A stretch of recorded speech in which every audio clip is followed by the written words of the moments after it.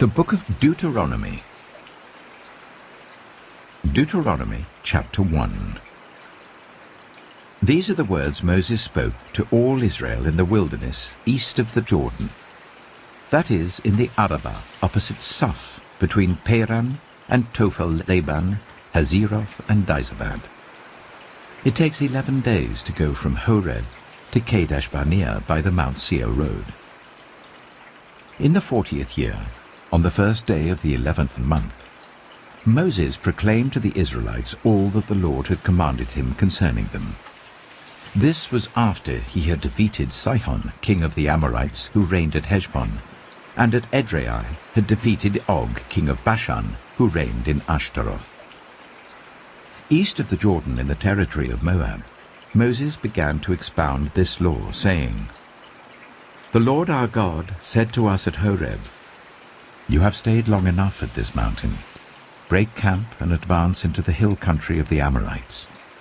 Go to all the neighboring peoples in the Arabah, in the mountains, in the western foothills, in the Negev and along the coast, to the land of the Canaanites and to Lebanon, as far as the great river, the Euphrates. See, I have given you this land. Go in and take possession of the land that the Lord swore he would give to your fathers, to Abraham, Isaac, and Jacob, and to their descendants after them.' At that time I said to you, 'You are too heavy a burden for me to carry alone. The Lord your God has increased your numbers, so that today you are as numerous as the stars in the sky. May the Lord, the God of your ancestors, increase you 1,000 times and bless you as he has promised. But how can I bear your problems and your burdens and your disputes all by myself?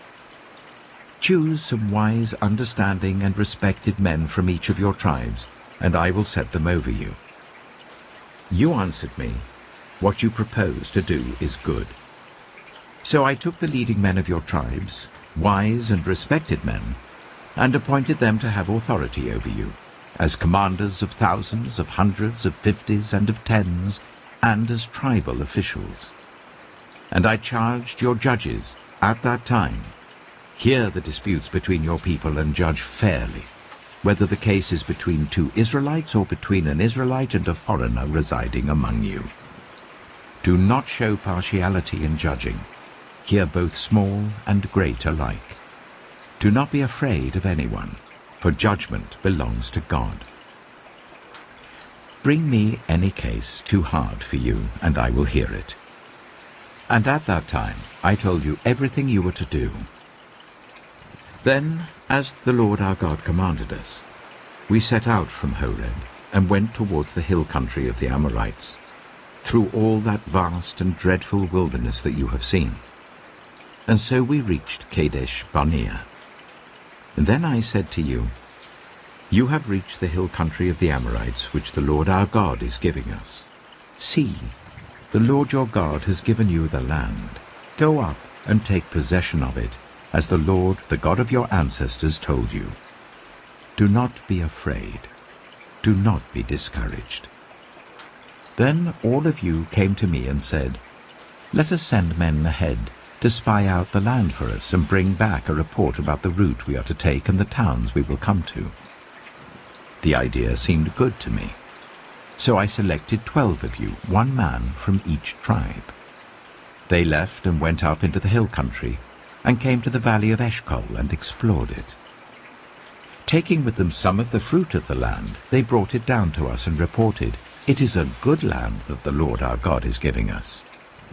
But you were unwilling to go up. You rebelled against the command of the Lord your God. You grumbled in your tents and said, 'The Lord hates us.' So he brought us out of Egypt to deliver us into the hands of the Amorites to destroy us. Where can we go? Our brothers have made our hearts melt in fear. They say, 'The people are stronger and taller than we are. The cities are large, with walls up to the sky. We even saw the Anakites there.' Then I said to you, 'Do not be terrified. Do not be afraid of them. The Lord your God, who is going before you, will fight for you as he did for you in Egypt before your very eyes, and in the wilderness. There you saw how the Lord your God carried you as a father carries his son, all the way you went until you reached this place.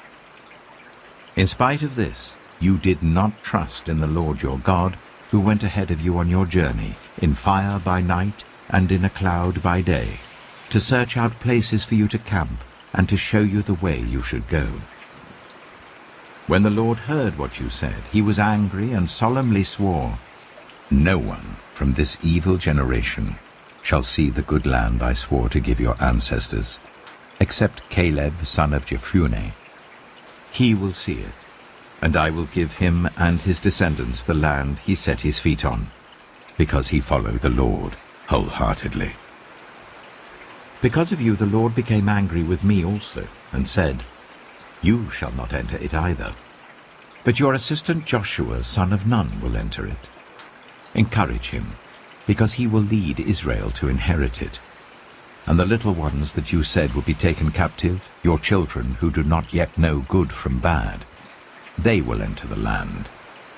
I will give it to them, and they will take possession of it. But as for you, turn round and set out towards the desert along the route to the Red Sea." Then you replied, "We have sinned against the Lord. We will go up and fight as the Lord our God commanded us." So every one of you put on his weapons, thinking it easy to go up into the hill country. But the Lord said to me, "Tell them, do not go up and fight, because I will not be with you. You will be defeated by your enemies." So I told you, but you would not listen. You rebelled against the Lord's command, and in your arrogance you marched up into the hill country. The Amorites who lived in those hills came out against you. They chased you like a swarm of bees, and beat you down from Seir all the way to Hormah. You came back and wept before the Lord, but he paid no attention to your weeping and turned a deaf ear to you. And so you stayed in Kadesh many days, all the time you spent there. Deuteronomy chapter 2. Then we turned back and set out towards the wilderness along the route to the Red Sea, as the Lord had directed me. For a long time we made our way around the hill country of Seir. Then the Lord said to me, "You have made your way around this hill country long enough. Now turn north. Give the people these orders. You are about to pass through the territory of your relatives, the descendants of Esau who live in Seir. They will be afraid of you, but be very careful.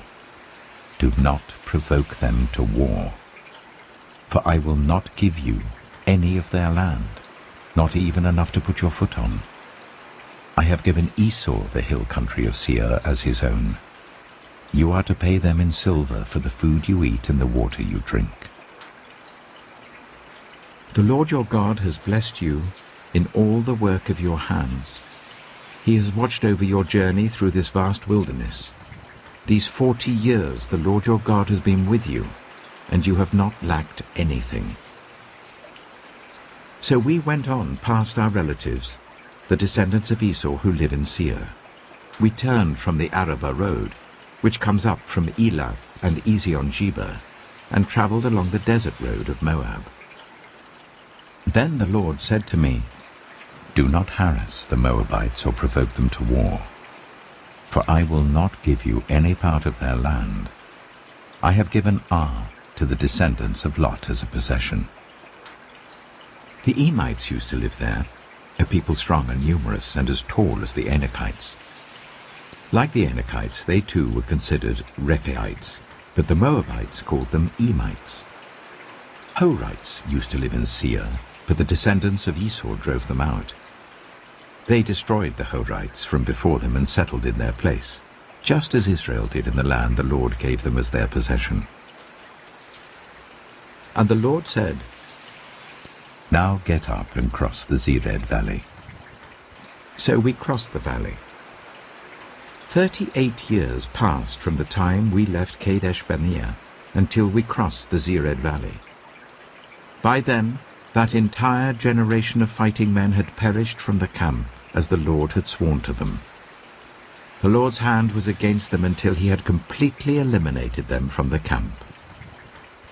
Now when the last of these fighting men among the people had died, the Lord said to me, "Today you are to pass by the region of Moab at Ar.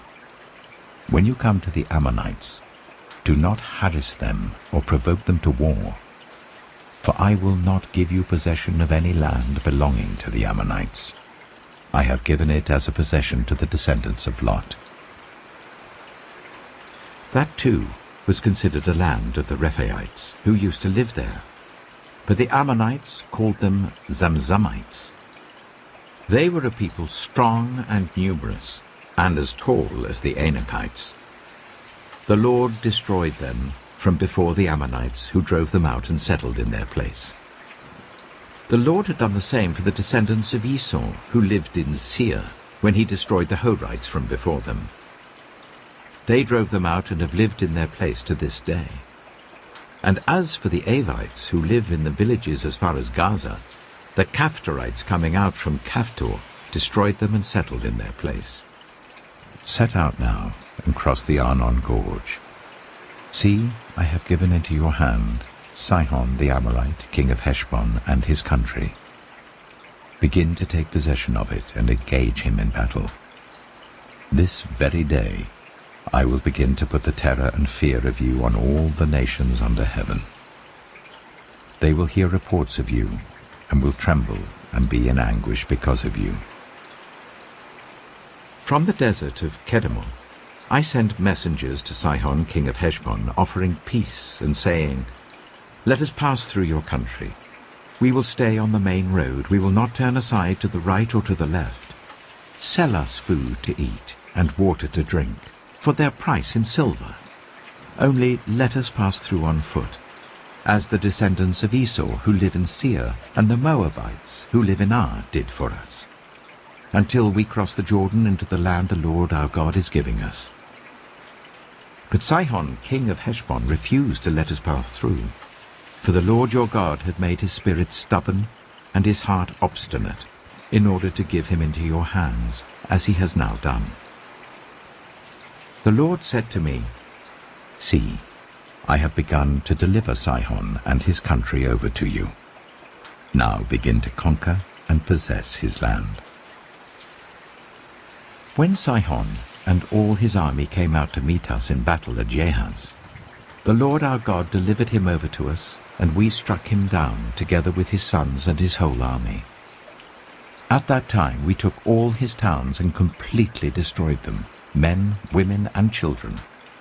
We left no survivors. But the livestock and the plunder from the towns we had captured we carried off for ourselves.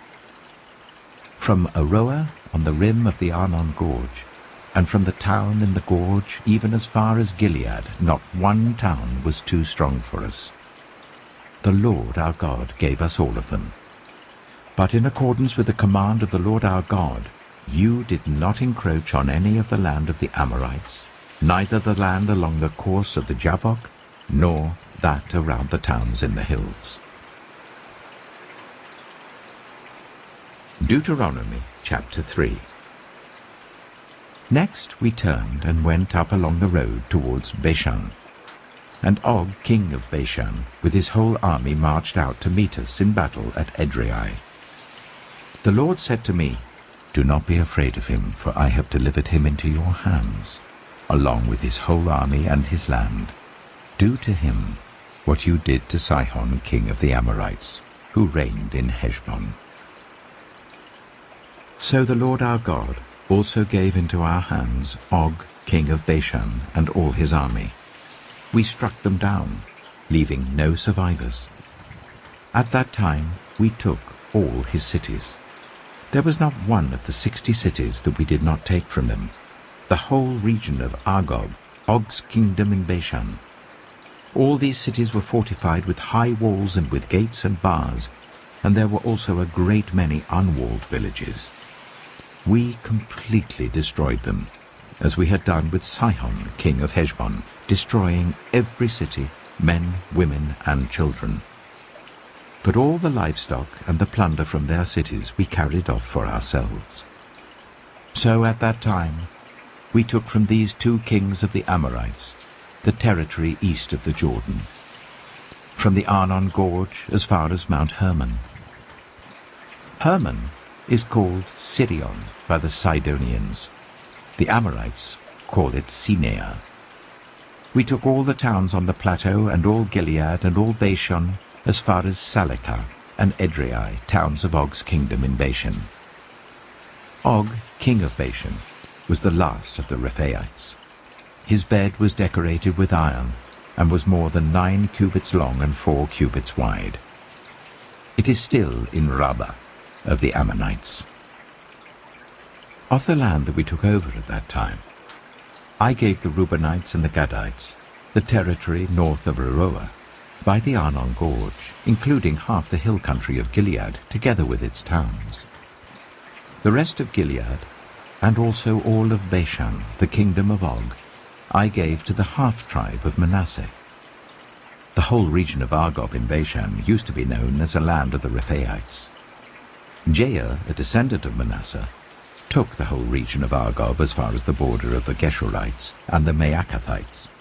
It was named after him, so that to this day Bashan is called Havoth Jair. And I gave Gilead to Machir. But to the Reubenites and the Gadites I gave the territory extending from Gilead down to the Arnon Gorge, the middle of the gorge being the border, and out to the river Jabbok, which is the border of the Ammonites. Its western border was the Jordan in the Arabah, from Kinnereth to the sea of the Arabah, that is, the Dead Sea, below the slopes of Pisgah. I commanded you at that time, the Lord your God has given you this land to take possession of it. But all your able-bodied men armed for battle must cross over ahead of the other Israelites. However, your wives, your children, and your livestock, I know you have much livestock, may stay in the towns I have given you, until the Lord gives rest to your fellow Israelites as he has to you. And they too have taken over the land that the Lord your God is giving them, across the Jordan. After that, each of you may go back to the possession I have given you. At that time, I commanded Joshua, you have seen with your own eyes all that the Lord your God has done to these 2 kings. The Lord will do the same to all the kingdoms over there where you are going. Do not be afraid of them. The Lord your God himself will fight for you. At that time, I pleaded with the Lord, Sovereign Lord, you have begun to show to your servant your greatness and your strong hand. For what God is there in heaven or on earth who can do the deeds and mighty works you do? Let me go over and see the good land beyond the Jordan, that fine hill country and Lebanon. But because of you, the Lord was angry with me and would not listen to me. That is enough, the Lord said. Do not speak to me any more about this matter. Go up to the top of Pisgah and look west and north and south and east. Look at the land with your own eyes, since you are not going to cross this Jordan. But commission Joshua and encourage and strengthen him, for he will lead this people across and will cause them to inherit the land that you will see. So we stayed in the valley near Beth Peor. Deuteronomy chapter 4.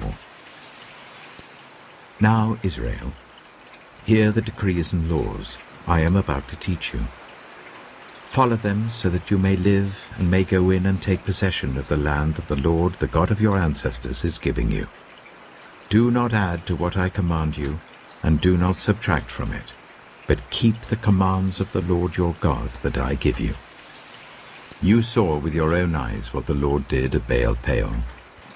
The Lord your God destroyed from among you everyone who followed the Baal of Peor. But all of you who held fast to the Lord your God are still alive today. See, I have taught you decrees and laws as the Lord my God commanded me, so that you may follow them in the land you are entering to take possession of it. Observe them carefully. For this will show your wisdom and understanding to the nations, who will hear about all these decrees and say, surely this great nation is a wise and understanding people. What other nation is so great as to have their gods near them, the way the Lord our God is near us, whenever we pray to him? And what other nation is so great as to have such righteous decrees and laws as this body of laws I am setting before you today? Only be careful and watch yourselves closely, so that you do not forget the things your eyes have seen, or let them fade from your heart as long as you live. Teach them to your children and to their children after them. Remember the day you stood before the Lord your God at Horeb, when he said to me, assemble the people before me to hear my words, so that they may learn to revere me as long as they live in the land, and may teach them to their children. You came near and stood at the foot of the mountain, while it blazed with fire to the very heavens, with black clouds and deep darkness. Then the Lord spoke to you out of the fire. You heard the sounds of words, but saw no form. There was only a voice. He declared to you his covenant, the 10 Commandments, which he commanded you to follow, and then wrote them on 2 stone tablets. And the Lord directed me at that time to teach you the decrees and laws you are to follow in the land that you are crossing the Jordan to possess. You saw no form of any kind the day the Lord spoke to you at Horeb out of the fire. Therefore watch yourselves very carefully, so that you do not become corrupt and make for yourselves an idol, an image of any shape, whether formed like a man or a woman, or like any animal on earth, or any bird that flies in the air, or like any creature that moves along the ground, or any fish in the waters below.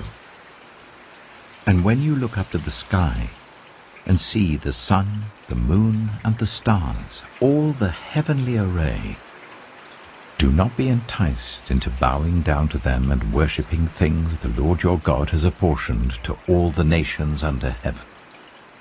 But as for you, the Lord took you and brought you out of the iron-smelting furnace, out of Egypt, to be the people of his inheritance, as you now are. The Lord was angry with me because of you, and he solemnly swore that I would not cross the Jordan and enter the good land the Lord your God is giving you as your inheritance. I will die in this land. I will not cross the Jordan. But you are about to cross over and take possession of that good land. Be careful not to forget the covenant of the Lord your God that he made with you. Do not make for yourselves an idol in the form of anything the Lord your God has forbidden. For the Lord your God is a consuming fire, a jealous God. After you have had children and grandchildren, and have lived in the land a long time, if you then become corrupt and make any kind of idol, doing evil in the eyes of the Lord your God and arousing his anger, I call the heavens and the earth as witnesses against you this day, that you will quickly perish from the land that you are crossing the Jordan to possess. You will not live there long, but will certainly be destroyed. The Lord will scatter you among the peoples, and only a few of you will survive among the nations to which the Lord will drive you. There you will worship man-made gods of wood and stone, which cannot see or hear or eat or smell. But if from there you seek the Lord your God, you will find him if you seek him with all your heart and with all your soul. When you are in distress and all these things have happened to you, then in later days you will return to the Lord your God and obey him. For the Lord your God is a merciful God. He will not abandon or destroy you or forget the covenant with your ancestors, which he confirmed to them by oath. Ask now about the former days, long before your time, from the day God created human beings on the earth. Ask from one end of the heavens to the other, has anything so great as this ever happened? Or has anything like it ever been heard of? Has any other people heard the voice of God speaking out of fire as you have and lived? Has any God ever tried to take for himself one nation out of another nation by testings, by signs and wonders, by war, by a mighty hand and an outstretched arm, or by great and awesome deeds, like all the things the Lord your God did for you in Egypt before your very eyes? You were shown these things, so that you might know that the Lord is God. Besides him, there is no other. From heaven, he made you hear his voice to discipline you. On earth, he showed you his great fire, and you heard his words from out of the fire. Because he loved your ancestors and chose their descendants after them, he brought you out of Egypt by his presence and his great strength, to drive out before you nations greater and stronger than you, and to bring you into their land, to give it to you for your inheritance, as it is today. Acknowledge and take to heart this day that the Lord is God, in heaven above and on the earth below. There is no other. Keep his decrees and commands which I am giving you today, so that it may go well with you and your children after you, and that you may live long in the land the Lord your God gives you for all time. Then Moses set aside 3 cities east of the Jordan, to which anyone who had killed a person could flee, if they had unintentionally killed a neighbor without malice aforethought. They could flee into one of these cities and save their life. The cities were these: Bezer in the wilderness plateau for the Reubenites, Ramoth in Gilead for the Gadites, and Golan in Bashan for the Manassites. This is the law Moses set before the Israelites. These are the stipulations, decrees and laws Moses gave them when they came out of Egypt, and were in the valley near Beth-peor east of the Jordan, in the land of Sihon, king of the Amorites, who reigned in Heshbon and was defeated by Moses and the Israelites as they came out of Egypt. They took possession of his land, and the land of Og, king of Bashan, the 2 Amorite kings east of the Jordan. This land extended from Aroeh on the rim of the Arnon Gorge to Mount Sirion, that is, Hermon, and included all the Arabah east of the Jordan as far as the Dead Sea below the slopes of Pisgah. Deuteronomy chapter 5. Moses summoned all Israel and said, "Hear, Israel, the decrees and the laws I declare in your hearing today. Learn them and be sure to follow them. The Lord our God made a covenant with us at Horeb. It was not with our ancestors that the Lord made this covenant, but with us, with all of us who are alive here today. The Lord spoke to you face to face out of the fire on the mountain. At that time I stood between the Lord and you to declare to you the word of the Lord, because you were afraid of the fire and did not go up the mountain. And he said, I am the Lord your God, who brought you out of Egypt, out of the land of slavery. You shall have no other gods before me. You shall not make for yourself an image in the form of anything in heaven above, or on the earth beneath, or in the waters below. You shall not bow down to them, or worship them.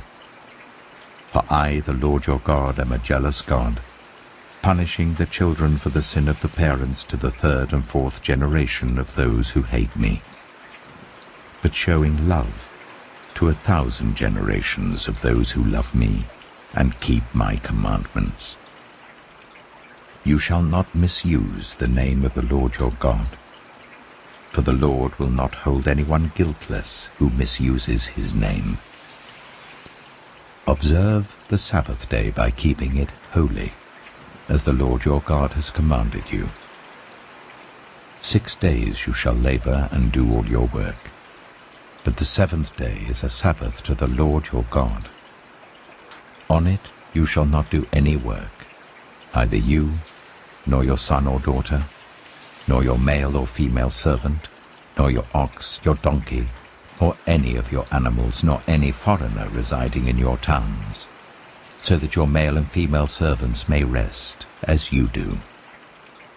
Remember that you were slaves in Egypt, and that the Lord your God brought you out of there with a mighty hand and an outstretched arm. Therefore the Lord your God has commanded you to observe the Sabbath day. Honor your father and your mother, as the Lord your God has commanded you, so that you may live long, and that it may go well with you in the land the Lord your God is giving you.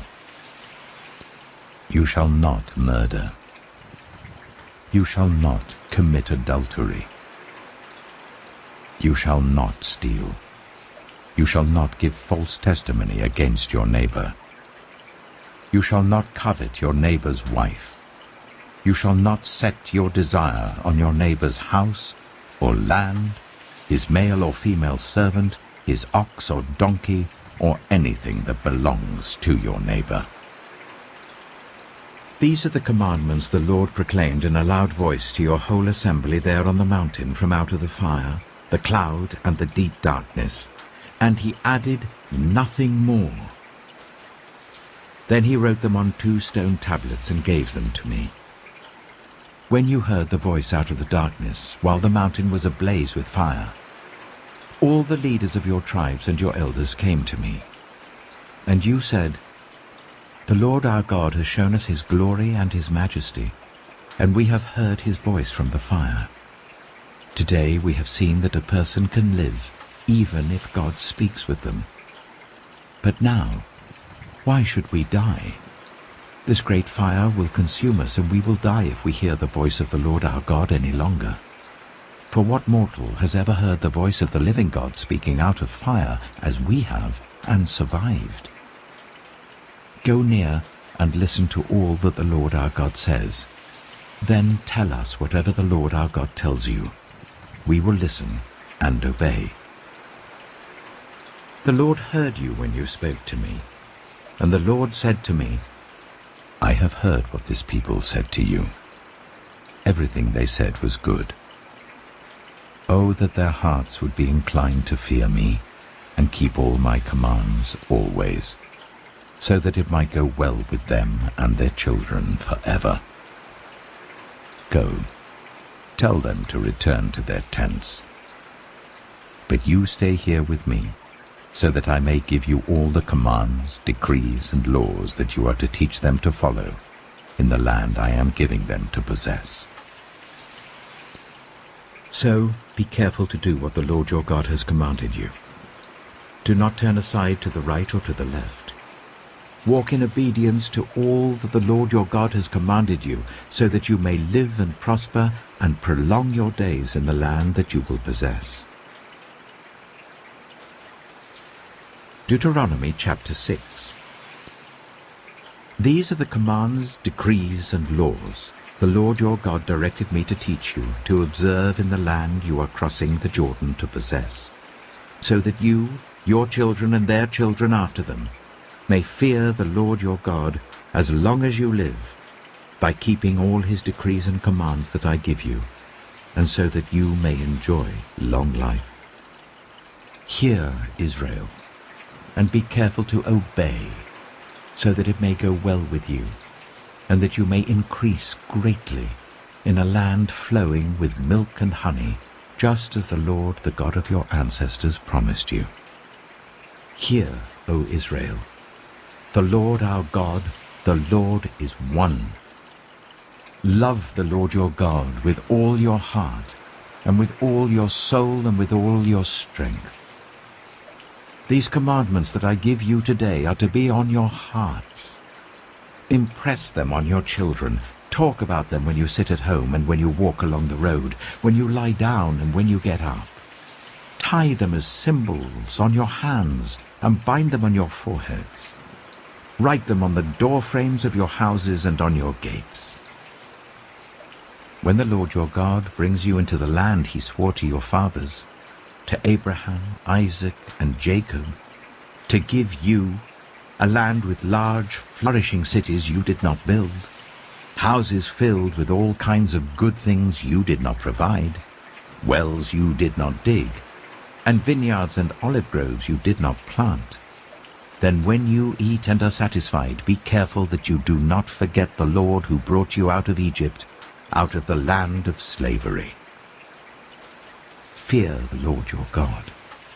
Serve him only, and take your oaths in his name. Do not follow other gods, the gods of the peoples around you. For the Lord your God who is among you is a jealous God, and his anger will burn against you, and he will destroy you from the face of the land. Do not put the Lord your God to test as you did at Massah. Be sure to keep the commands of the Lord your God and the stipulations and decrees he has given you. Do what is right and good in the Lord's sight, so that it may go well with you, and you may go in and take over the good land that the Lord promised on oath to your ancestors, thrusting out all your enemies before you, as the Lord said. In the future, when your son asks you, "What is the meaning of the stipulations, decrees, and laws the Lord our God has commanded you?" tell him, "We were slaves of Pharaoh in Egypt. But the Lord brought us out of Egypt with a mighty hand. Before our eyes the Lord sent signs and wonders, great and terrible, on Egypt and Pharaoh and his whole household. But he brought us out from there to bring us in and give us the land that he promised on oath to our ancestors. The Lord commanded us to obey all these decrees and to fear the Lord our God, so that we might always prosper and be kept alive, as is the case today. And if we are careful to obey all this law before the Lord our God, as he has commanded us, that will be our righteousness." Deuteronomy chapter 7. When the Lord your God brings you into the land you are entering to possess, and drives out before you many nations, the Hittites, Girgashites, Amorites, Canaanites, Perizzites, Hivites, and Jebusites, 7 nations larger and stronger than you, and when the Lord your God has delivered them over to you and you have defeated them, then you must destroy them totally. Make no treaty with them, and show them no mercy. Do not intermarry with them. Do not give your daughters to their sons or take their daughters for your sons, for they will turn your children away from following me to serve other gods, and the Lord's anger will burn against you and will quickly destroy you. This is what you are to do to them. Break down their altars, smash their sacred stones, cut down their Asherah poles, and burn their idols in the fire. For you are a people holy to the Lord your God. The Lord your God has chosen you out of all the peoples on the face of the earth to be his people, his treasured possession. The Lord did not set his affection on you and choose you because you were more numerous than other peoples, for you were the fewest of all peoples. But it was because the Lord loved you and kept the oath he swore to your ancestors, that he brought you out with a mighty hand and redeemed you from the land of slavery, from the power of Pharaoh, king of Egypt. Know therefore that the Lord your God is God. He is the faithful God, keeping his covenant of love to 1,000 generations of those who love him and keep his commandments. But those who hate him, he will repay to their face by destruction. He will not be slow to repay to their face those who hate him. Therefore take care to follow the commands, decrees, and laws I give you today. If you pay attention to these laws and are careful to follow them, then the Lord your God will keep his covenant of love with you as he swore to your ancestors. He will love you and bless you and increase your numbers. He will bless the fruit of your womb, the crops of your land, your corn, new wine, and oil, the calves of your herds, and the lambs of your flocks in the land that he swore to your ancestors to give you. You will be blessed more than any other people. None of your men or women will be childless, nor any of your livestock without young. The Lord will keep you free from every disease. He will not inflict on you the horrible diseases you knew in Egypt, but he will inflict them on all who hate you. You must destroy all the peoples the Lord your God gives over to you. Do not look on them with pity, and do not serve their gods, for that will be a snare to you. You may say to yourselves, "These nations are stronger than we are. How can we drive them out?" But do not be afraid of them. Remember well what the Lord your God did to Pharaoh and to all Egypt. You saw with your own eyes the great trials, the signs and wonders, the mighty hand and outstretched arm with which the Lord your God brought you out. The Lord your God will do the same to all the peoples you now fear. Moreover, the Lord your God will send the hornet among them until even the survivors who hide from you have perished. Do not be terrified by them, for the Lord your God who is among you is a great and awesome God. The Lord your God will drive out those nations before you little by little. You will not be allowed to eliminate them all at once, or the wild animals will multiply around you. But the Lord your God will deliver them over to you, throwing them into great confusion until they are destroyed. He will give their kings into your hand, and you will wipe out their names from under heaven. No one will be able to stand up against you. You will destroy them. The images of their gods you are to burn in the fire. Do not covet the silver and gold on them, and do not take it for yourselves, or you will be ensnared by it, for it is detestable to the Lord your God. Do not bring a detestable thing into your house, or you, like it, will be set apart for destruction. Regard it as vile and utterly detested, for it is set apart for destruction. Deuteronomy chapter 8. Be careful to follow every command I am giving you today, so that you may live and increase and may enter and possess the land that the Lord promised on oath to your ancestors. Remember how the Lord your God led you all the way in the wilderness these 40 years to humble and test you, in order to know what was in your heart, whether or not you would keep his commands.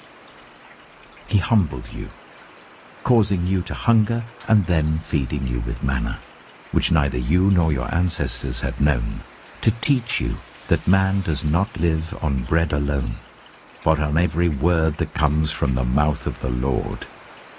Your clothes did not wear out, and your feet did not swell during these 40 years. Know then in your heart that as a man disciplines his son, so the Lord your God disciplines you. Observe the commands of the Lord your God, walking in obedience to him and revering him.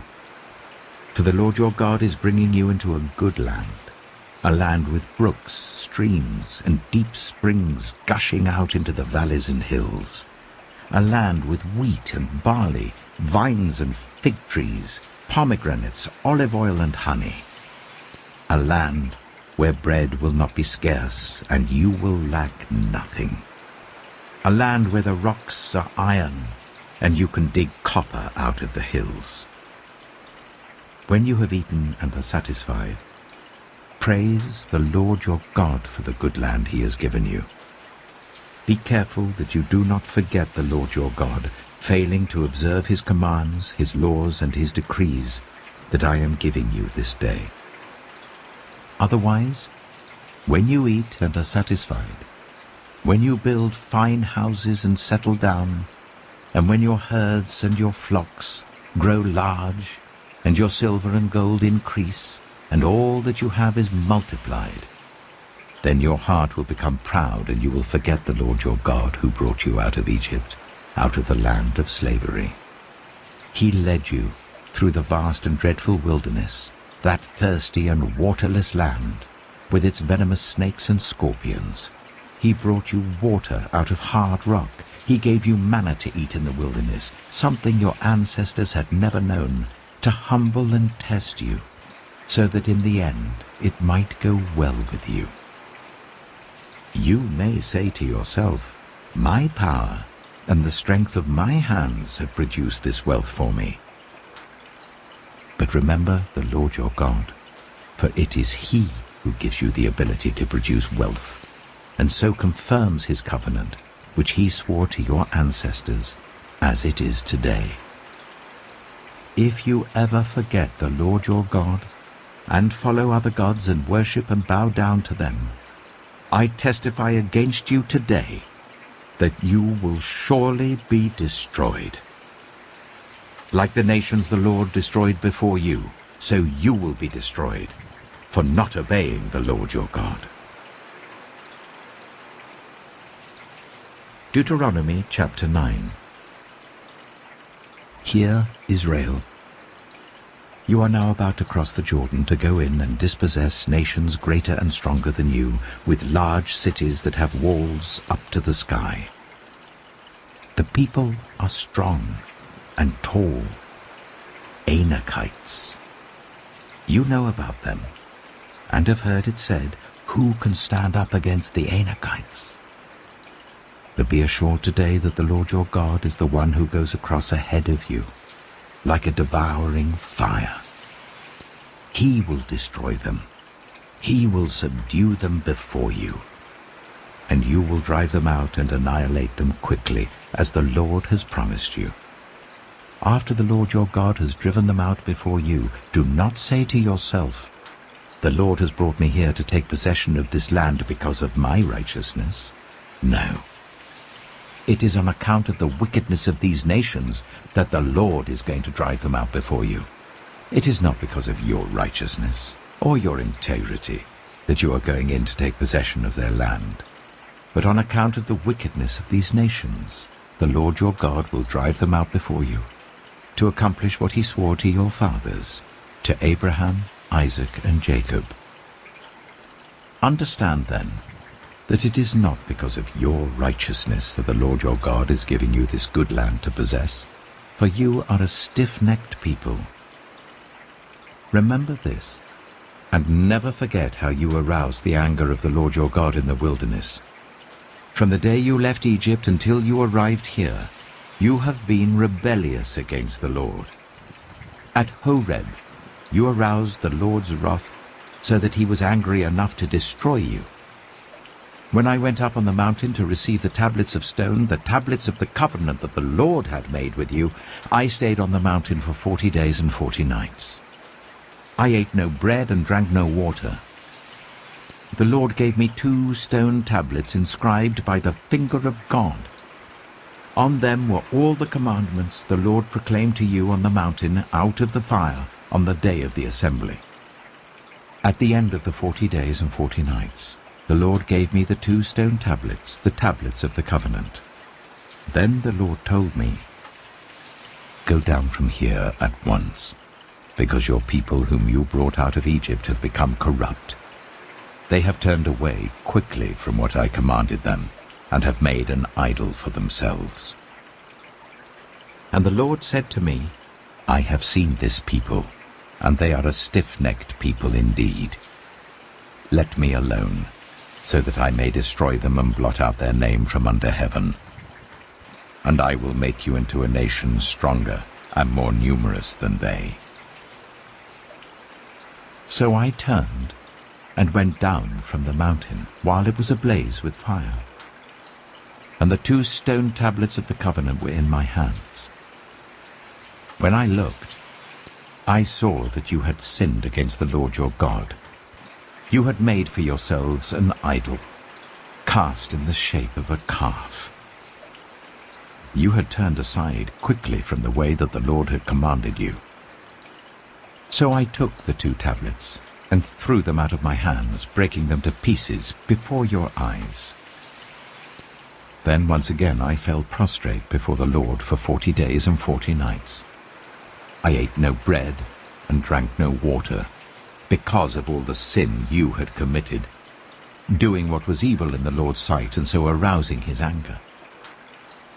I feared the anger and wrath of the Lord, for he was angry enough with you to destroy you. But again the Lord listened to me. And the Lord was angry enough with Aaron to destroy him. But at that time I prayed for Aaron too.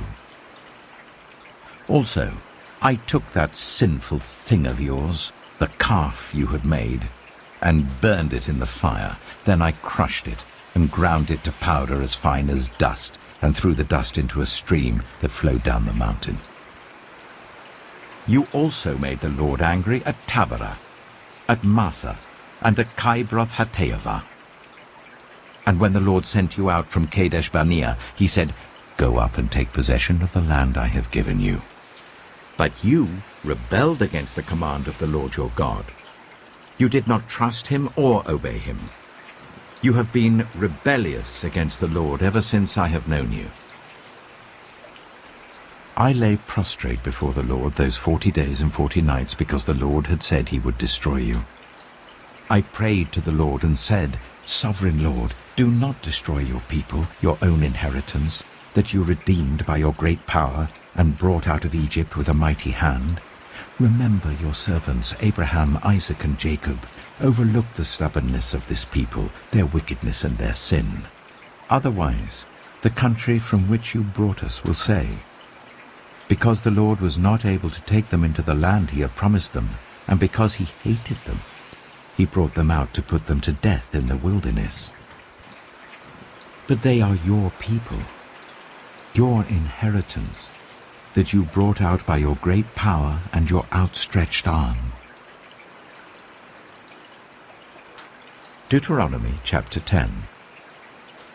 At that time, the Lord said to me, "Chisel out 2 stone tablets like the first ones and come up to me on the mountain.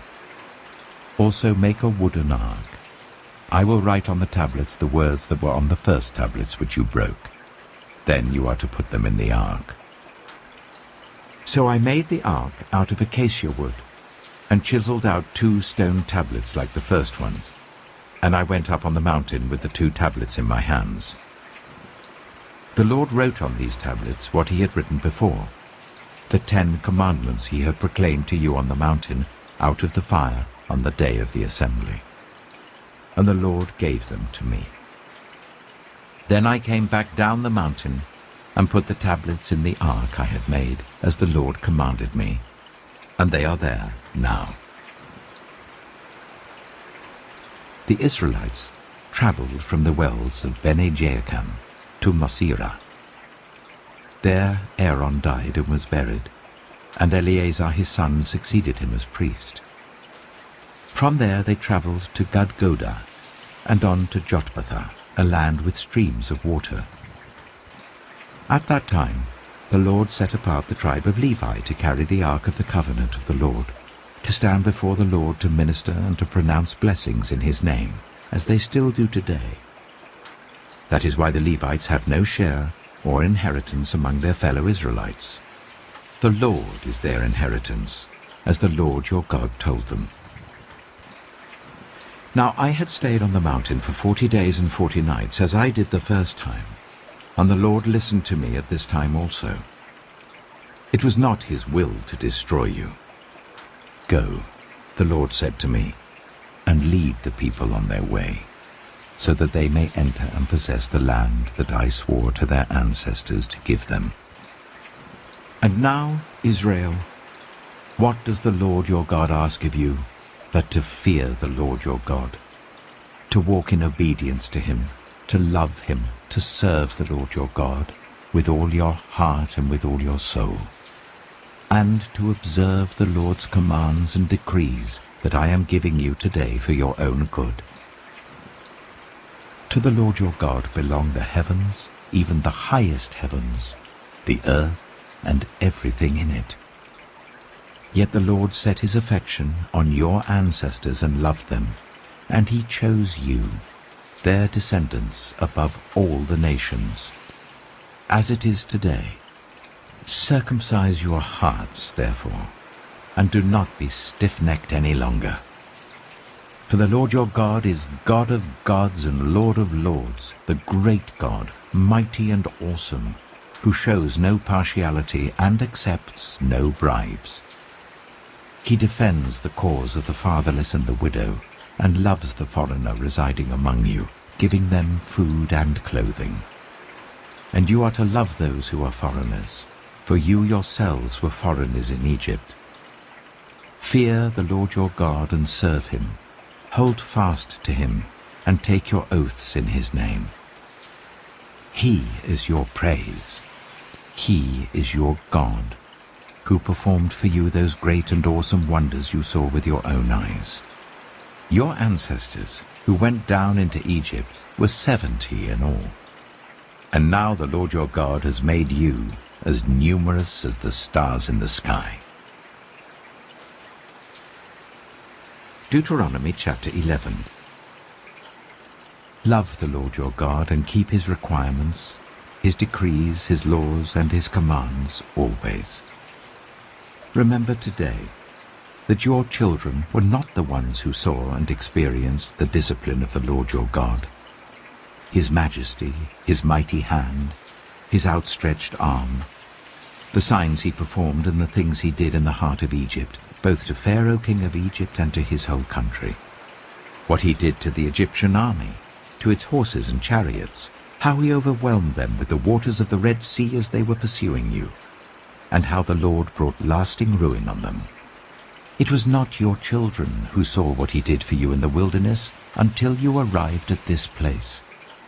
And what he did to Dathan and Abiram, sons of Eliab the Reubenite, when the earth opened its mouth right in the middle of all Israel and swallowed them up with their households, their tents, and every living thing that belonged to them. But it was your own eyes that saw all these great things the Lord has done. Observe, therefore, all the commands I am giving you today, so that you may have the strength to go in and take over the land you are crossing the Jordan to possess, and so that you may live long in the land that the Lord swore to your ancestors, to give them and their descendants, a land flowing with milk and honey. The land you are entering to take over is not like the land of Egypt from which you have come, where you planted your seed and irrigated it by foot, as in a vegetable garden. But the land you are crossing the Jordan to take possession of is a land of mountains and valleys that drinks rain from heaven. It is a land the Lord your God cares for. The eyes of the Lord your God are continually on it from the beginning of the year to its end. So if you faithfully obey the commands I am giving you today, to love the Lord your God and to serve him with all your heart and with all your soul, then I will send rain on your land in its season, both autumn and spring rains, so that you may gather in your corn, new wine, and olive oil.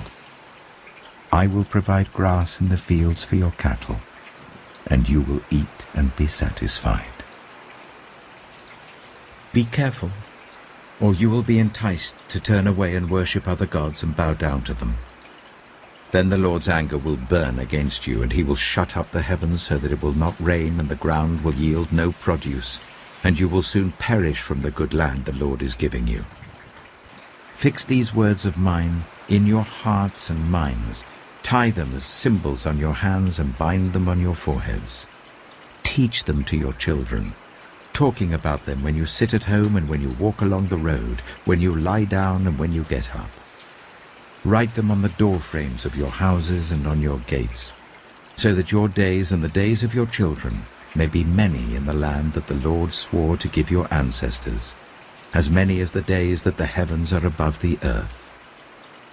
If you carefully observe all these commands I am giving you to follow, to love the Lord your God, to walk in obedience to him and to hold fast to him, then the Lord will drive out all these nations before you, and you will dispossess nations larger and stronger than you. Every place where you set your foot will be yours. Your territory will extend from the desert to Lebanon, and from the river Euphrates to the Mediterranean Sea. no one will be able to stand against you. The Lord your God, as he promised you, will put the terror and fear of you on the whole land, wherever you go. See, I am setting before you today a blessing and a curse. The blessing, if you obey the commands of the Lord your God that I'm giving you today. The curse, if you disobey the commands of the Lord your God, and turn from the way that I command you today by following other gods, which you have not known. When the Lord your God has brought you into the land you are entering to possess, you are to proclaim on Mount Gerizim the blessings, and on Mount Ebal the curses. As you know, these mountains are across the Jordan, westward towards the setting sun, near the great trees of Moreh, in the territory of those Canaanites living in the Arabah, in the vicinity of Gilgal. You are about to cross the Jordan to enter and take possession of the land the Lord your God is giving you. When you have taken it over and are living there, be sure that you obey all the decrees and laws I am setting before you today. Deuteronomy chapter 12. These are the decrees and laws you must be careful to follow in the land that the Lord, the God of your ancestors, has given you to possess, as long as you live in the land. Destroy completely all the places on the high mountains, on the hills, and under every spreading tree, where the nations you are dispossessing worship their gods. Break down their altars, smash their sacred stones, and burn their Asherah poles in the fire. Cut down the idols of their gods and wipe out their names from those places. You must not worship the Lord your God in their way. But you are to seek the place the Lord your God will choose from among all your tribes to put his name there for his dwelling. To that place you must go.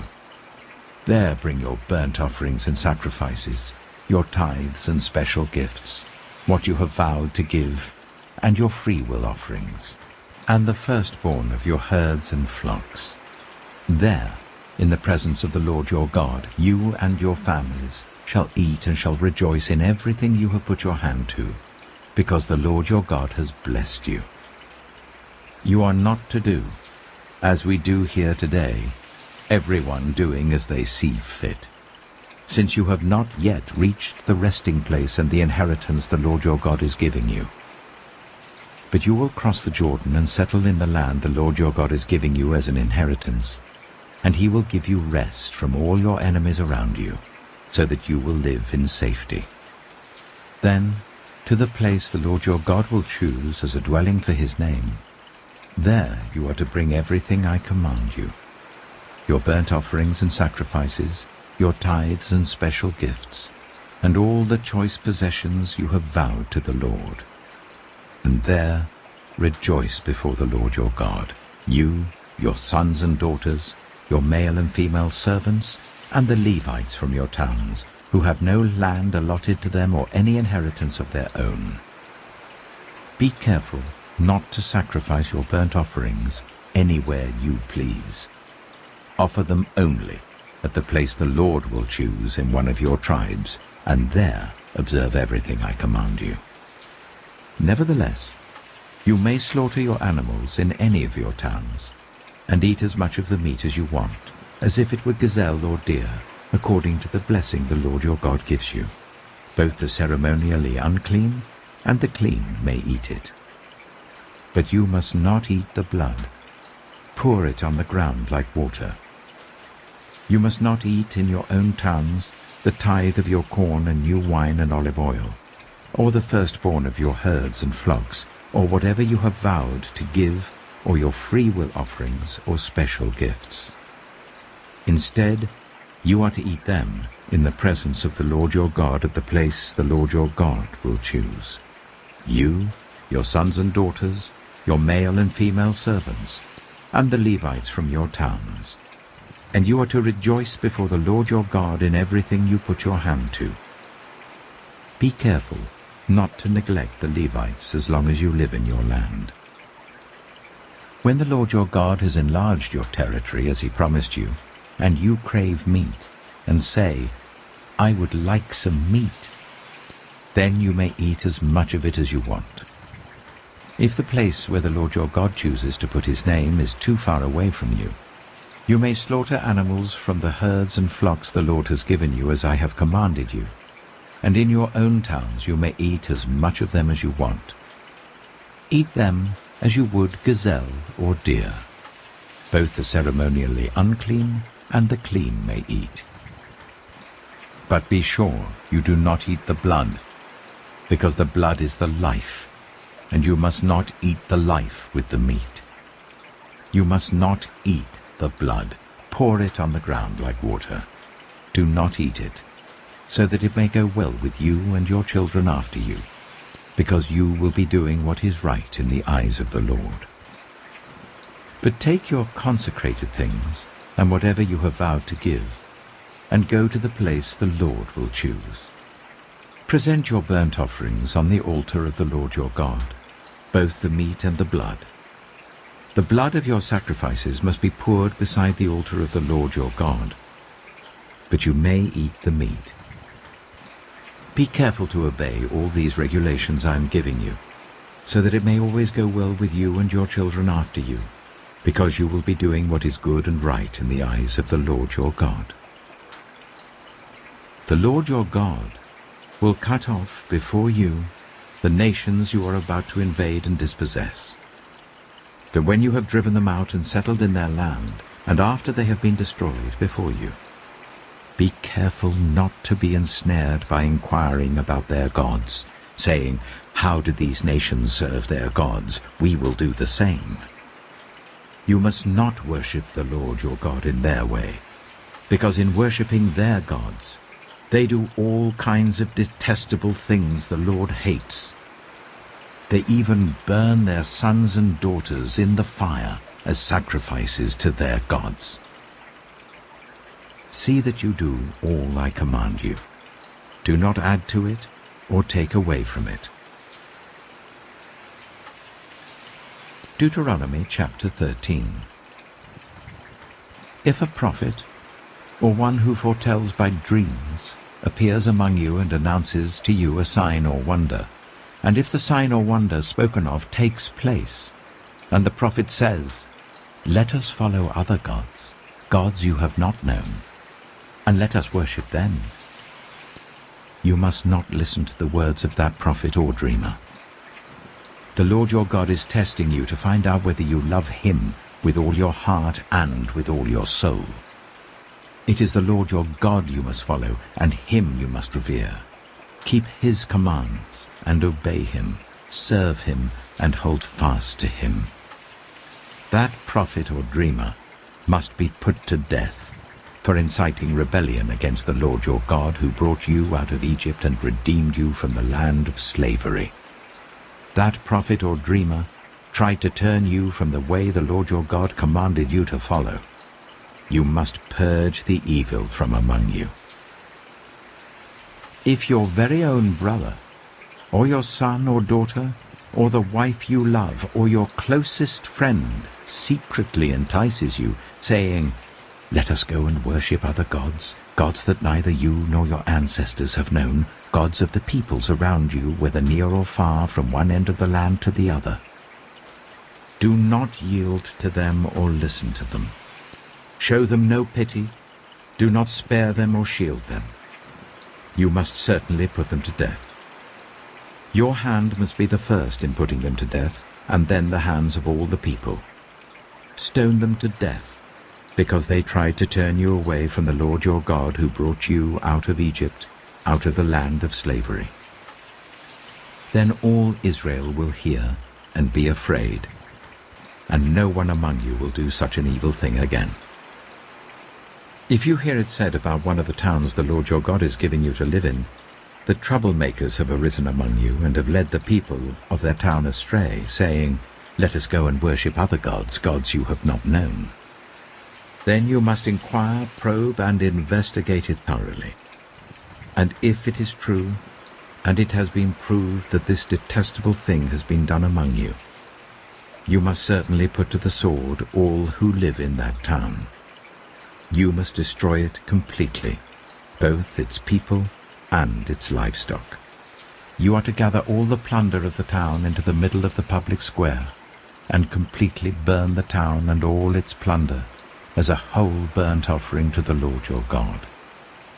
That town is to remain a ruin forever, never to be rebuilt, and none of the condemned things are to be found in your hands.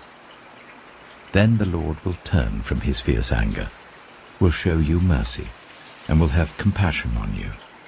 He will increase your numbers as he promised on oath to your ancestors, because you obey the Lord your God by keeping all his commands that I am giving you today, and doing what is right in his eyes. Deuteronomy chapter 14. You are the children of the Lord your God. Do not cut yourselves, or shave the front of your heads for the dead, for you are a people holy to the Lord your God. Out of all the peoples on the face of the earth, the Lord has chosen you to be his treasured possession. Do not eat any detestable thing. These are the animals you may eat: the ox, the sheep, the goat, the deer, the gazelle, the roe deer, the wild goat, the ibex, the antelope, and the mountain sheep. You may eat any animal that has a divided hoof and that chews the cud. However, of those that chew the cud or that have a divided hoof, you may not eat the camel, the hare, or the hyrax. Although they chew the cud, they do not have a divided hoof. They are ceremonially unclean for you. The pig is also unclean. Although it has a divided hoof, it does not chew the cud. You are not to eat their meat or touch their carcasses. Of all the creatures living in the water, you may eat any that has fins and scales. But anything that does not have fins and scales you may not eat. For you it is unclean. You may eat any clean bird, but these you may not eat: the eagle, the vulture, the black vulture, the red kite, the black kite, any kind of falcon, any kind of raven, the horned owl, the screech owl, the gull, any kind of hawk, the little owl, the great owl, the white owl, the desert owl, the osprey, the cormorant, the stork, any kind of heron, the hoopoe, and the bat. All flying insects are unclean to you. Do not eat them. But any winged creature that is clean you may eat. Do not eat anything you find already dead. You may give it to the foreigner residing in any of your towns, and they may eat it, or you may sell it to any other foreigner. But you are a people holy to the Lord your God. Do not cook a young goat in its mother's milk. Be sure to set aside 1/10 of all that your fields produce each year. Eat the tithe of your corn, new wine and olive oil, and the firstborn of your herds and flocks in the presence of the Lord your God, at the place he will choose as a dwelling for his name, so that you may learn to revere the Lord your God always. But if that place is too distant, and you have been blessed by the Lord your God and cannot carry your tithe, because the place where the Lord will choose to put his name is so far away, then exchange your tithe for silver, and take the silver with you and go to the place the Lord your God will choose. Use the silver to buy whatever you like: cattle, sheep, wine, or other fermented drink, or anything you wish. Then you and your household shall eat there in the presence of the Lord your God and rejoice. And do not neglect the Levites living in your towns, for they have no land allotted to them, or any inheritance of their own. At the end of every 3 years, bring all the tithes of that year's produce and store it in your towns, so that the Levites, who have no land allotted to them or any inheritance of their own, and the foreigners, the fatherless, and the widows who live in your towns, may come and eat and be satisfied, and so that the Lord your God may bless you in all the work of your hands. Deuteronomy chapter 15. At the end of every 7 years, you must cancel debts. This is how it is to be done. Every creditor shall cancel any loan they have made to a fellow Israelite. They shall not require payment from anyone among their own people, because the Lord's time for cancelling debts has been proclaimed. You may require payment from a foreigner, but you must cancel any debt your fellow Israelite owes you. However, there need be no poor people among you, for in the land the Lord your God is giving you to possess as your inheritance, he will richly bless you, if only you fully obey the Lord your God and are careful to follow all these commands I am giving you today. For the Lord your God will bless you as he promised, and you will lend to many nations, but will borrow from none. You will rule over many nations, but none will rule over you. If anyone is poor among your fellow Israelites, in any of the towns of the land that the Lord your God is giving you, do not be hard-hearted or tight-fisted towards them. Rather, be open-handed, and freely lend them whatever they need. Be careful not to harbor this wicked thought. The 7th year, the year for cancelling debts, is near, so that you do not show ill will towards the needy among your fellow Israelites and give them nothing. They may then appeal to the Lord against you, and you will be found guilty of sin. Give generously to them, and do so without a grudging heart. Then because of this, the Lord your God will bless you in all your work and in everything you put your hand to. There will always be poor people in the land. Therefore I command you to be open-handed towards your fellow Israelites, who are poor and needy in your land. If any of your people, Hebrew men or women, sell themselves to you and serve you for 6 years, in the 7th year you must let them go free. And when you release them, do not send them away empty-handed. Supply them liberally from your flock, your threshing floor, and your winepress. Give to them as the Lord your God has blessed you. Remember that you were slaves in Egypt, and the Lord your God redeemed you.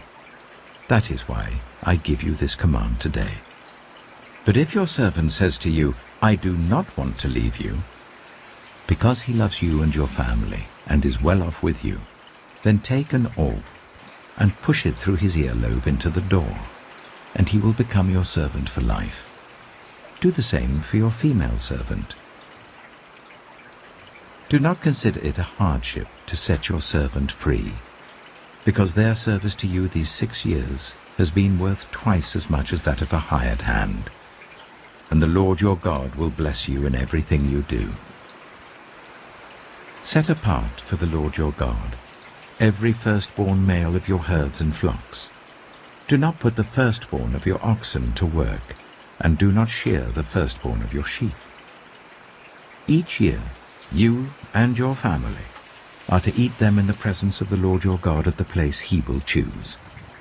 If an animal has a defect, is lame or blind, or has any serious flaw, you must not sacrifice it to the Lord your God. You are to eat it in your own towns. Both the ceremonially unclean and the clean may eat it, as if it were gazelle or deer. But you must not eat the blood. Pour it on the ground like water. Deuteronomy chapter 16. Observe the month of Aviv, and celebrate the Passover of the Lord your God, because in the month of Aviv he brought you out of Egypt by night. Sacrifice as the Passover to the Lord your God an animal from your flock or herd at the place the Lord will choose as a dwelling for his name.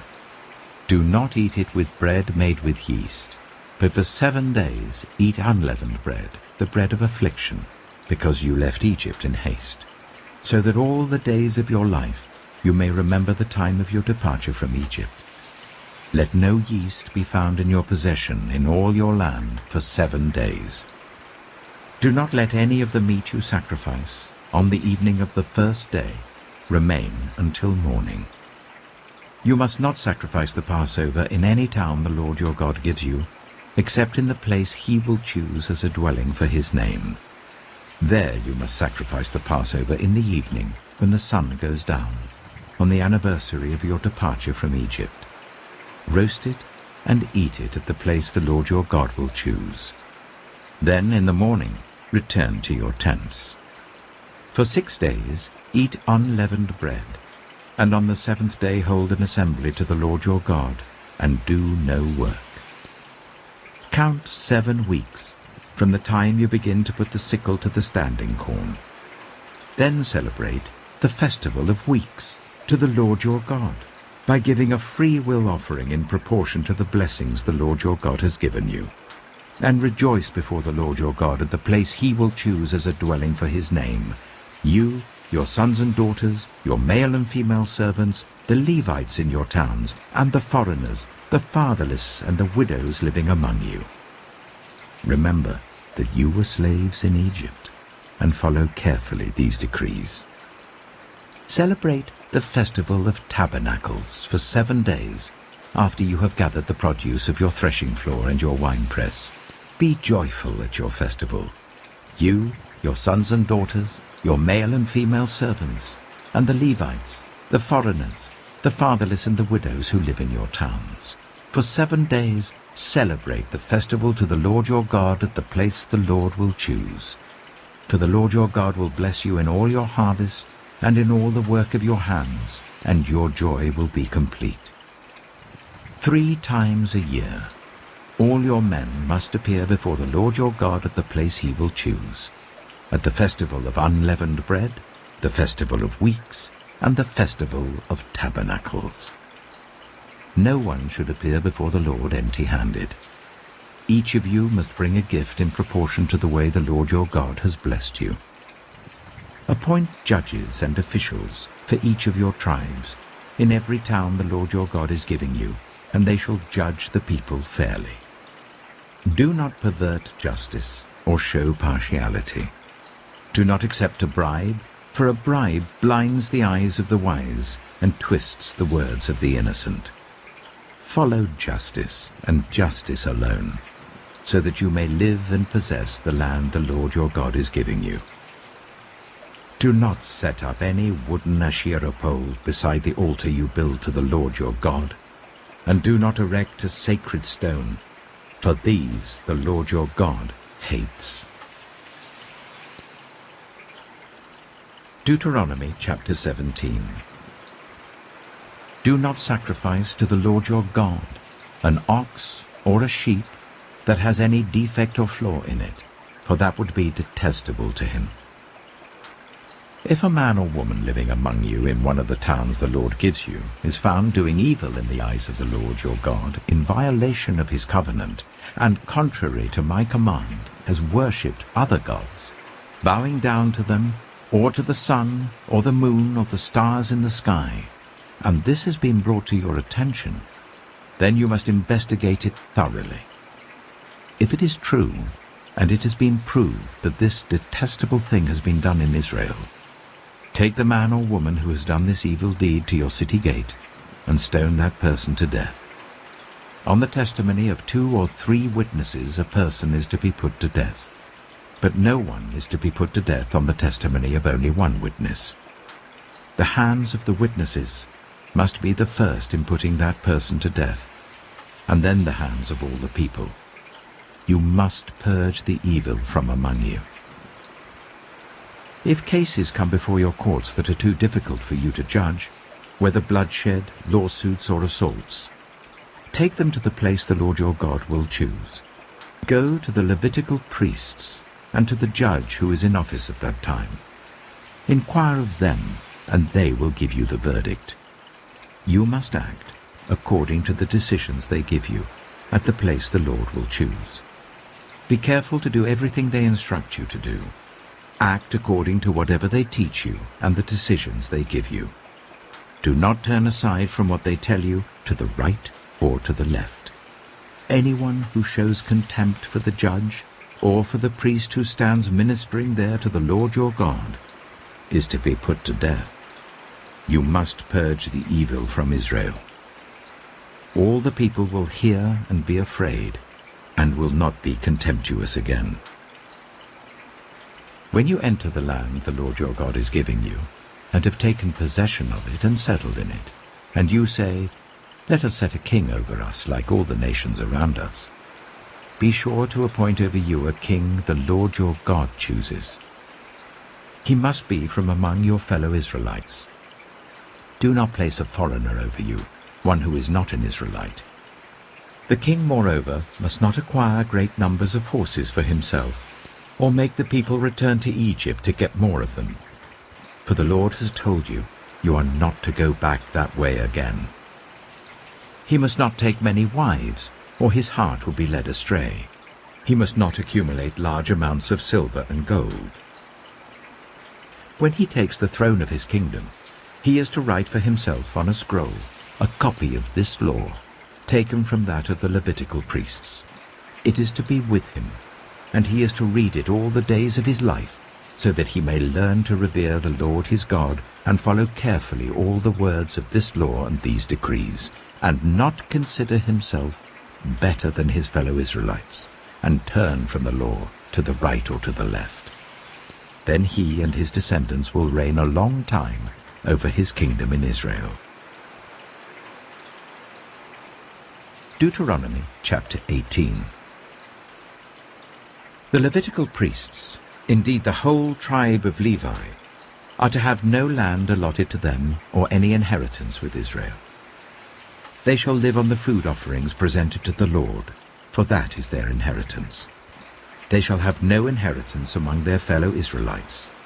The Lord is their inheritance, as he promised them. This is the share due to the priests, from the people who sacrifice a bull or a sheep: the shoulder, the internal organs, and the meat from the head. You are to give them the first fruits of your corn, new wine, and olive oil, and the first wool from the shearing of your sheep. For the Lord your God has chosen them and their descendants out of all your tribes to stand and minister in the Lord's name always. If a Levite moves from one of your towns anywhere in Israel where he is living, and comes in all earnestness to the place the Lord will choose, he may minister in the name of the Lord his God like all his fellow Levites, who serve there in the presence of the Lord. He is to share equally in their benefits, even though he has received money from the sale of family possessions. When you enter the land the Lord your God is giving you, do not learn to imitate the detestable ways of the nations there. Let no one be found among you who sacrifices their son or daughter in the fire, who practices divination or sorcery, interprets omens, engages in witchcraft, or casts spells, or who is a medium or spiritist, or who consults the dead. Anyone who does these things is detestable to the Lord. Because of these same detestable practices, the Lord your God will drive out those nations before you. You must be blameless before the Lord your God. The nations you will dispossess listen to those who practice sorcery or divination. But as for you, the Lord your God has not permitted you to do so. The Lord your God will raise up for you a prophet like me from among you, from your fellow Israelites. You must listen to him.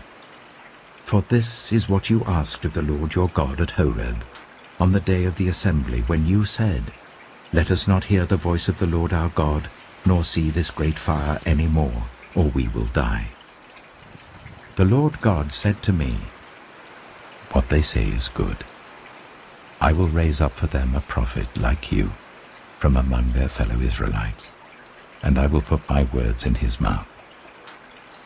He will tell them everything I command him.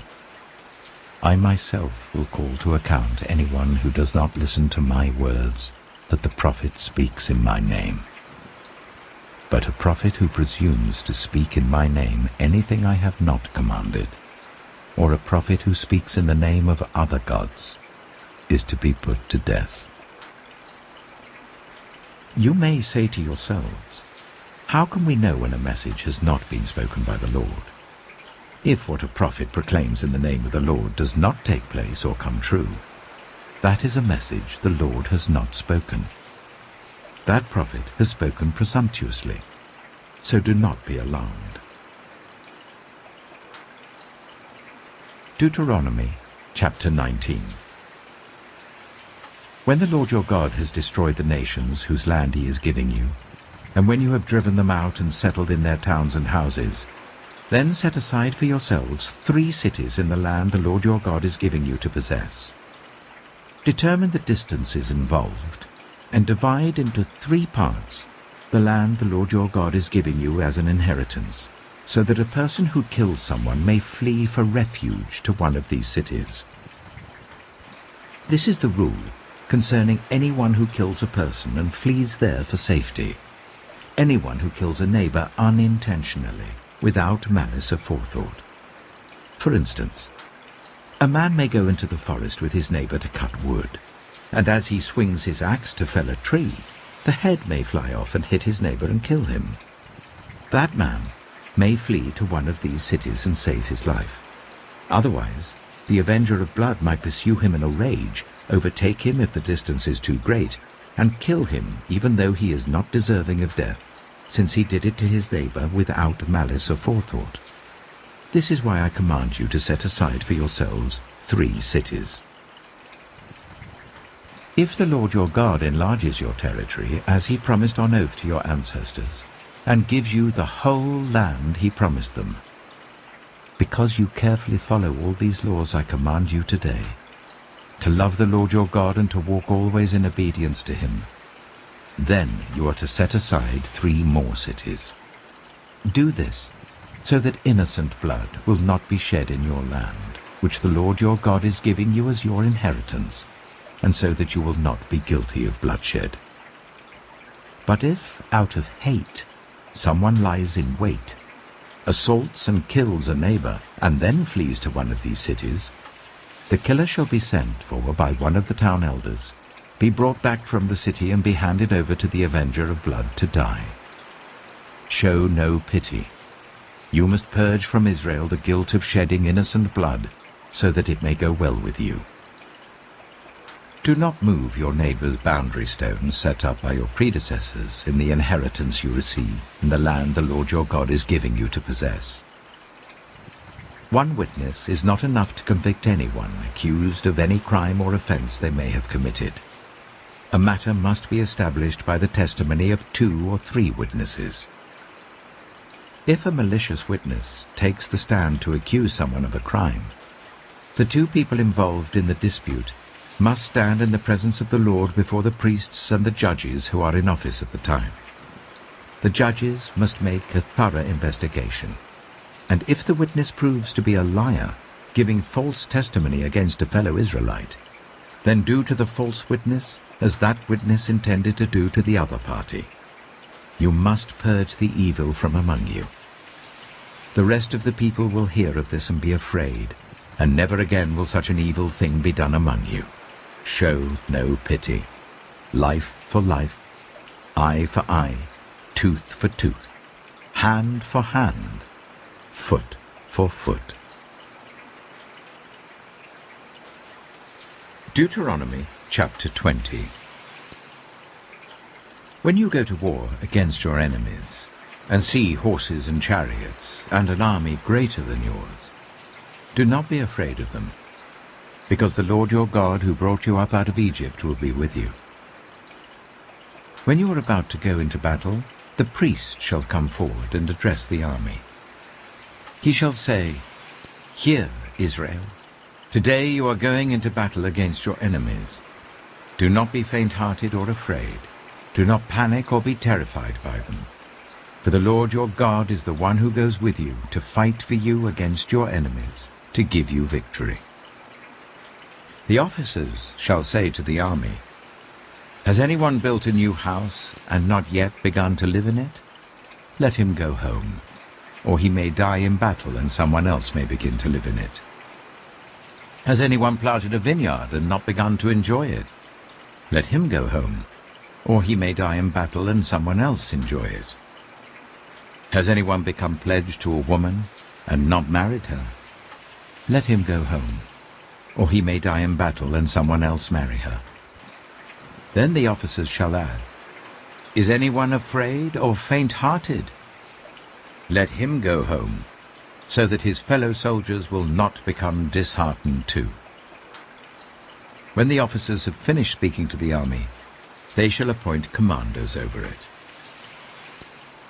When you march up to attack a city, make its people an offer of peace. If they accept and open their gates, all the people in it shall be subject to forced labor and shall work for you. If they refuse to make peace and they engage you in battle, lay siege to that city. When the Lord your God delivers it into your hand, put to the sword all the men in it. As for the women, the children, the livestock, and everything else in the city, you may take these as plunder for yourselves. And you may use the plunder the Lord your God gives you from your enemies.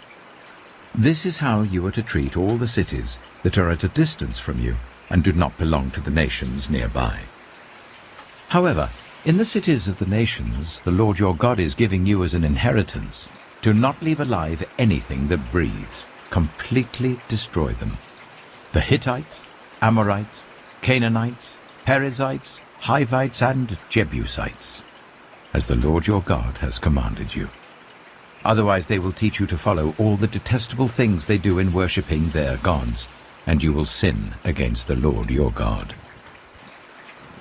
When you lay siege to a city for a long time, fighting against it to capture it, do not destroy its trees by putting an axe to them, because you can eat their fruit. Do not cut them down.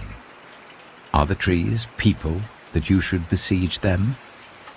However, you may cut down trees that you know are not fruit trees, and use them to build siege works until the city at war with you falls. Deuteronomy chapter 21. If someone is found slain, lying in a field in the land the Lord your God is giving you to possess, and it is not known who the killer was, your elders and judges shall go out and measure the distance from the body to the neighboring towns. Then the elders of the town nearest the body shall take a heifer that has never been worked and has never worn a yoke, and lead it down to a valley that has not been ploughed or planted and where there is a flowing stream. There, in the valley, they are to break the heifer's neck. The Levitical priests shall step forward, for the Lord your God has chosen them to minister and to pronounce blessings in the name of the Lord, and to decide all cases of dispute and assault. Then all the elders of the town nearest the body shall wash their hands over the heifer whose neck was broken in the valley, and they shall declare, Our hands did not shed this blood, nor did our eyes see it done. Accept this atonement for your people, Israel, whom you have redeemed, Lord, and do not hold your people guilty of the blood of an innocent person. Then the bloodshed will be atoned for, and you will have purged from yourselves the guilt of shedding innocent blood, since you have done what is right in the eyes of the Lord. When you go to war against your enemies, and the Lord your God delivers them into your hands, and you take captives, if you notice among the captives a beautiful woman and are attracted to her, you may take her as your wife. Bring her into your home, and make her shave her head, trim her nails, and put aside the clothes she was wearing when captured. After she has lived in your house and mourned her father and mother for a full month, then you may go to her and be her husband, and she shall be your wife. If you are not pleased with her, let her go wherever she wishes. You must not sell her or treat her as a slave, since you have dishonored her. If a man has 2 wives, and he loves one but not the other, and both bear him sons, but the firstborn is the son of the wife he does not love, when he wills his property to his sons, he must not give the rights of the firstborn to the son of the wife he loves, in preference to his actual firstborn, the son of the wife he does not love. He must acknowledge the son of his unloved wife as the firstborn by giving him a double share of all he has. That son is the first sign of his father's strength. The right of the firstborn belongs to him. If someone has a stubborn and rebellious son, who does not obey his father and mother, and will not listen to them when they discipline him, his father and mother shall take hold of him, and bring him to the elders at the gate of his town. They shall say to the elders, This son of ours is stubborn and rebellious. He will not obey us. He is a glutton and a drunkard." Then all the men of his town are to stone him to death. You must purge the evil from among you. All Israel will hear of it and be afraid. If someone guilty of a capital offense is put to death and their body is exposed on a pole, you must not leave the body hanging on the pole overnight.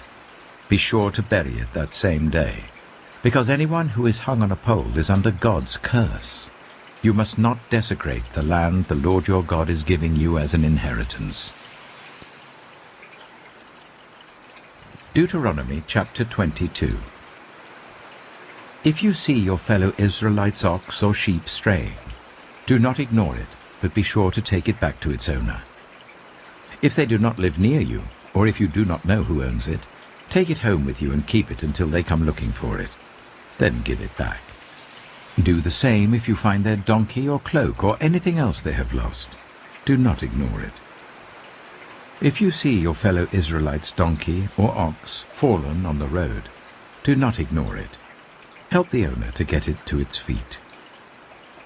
A woman must not wear men's clothing, nor a man wear women's clothing, for the Lord your God detests anyone who does this. If you come across a bird's nest beside the road, either in a tree or on the ground, and the mother is sitting on the young or on the eggs, do not take the mother with the young. You may take the young, but be sure to let the mother go, so that it may go well with you and you may have a long life. When you build a new house, make a parapet around your roof, so that you may not bring the guilt of bloodshed on your house if someone falls from the roof. Do not plant two kinds of seed in your vineyard. If you do, not only the crops you plant, but also the fruit of the vineyard will be defiled. Do not plough with an ox and a donkey yoked together. Do not wear clothes of wool and linen woven together. Make tassels on the four corners of the cloak you wear.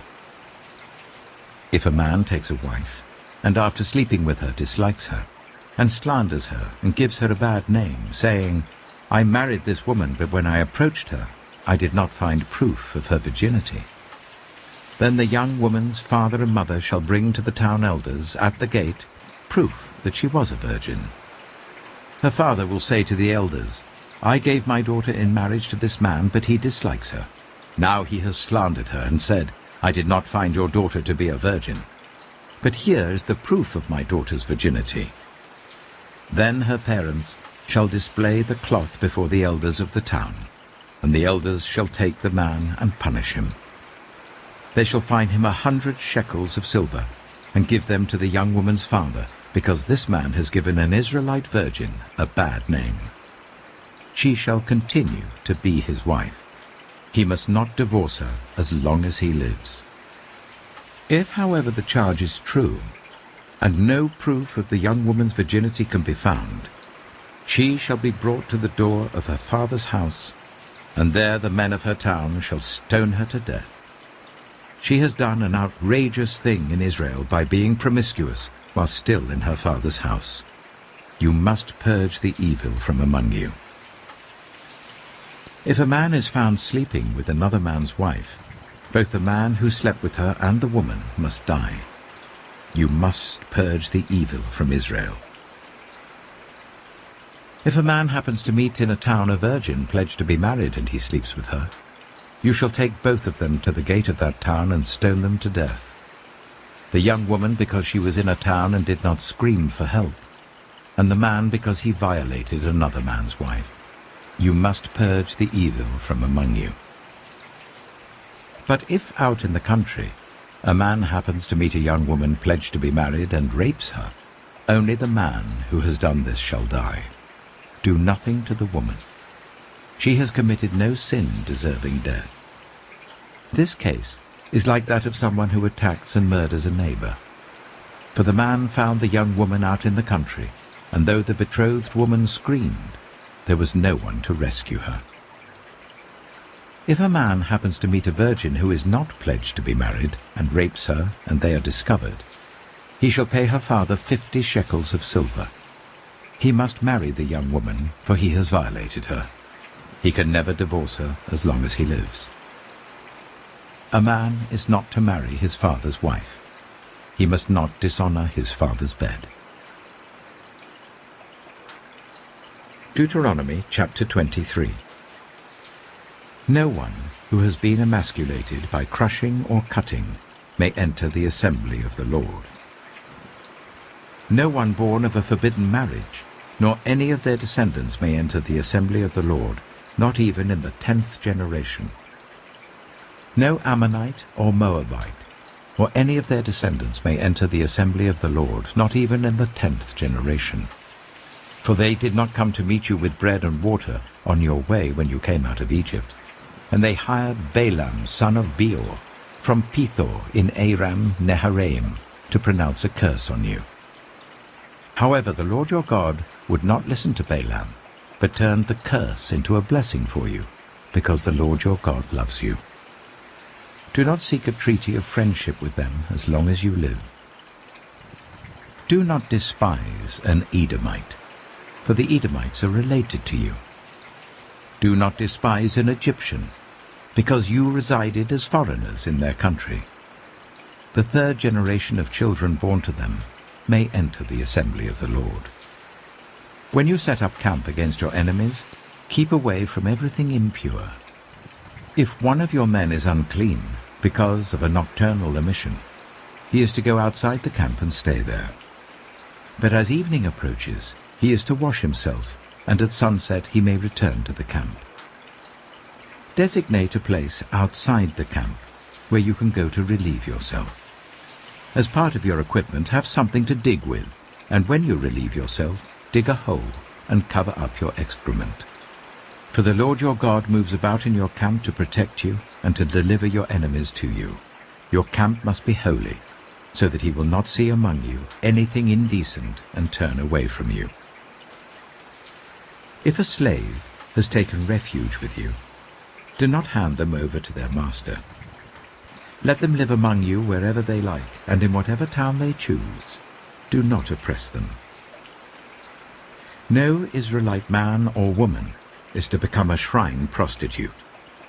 You must not bring the earnings of a female prostitute or of a male prostitute into the house of the Lord your God to pay any vow, because the Lord your God detests them both.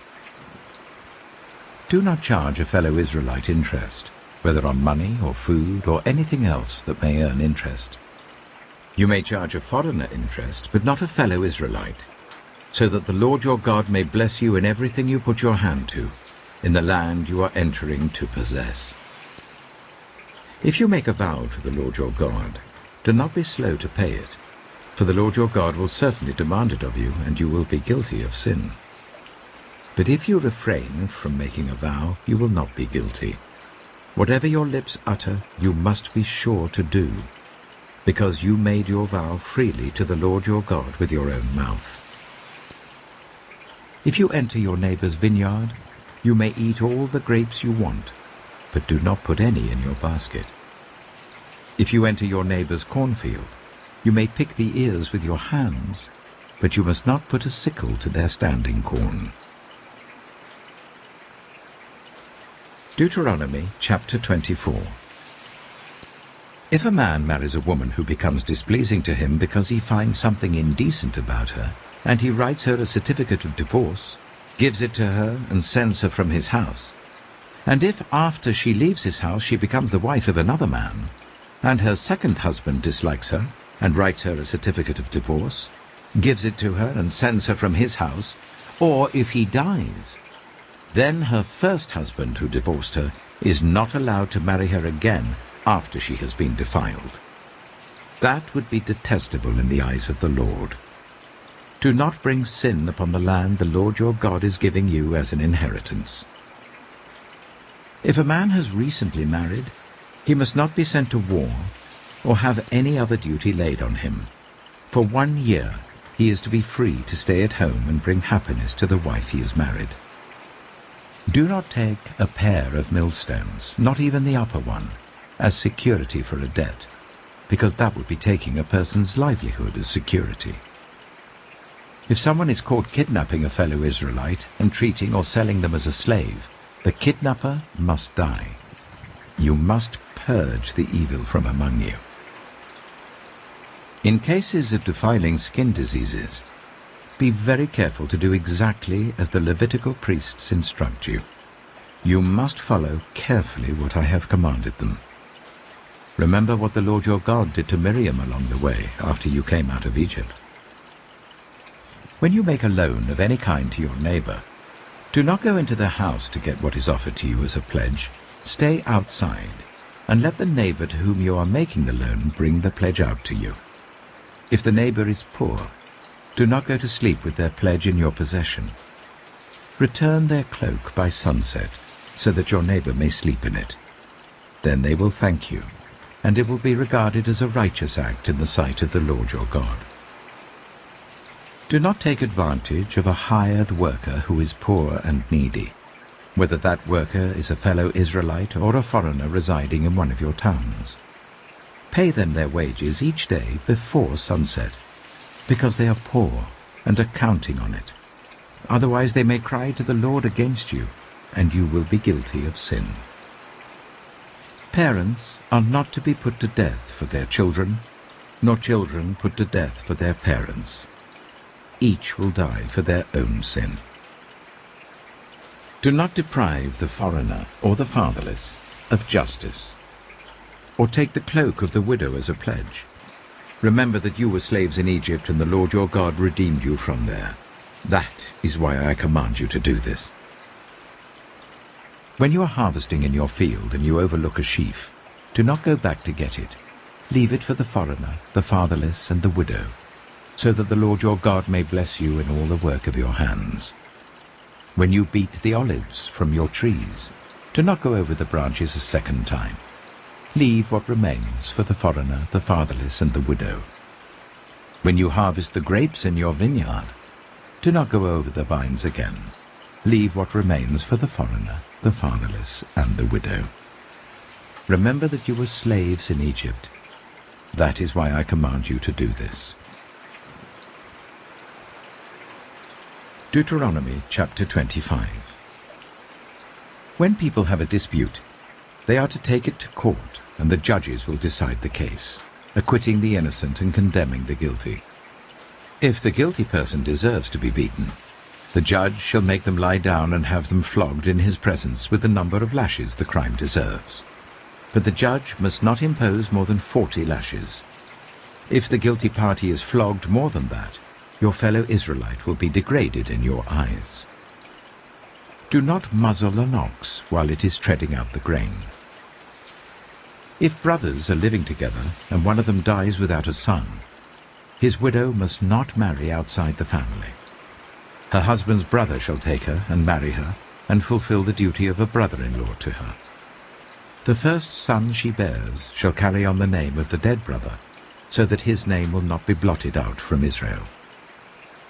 However, if a man does not want to marry his brother's wife, she shall go to the elders at the town gate and say, "My husband's brother refuses to carry on his brother's name in Israel. He will not fulfill the duty of a brother-in-law to me." Then the elders of his town shall summon him and talk to him.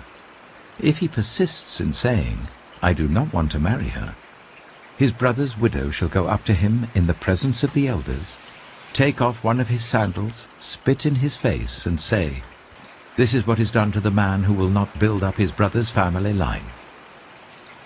That man's line shall be known in Israel as the family of the unsandaled. If two men are fighting, and the wife of one of them comes to rescue her husband from his assailant, and she reaches out and seizes him by his private parts, you shall cut off her hand. Show her no pity.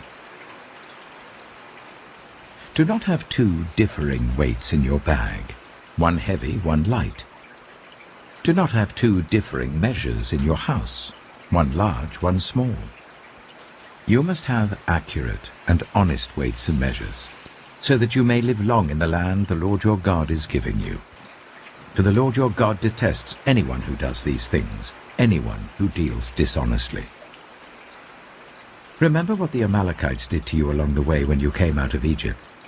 When you were weary and worn out, they met you on your journey and attacked all who were lagging behind, They had no fear of God. When the Lord your God gives you rest from all the enemies around you in the land he is giving you to possess as an inheritance, you shall blot out the name of Amalek from under heaven. Do not forget. Deuteronomy chapter 26.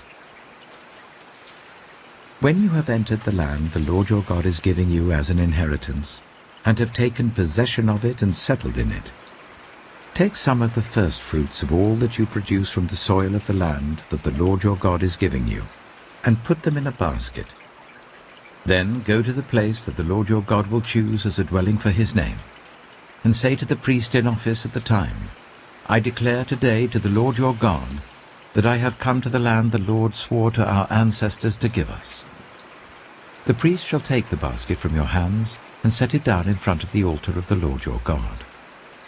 Then you shall declare before the Lord your God, My father was a wandering Aramean, and he went down into Egypt with a few people and lived there and became a great nation, powerful and numerous. But the Egyptians ill-treated us and made us suffer, subjecting us to harsh labor. Then we cried out to the Lord, the God of our ancestors, and the Lord heard our voice and saw our misery, toil, and oppression. So the Lord brought us out of Egypt with a mighty hand and an outstretched arm, with great terror and with signs and wonders. He brought us to this place and gave us this land, a land flowing with milk and honey. And now I bring the first fruits of the soil that you, Lord, have given me. Place the basket before the Lord your God and bow down before him. Then you and the Levites and the foreigners residing among you shall rejoice in all the good things the Lord your God has given to you and your household. When you have finished setting aside a tenth of all your produce in the 3rd year, the year of the tithe, you shall give it to the Levite, the foreigner, the fatherless, and the widow, so that they may eat in your towns and be satisfied.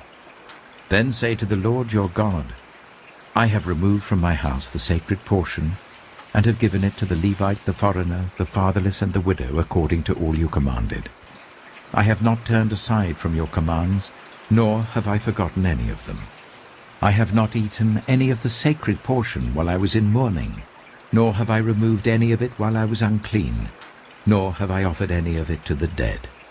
I have obeyed the Lord my God. I have done everything you commanded me. Look down from heaven, your holy dwelling place, and bless your people Israel, and the land you have given us, as you promised on oath to our ancestors, a land flowing with milk and honey. The Lord your God commands you this day to follow these decrees and laws. Carefully observe them with all your heart and with all your soul. You have declared this day that the Lord is your God, and that you will walk in obedience to him, that you will keep his decrees, commands, and laws, that you will listen to him. And the Lord has declared this day that you are his people, his treasured possession, as he promised, and that you are to keep all his commands. He has declared that he will set you in praise, fame, and honor, high above all the nations he has made, and that you will be a people holy to the Lord your God, as he promised. Deuteronomy chapter 27. Moses and the elders of Israel commanded the people, Keep all these commands that I give you today. When you have crossed the Jordan into the land of the Lord your God is giving you, set up some large stones and coat them with plaster. Write on them all the words of this law. When you have crossed over to enter the land the Lord your God is giving you, a land flowing with milk and honey, just as the Lord, the God of your ancestors, promised you. And when you have crossed the Jordan, set up these stones on Mount Ebal, as I command you today, and coat them with plaster. Build there an altar to the Lord your God, an altar of stones. Do not use any iron tool on them.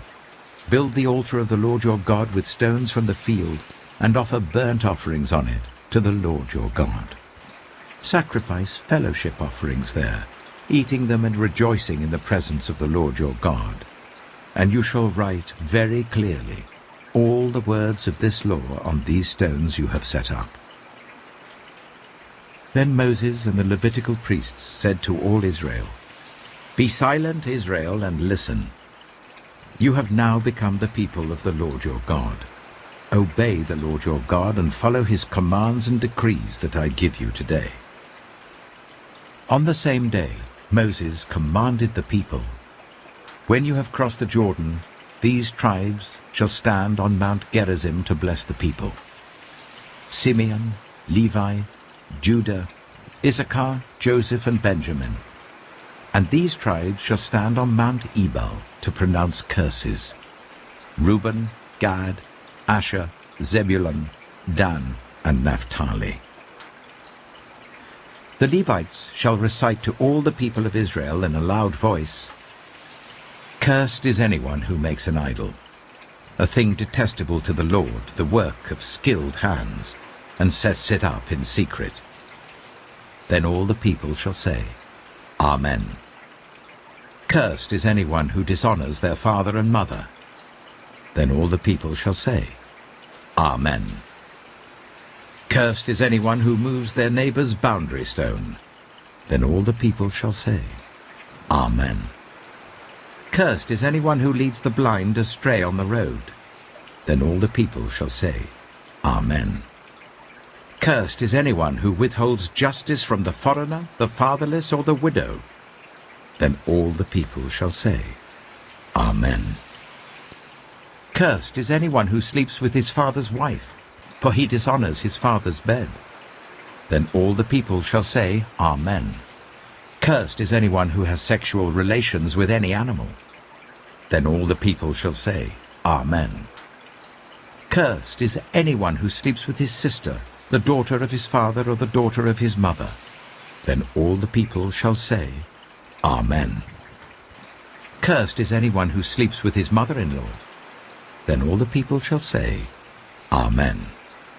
"Cursed is anyone who kills their neighbor secretly." Then all the people shall say, "Amen." "Cursed is anyone who accepts a bribe to kill an innocent person." Then all the people shall say, "Amen." "Cursed is anyone who does not uphold the words of this law by carrying them out." Then all the people shall say, "Amen." Deuteronomy chapter 28. If you fully obey the Lord your God, and carefully follow all his commands that I give you today, the Lord your God will set you high above all the nations on earth. All these blessings will come on you and accompany you if you obey the Lord your God. You will be blessed in the city and blessed in the country. The fruit of your womb will be blessed, and the crops of your land and the young of your livestock, the calves of your herds and the lambs of your flocks. Your basket and your kneading trough will be blessed. You will be blessed when you come in and blessed when you go out. The Lord will grant that the enemies who rise up against you will be defeated before you. They will come at you from one direction, but flee from you in 7. The Lord will send a blessing on your barns and on everything you put your hand to. The Lord your God will bless you in the land he is giving you. The Lord will establish you as his holy people, as he promised you on oath, if you keep the commands of the Lord your God and walk in obedience to him. Then all the peoples on earth will see that you are called by the name of the Lord, and they will fear you. The Lord will grant you abundant prosperity in the fruit of your womb, the young of your livestock, and the crops of your ground, in the land he swore to your ancestors to give you. The Lord will open the heavens, the storehouse of his bounty, to send rain on your land in season, and to bless all the work of your hands. You will lend to many nations, but will borrow from none. The Lord will make you the head, not the tail. If you pay attention to the commands of the Lord your God that I give you this day, and carefully follow them, you will always be at the top, never at the bottom. Do not turn aside from any of the commands I give you today, to the right or to the left, following other gods and serving them. However, if you do not obey the Lord your God, and do not carefully follow all his commands and decrees I am giving you today, all these curses will come on you and overtake you. You will be cursed in the city and cursed in the country. Your basket and your kneading trough will be cursed. The fruit of your womb will be cursed, and the crops of your land, and the calves of your herds, and the lambs of your flocks. You will be cursed when you come in, and cursed when you go out. The Lord will send on you curses, confusion, and rebuke in everything you put your hand to, until you are destroyed and come to sudden ruin because of the evil you have done in forsaking him. The Lord will plague you with diseases until he has destroyed you from the land you are entering to possess. The Lord will strike you with wasting disease, with fever and inflammation, with scorching heat and drought, with blight and mildew, which will plague you until you perish. The sky over your head will be bronze, the ground beneath you iron. The Lord will turn the rain of your country into dust and powder. It will come down from the skies until you are destroyed. The Lord will cause you to be defeated before your enemies. You will come at them from one direction, but flee from them in 7, and you will become a thing of horror to all the kingdoms on earth. Your carcasses will be food for all the birds and the wild animals, and there will be no one to frighten them away. The Lord will afflict you with the boils of Egypt, and with tumors, festering sores, and the itch from which you cannot be cured. The Lord will afflict you with madness, blindness, and confusion of mind. At midday you will grope about like a blind person in the dark. You will be unsuccessful in everything you do. Day after day you will be oppressed and robbed, with no one to rescue you. You will be pledged to be married to a woman, but another will take her and rape her. You will build a house, but you will not live in it. You will plant a vineyard, but you will not even begin to enjoy its fruit. Your ox will be slaughtered before your eyes, but you will eat none of it. Your donkey will be forcibly taken from you, and will not be returned. Your sheep will be given to your enemies, and no one will rescue them. Your sons and daughters will be given to another nation, and you will wear out your eyes watching for them day after day, powerless to lift a hand. A people that you do not know will eat what your land and labor produce, and you will have nothing but cruel oppression all your days.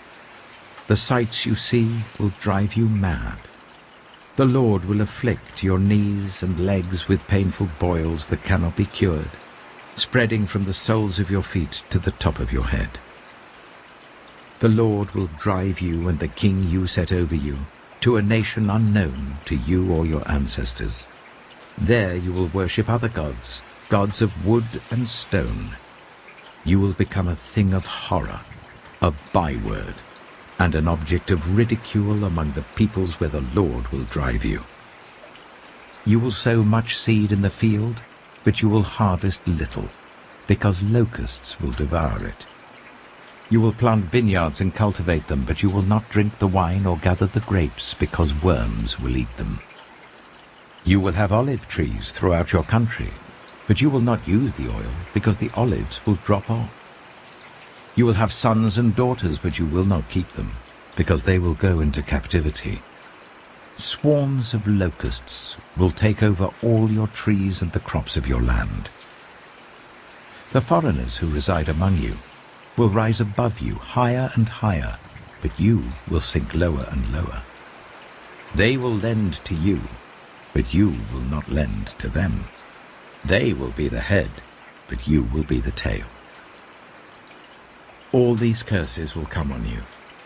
They will pursue you and overtake you until you are destroyed, because you did not obey the Lord your God and observe the commands and decrees he gave you.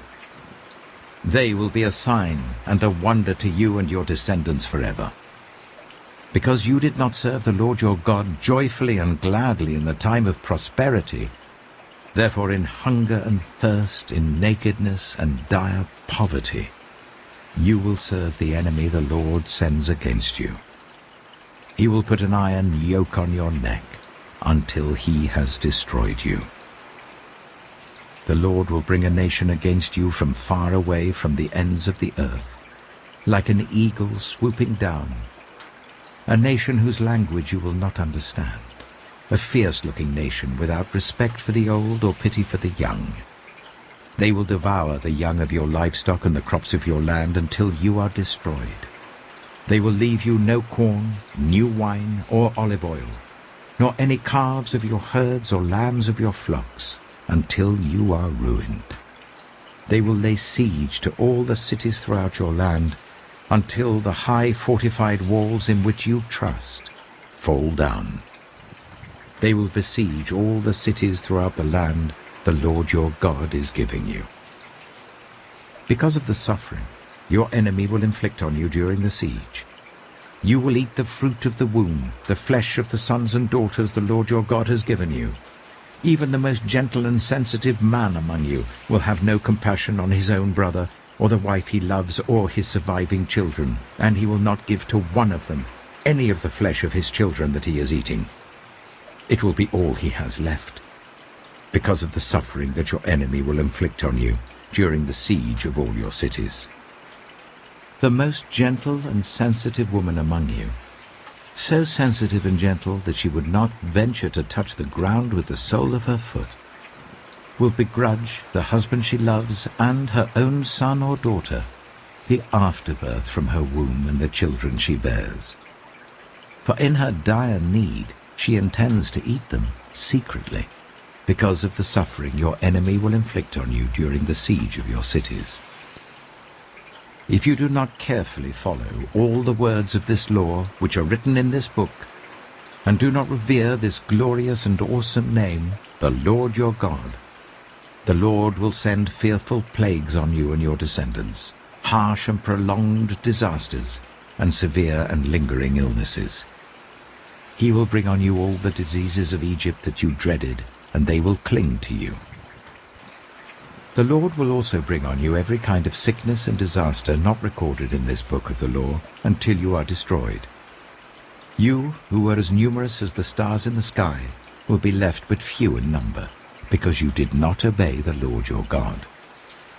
Just as it pleased the Lord to make you prosper and increase in number, so it will please him to ruin and destroy you. You will be uprooted from the land you are entering to possess. Then the Lord will scatter you among all the nations, from one end of the earth to the other. There you will worship other gods, gods of wood and stone, which neither you nor your ancestors have known. Among those nations you will find no repose, no resting place for the sole of your foot. There the Lord will give you an anxious mind, eyes weary with longing, and a despairing heart. You will live in constant suspense, filled with dread both night and day, never sure of your life. In the morning you will say, if only it were evening, and in the evening, if only it were morning, because of the terror that will fill your hearts and the sights that your eyes will see. The Lord will send you back in ships to Egypt, on a journey I said you should never make again. There you will offer yourselves for sale to your enemies as male and female slaves, but no one will buy you. Deuteronomy chapter 29. These are the terms of the covenant the Lord commanded Moses to make with the Israelites in Moab, in addition to the covenant he had made with them at Horeb. Moses summoned all the Israelites and said to them, Your eyes have seen all that the Lord did in Egypt to Pharaoh, to all his officials, and to all his land. With your own eyes you saw those great trials, those signs and great wonders. But to this day the Lord has not given you a mind that understands, or eyes that see, or ears that hear. Yet the Lord says, During the 40 years that I led you through the wilderness, your clothes did not wear out, nor did the sandals on your feet. You ate no bread and drank no wine or other fermented drink. I did this so that you might know that I am the Lord your God. When you reached this place, Sihon, king of Heshbon, and Og, king of Bashan, came out to fight against us, but we defeated them. We took their land and gave it as an inheritance to the Reubenites, the Gadites, and the half-tribe of Manasseh. Carefully follow the terms of this covenant, so that you may prosper in everything you do. All of you are standing today in the presence of the Lord your God, your leaders and chief men, your elders and officials, and all the other men of Israel, together with your children and your wives, and the foreigners living in your camps who chop your wood and carry your water. You are standing here in order to enter into a covenant with the Lord your God, a covenant the Lord is making with you this day, and sealing with an oath, to confirm you this day as his people, that he may be your God, as he promised you, and as he swore to your fathers, Abraham, Isaac, and Jacob. I am making this covenant with its oath, not only with you who are standing here with us today in the presence of the Lord our God, but also with those who are not here today. You yourselves know how we lived in Egypt, and how we passed through the countries on the way here. You saw among them their detestable images and idols of wood and stone, of silver and gold. Make sure there is no man or woman, clan or tribe among you today whose heart turns away from the Lord our God to go and worship the gods of those nations. Make sure there is no root among you that produces such bitter poison. When such a person hears the words of this oath, and they invoke a blessing on themselves, thinking, I will be safe, even though I persist in going my own way, they will bring disaster on the watered land as well as the dry. The Lord will never be willing to forgive them. His wrath and zeal will burn against them. All the curses written in this book will fall on them, and the Lord will blot out their names from under heaven. The Lord will single them out from all the tribes of Israel for disaster, according to all the curses of the covenant written in this book of the law. Your children who follow you in later generations, and foreigners who come from distant lands, will see the calamities that have fallen on the land, and the diseases with which the Lord has afflicted it. The whole land will be a burning waste of salt and sulfur, nothing planted, nothing sprouting, no vegetation growing on it. It will be like the destruction of Sodom and Gomorrah, Admah and Zeboim, which the Lord overthrew in fierce anger. All the nations will ask, why has the Lord done this to this land? Why this fierce burning anger? And the answer will be, it is because this people abandoned the covenant of the Lord, the God of their ancestors, the covenant he made with them when he brought them out of Egypt. They went off and worshipped other gods and bowed down to them, gods they did not know, gods he had not given them. Therefore the Lord's anger burned against this land, so that he brought on it all the curses written in this book. In furious anger and in great wrath, the Lord uprooted them from their land and thrust them into another land, as it is now. The secret things belong to the Lord our God, but the things revealed belong to us and to our children forever, that we may follow all the words of this law. Deuteronomy chapter 30. When all these blessings and curses I have set before you come on you, and you take them to heart, wherever the Lord your God disperses you among the nations, and when you and your children return to the Lord your God, and obey him with all your heart and with all your soul, according to everything I command you today, then the Lord your God will restore your fortunes, and have compassion on you, and gather you again from all the nations where he scattered you. Even if you have been banished to the most distant land under the heavens, from there the Lord your God will gather you and bring you back.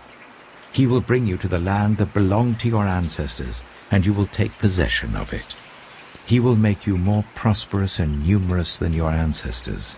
The Lord your God will circumcise your hearts and the hearts of your descendants, so that you may love him with all your heart and with all your soul, and live. The Lord your God will put all these curses on your enemies who hate and persecute you. You will again obey the Lord, and follow all his commands I am giving you today. Then the Lord your God will make you most prosperous in all the work of your hands and in the fruit of your womb, the young of your livestock and the crops of your land. The Lord will again delight in you and make you prosperous, just as he delighted in your ancestors. If you obey the Lord your God and keep his commands and decrees that are written in this book of the law, and turn it to the Lord your God with all your heart and with all your soul. Now what I am commanding you today is not too difficult for you or beyond your reach. It is not up in heaven so that you have to ask, who will ascend into heaven to get it and proclaim it to us so that we may obey it? Nor is it beyond the sea so that you have to ask, who will cross the sea to get it and proclaim it to us so that we may obey it? No, the word is very near you. It is in your mouth and in your heart, so that you may obey it.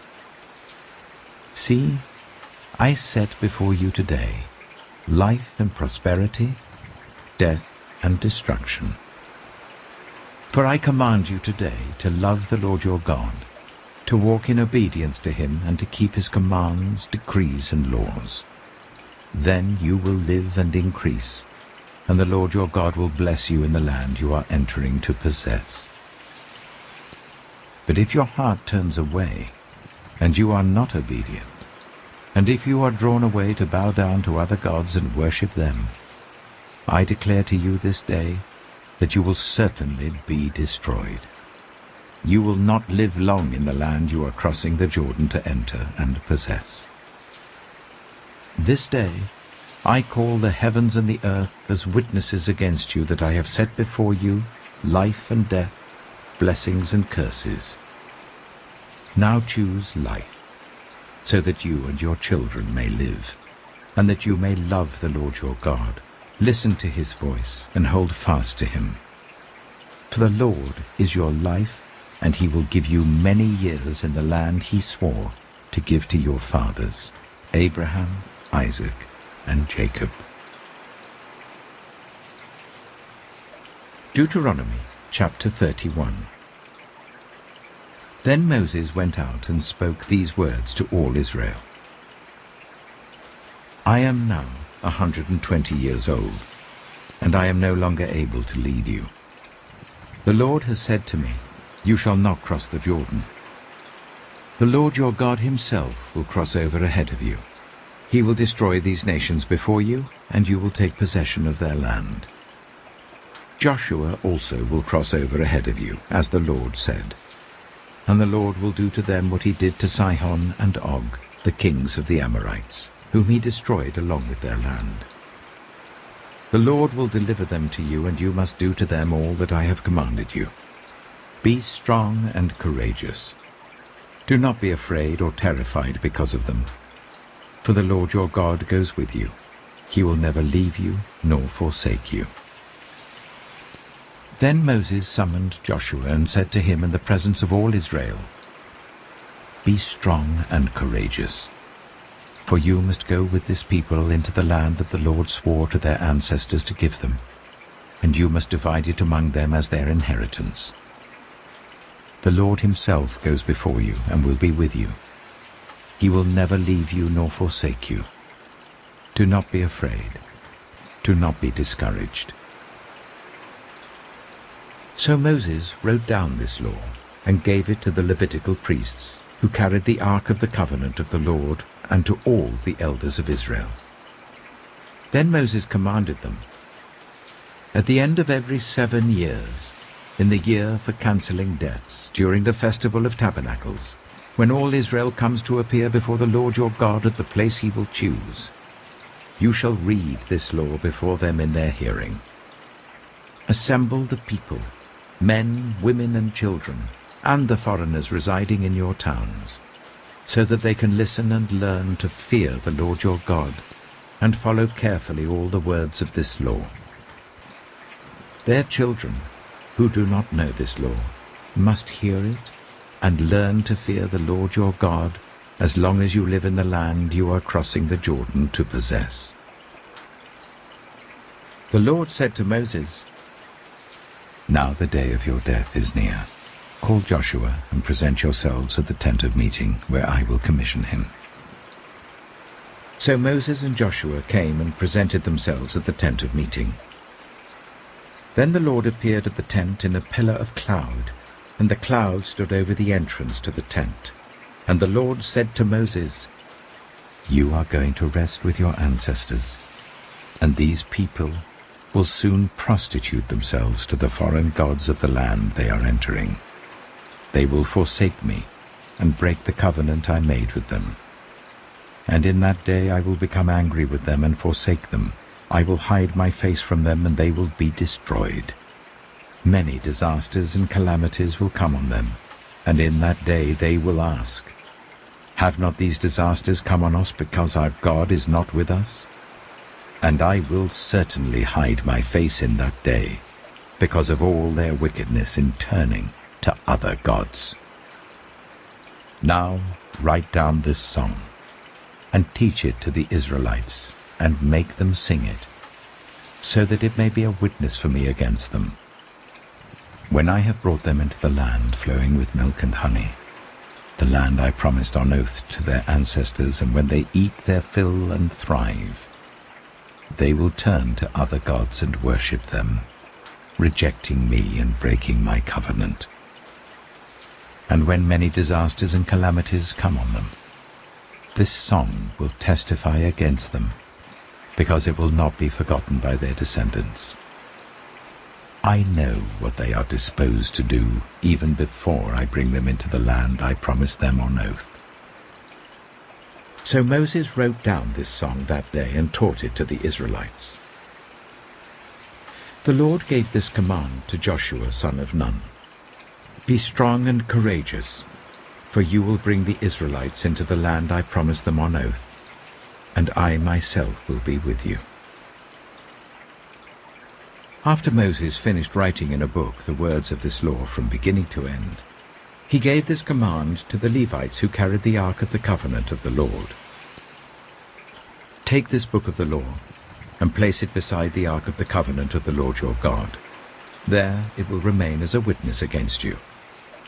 For I know how rebellious and stiff-necked you are. If you have been rebellious against the Lord while I am still alive and with you, how much more will you rebel after I die?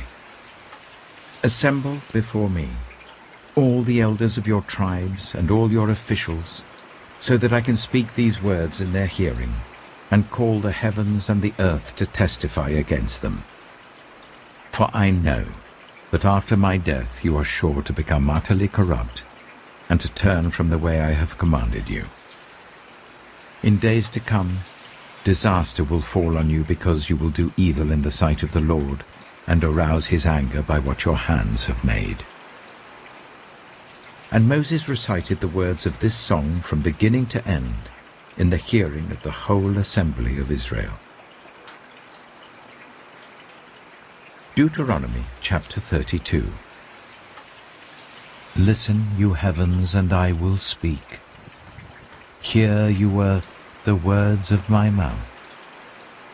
Let my teaching fall like rain, and my words descend like dew, like showers on new grass, like abundant rain on tender plants. I will proclaim the name of the Lord. O praise the greatness of our God. He is the rock, his works are perfect, and all his ways are just. A faithful God who does no wrong, upright and just is he.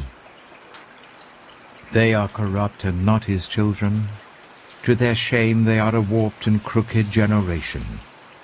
Is this the way you repay the Lord, you foolish and unwise people?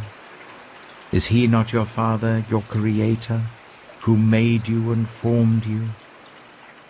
Remember the days of old. Consider the generations long past. Ask your father, and he will tell you, your elders, and they will explain to you. When the Most High gave the nations their inheritance, when he divided all mankind, he set up boundaries for the peoples according to the number of the sons of Israel. For the Lord's portion is his people, Jacob his allotted inheritance. In a desert land he found him, in a barren and howling waste. He shielded him and cared for him. He guarded him as the apple of his eye. Like an eagle that stirs up its nest and hovers over its young, that spread its wings to catch them and carries them on its pinions. The Lord alone led him, no foreign god was with him. He made him ride on the heights of the land, and fed him with the fruit of the fields. He nourished him with honey from the rock, and with oil from the flinty crag, with curds and milk from herds and flock, and with fattened lambs and goats, with choice rams of Bashan, and the finest grains of wheat. You drank the foaming blood of the grape. Jeshurun grew fat and kicked. Filled with food, they became heavy and sleek. They abandoned the God who made them, and rejected the rock, their Saviour. They made him jealous with their foreign gods, and angered him with their detestable idols. They sacrificed to false gods, which are not God, gods they had not known, gods that had recently appeared, gods your ancestors did not fear. You deserted the rock who fathered you. You forgot the God who gave you birth. The Lord saw this and rejected them because he was angered by his sons and daughters.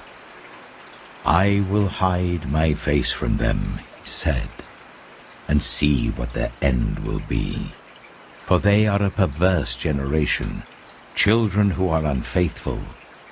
They made me jealous by what is no God, and angered me with their worthless idols. I will make them envious by those who are not a people. I will make them angry by a nation that has no understanding. For a fire will be kindled by my wrath, one that burns down to the realm of the dead below. It will devour the earth and its harvests, and set on fire the foundations of the mountains. I will heap calamities on them, and expend my arrows against them. I will send wasting famine against them, consuming pestilence and deadly plague.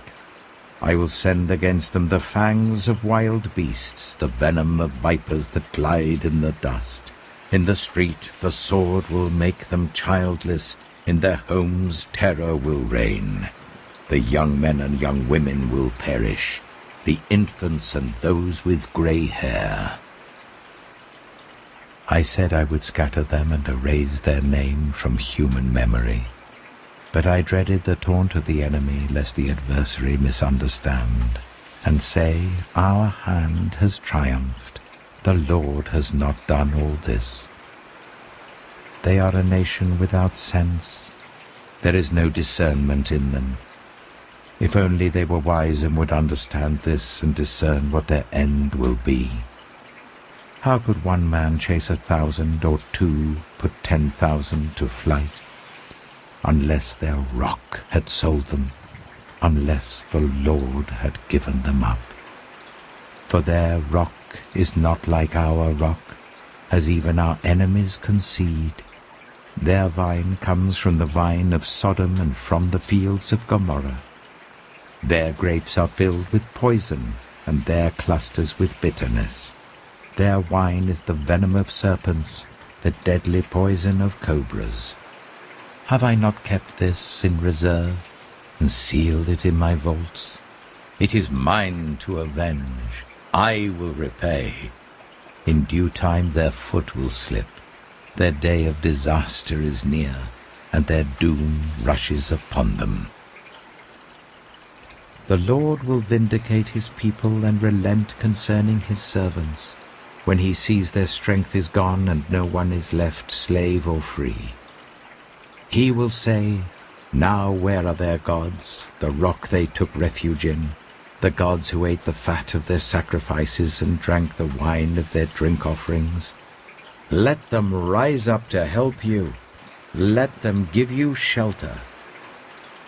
See now that I myself am he. There is no God beside me.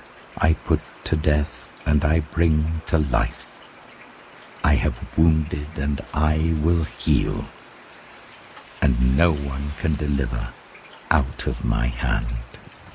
I lift my hand to heaven and solemnly swear, as surely as I live forever, when I sharpen my flashing sword, and my hand grasps it in judgment, I will take vengeance on my adversaries and repay those who hate me.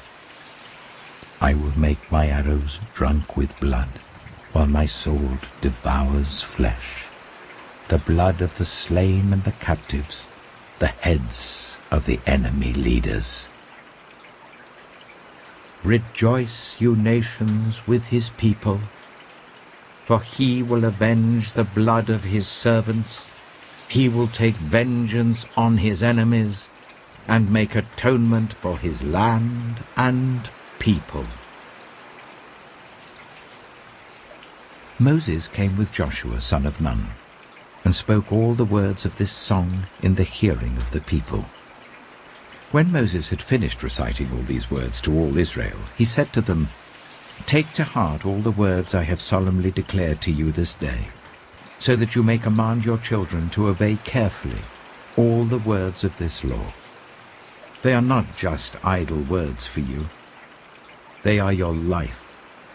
By them you will live long in the land you are crossing the Jordan to possess." On that same day, the Lord told Moses, "Go up into the Abarim range, to Mount Nebo in Moab, opposite Jericho, and view Canaan, the land I am giving the Israelites as their own possession. There, on the mountain that you have climbed, you will die and be gathered to your people, just as your brother Aaron died on Mount Hor and was gathered to his people. This is because both of you broke faith with me in the presence of the Israelites at the waters of Meribah Kadesh, in the desert of Zin, and because you did not uphold my holiness among the Israelites. Therefore, you will see the land only from a distance. You will not enter the land I am giving to the people of Israel." Deuteronomy chapter 33. This is the blessing that Moses, the man of God, pronounced on the Israelites before his death. He said, "The Lord came from Sinai and dawned over them from Seir. He shone forth from Mount Paran. He came with myriads of holy ones from the south, from his mountain slopes. Surely it is you who love the people.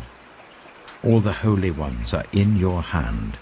At your feet they all bow down, and from you receive instruction, the law that Moses gave us, the possession of the assembly of Jacob. He was king over Jeshurun when the leaders of the people assembled, along with the tribes of Israel. Let Reuben live and not die, nor his people be few." And this he said about Judah, "Hear, Lord, the cry of Judah. Bring him to his people. With his own hands he defends his cause. O be his help against his foes." About Levi he said, "Your Thummim and Urim belong to your faithful servant. You tested him at Massah. You contended with him at the waters of Meribah. He said of his father and mother, 'I have no regard for them.' He did not recognize his brothers or acknowledge his own children, but he watched over your word and guarded your covenant. He teaches your precepts to Jacob and your law to Israel. He offers incense before you and whole burnt offerings on your altar. Bless all his skills, Lord, and be pleased with the work of his hands. Strike down those who rise against him, his foes, till they rise no more." About Benjamin he said, "Let the beloved of the Lord rest secure in him. for he shields him all day long. And the one the Lord loves rests between his shoulders.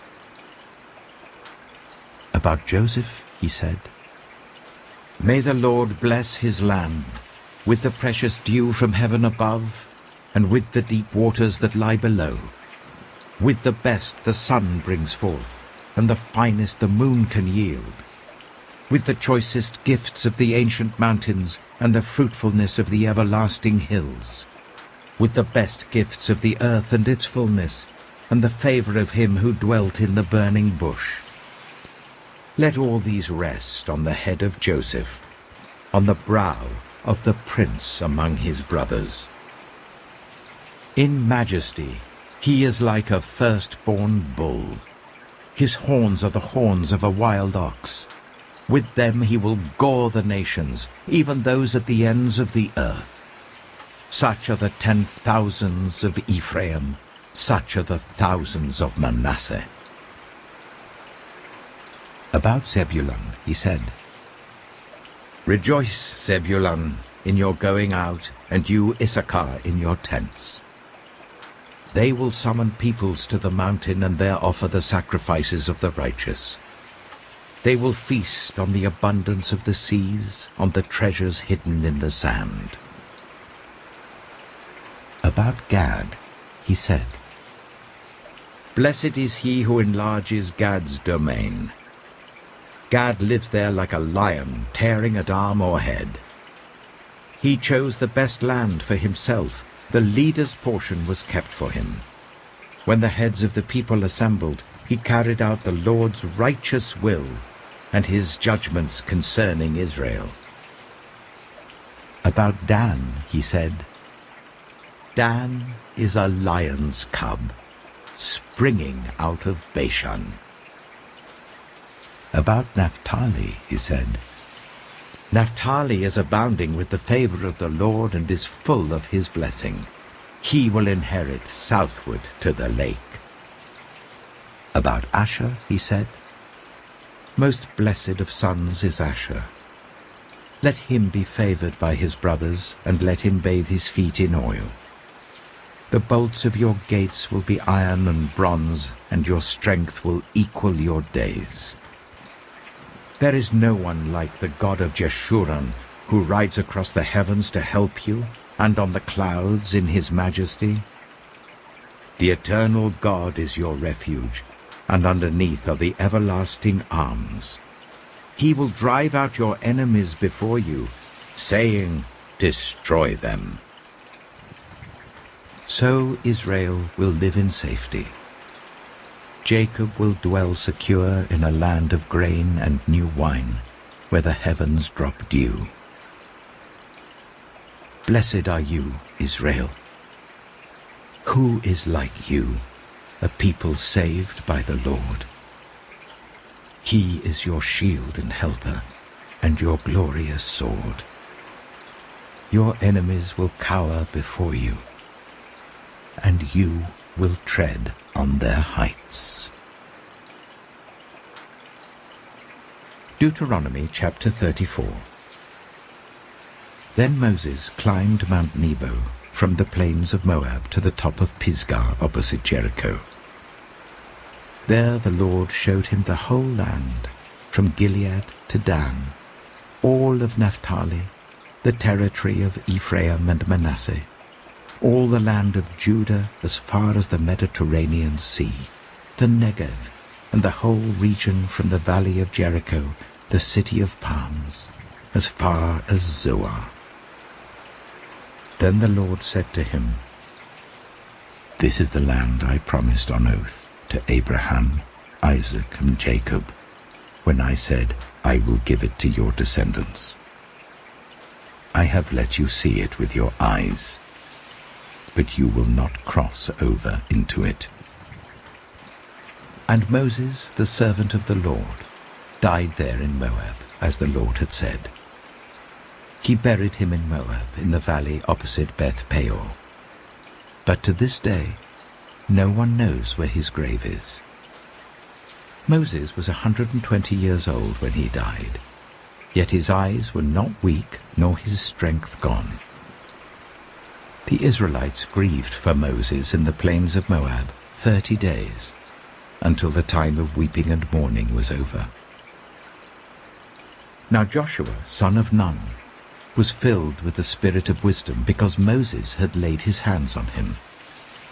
So the Israelites listened to him, and did what the Lord had commanded Moses. Since then, no prophet has risen in Israel like Moses, whom the Lord knew face to face, who did all those signs and wonders the Lord sent him to do in Egypt, to Pharaoh and to all his officials and to his whole land. For no one has ever shown the mighty power or performed the awesome deeds that Moses did in the sight of all Israel.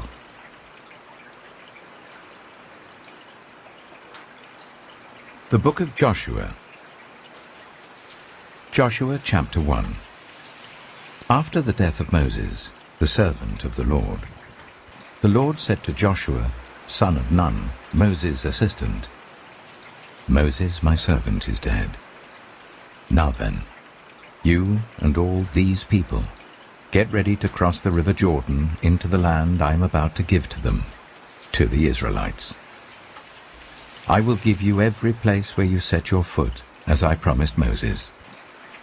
Your territory will extend from the desert to Lebanon, and from the great river, the Euphrates, all the Hittite country, to the Mediterranean Sea in the west. No one will be able to stand against you all the days of your life. As I was with Moses, so I will be with you. I will never leave you nor forsake you. Be strong and courageous, because you will lead these people to inherit the land I swore to their ancestors to give them. Be strong and very courageous. Be careful to obey all the law my servant Moses gave you. Do not turn from it to the right or to the left, that you may be successful wherever you go. Keep this book of the law always on your lips. Meditate on it day and night, so that you may be careful to do everything written in it. Then you will be prosperous and successful. Have I not commanded you? Be strong and courageous. Do not be afraid. Do not be discouraged. For the Lord your God will be with you wherever you go. So Joshua ordered the officers of the people, go through the camp and tell the people, get your provisions ready. 3 days from now you will cross the Jordan here to go in and take possession of the land the Lord your God is giving you for your own. But to the Reubenites, the Gadites, and the half-tribe of Manasseh, Joshua said, remember the command that Moses the servant of the Lord gave you after he said, the Lord your God will give you rest by giving you this land. Your wives, your children, and your livestock may stay in the land that Moses gave you east of the Jordan, but all your fighting men, ready for battle, must cross over ahead of your fellow Israelites. You are to help them until the Lord gives them rest, as he has done for you, and until they too have taken possession of the land that the Lord your God is giving them. After that, you may go back and occupy your own land, which Moses, the servant of the Lord, gave you east of the Jordan, towards the sunrise. Then they answered Joshua, whatever you have commanded us we will do, and wherever you send us we will go. Just as we fully obeyed Moses, so we will obey you. Only may the Lord your God be with you, as he was with Moses. Whoever rebels against your word and does not obey it, whatever you may command them will be put to death. Only be strong and courageous. Joshua chapter 2. Then Joshua son of Nun secretly sent 2 spies from Shittim. Go, look over the land, he said, especially Jericho. So they went and entered the house of a prostitute named Rahab and stayed there. The king of Jericho was told, look, Some of the Israelites have come here tonight to spy out the land." So the king of Jericho sent this message to Rahab: "Bring out the men who came to you and entered your house, because they have come to spy out the whole land." But the woman had taken the 2 men and hidden them. She said, "Yes, the men came to me, but I did not know where they had come from. At dusk, when it was time to close the city gate, they left. I don't know which way they went. Go after them quickly. You may catch up with them." But she had taken them up to the roof and hidden them under the stalks of flax she had laid out on the roof. So the men set out in pursuit of the spies on the road that leads to the fords of the Jordan, and as soon as the pursuers had gone out, the gate was shut. Before the spies lay down for the night, she went up on the roof and said to them, "I know that the Lord has given this land to you, and that a great fear of you has fallen on us, so that all who live in this country are melting in fear because of you. We have heard how the Lord dried up the water of the Red Sea for you when you came out of Egypt, and what you did to Sihon and Og, the 2 kings of the Amorites east of the Jordan, whom you completely destroyed. When we heard of it, our hearts sank, and everyone's courage failed because of you, for the Lord your God is God in heaven above and on the earth below. Now then, please swear to me by the Lord that you will show kindness to my family, because I have shown kindness to you. Give me a sure sign that you will spare the lives of my father and mother, my brothers and sisters, and all who belong to them, and that you will save us from death." "Our lives for your lives," the men assured her. "If you don't tell what we are doing, we will treat you kindly and faithfully when the Lord gives us the land." So she let them down by a rope through the window, for the house she lived in was part of the city wall. She said to them, "Go to the hills so that the pursuers will not find you. Hide yourselves there for 3 days until they return, and then go on your way." Now the men had said to her, "This oath you made us swear will not be binding on us unless, when we enter the land, you have tied this scarlet cord in the window through which you let us down, and unless you have brought your father and mother, your brothers, and all your family into your house. If any of them go outside your house into the street, their blood will be on their own heads. We will not be responsible.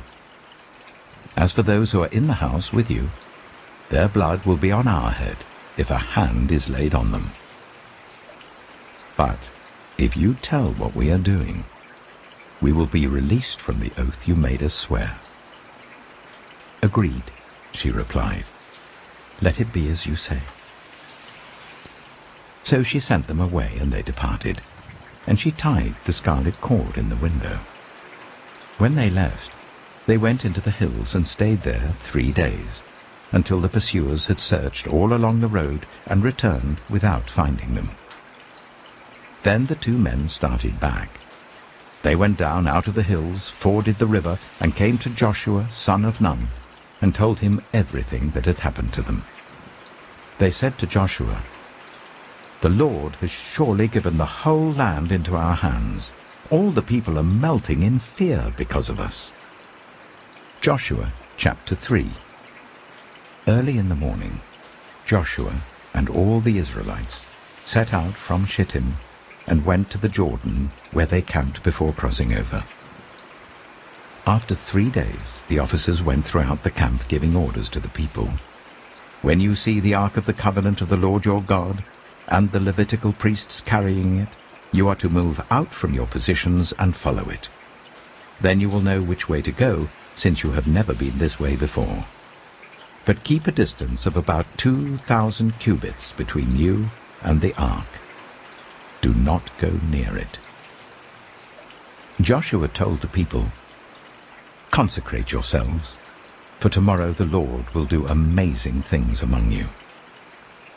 Joshua said to the priests, "Take up the Ark of the Covenant and pass on ahead of the people." So they took it up and went ahead of them. And the Lord said to Joshua, "Today I will begin to exalt you in the eyes of all Israel. so that they may know that I am with you, as I was with Moses.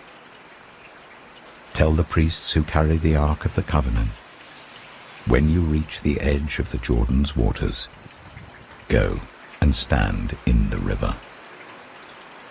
Joshua said to the Israelites, "Come here and listen to the words of the Lord your God.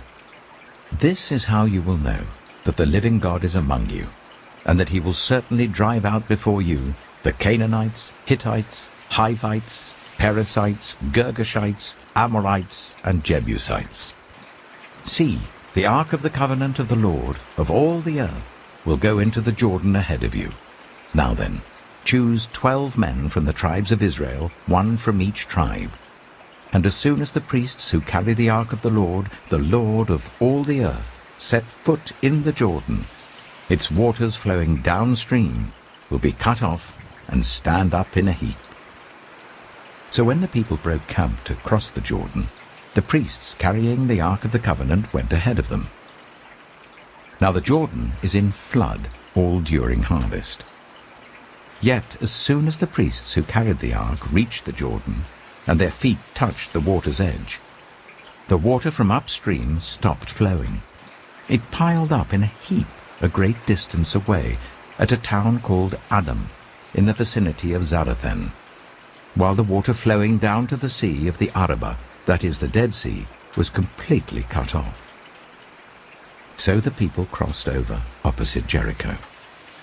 The priests who carried the Ark of the Covenant of the Lord stopped in the middle of the Jordan and stood on dry ground, while all Israel passed by until the whole nation had completed the crossing on dry ground. Joshua chapter 4.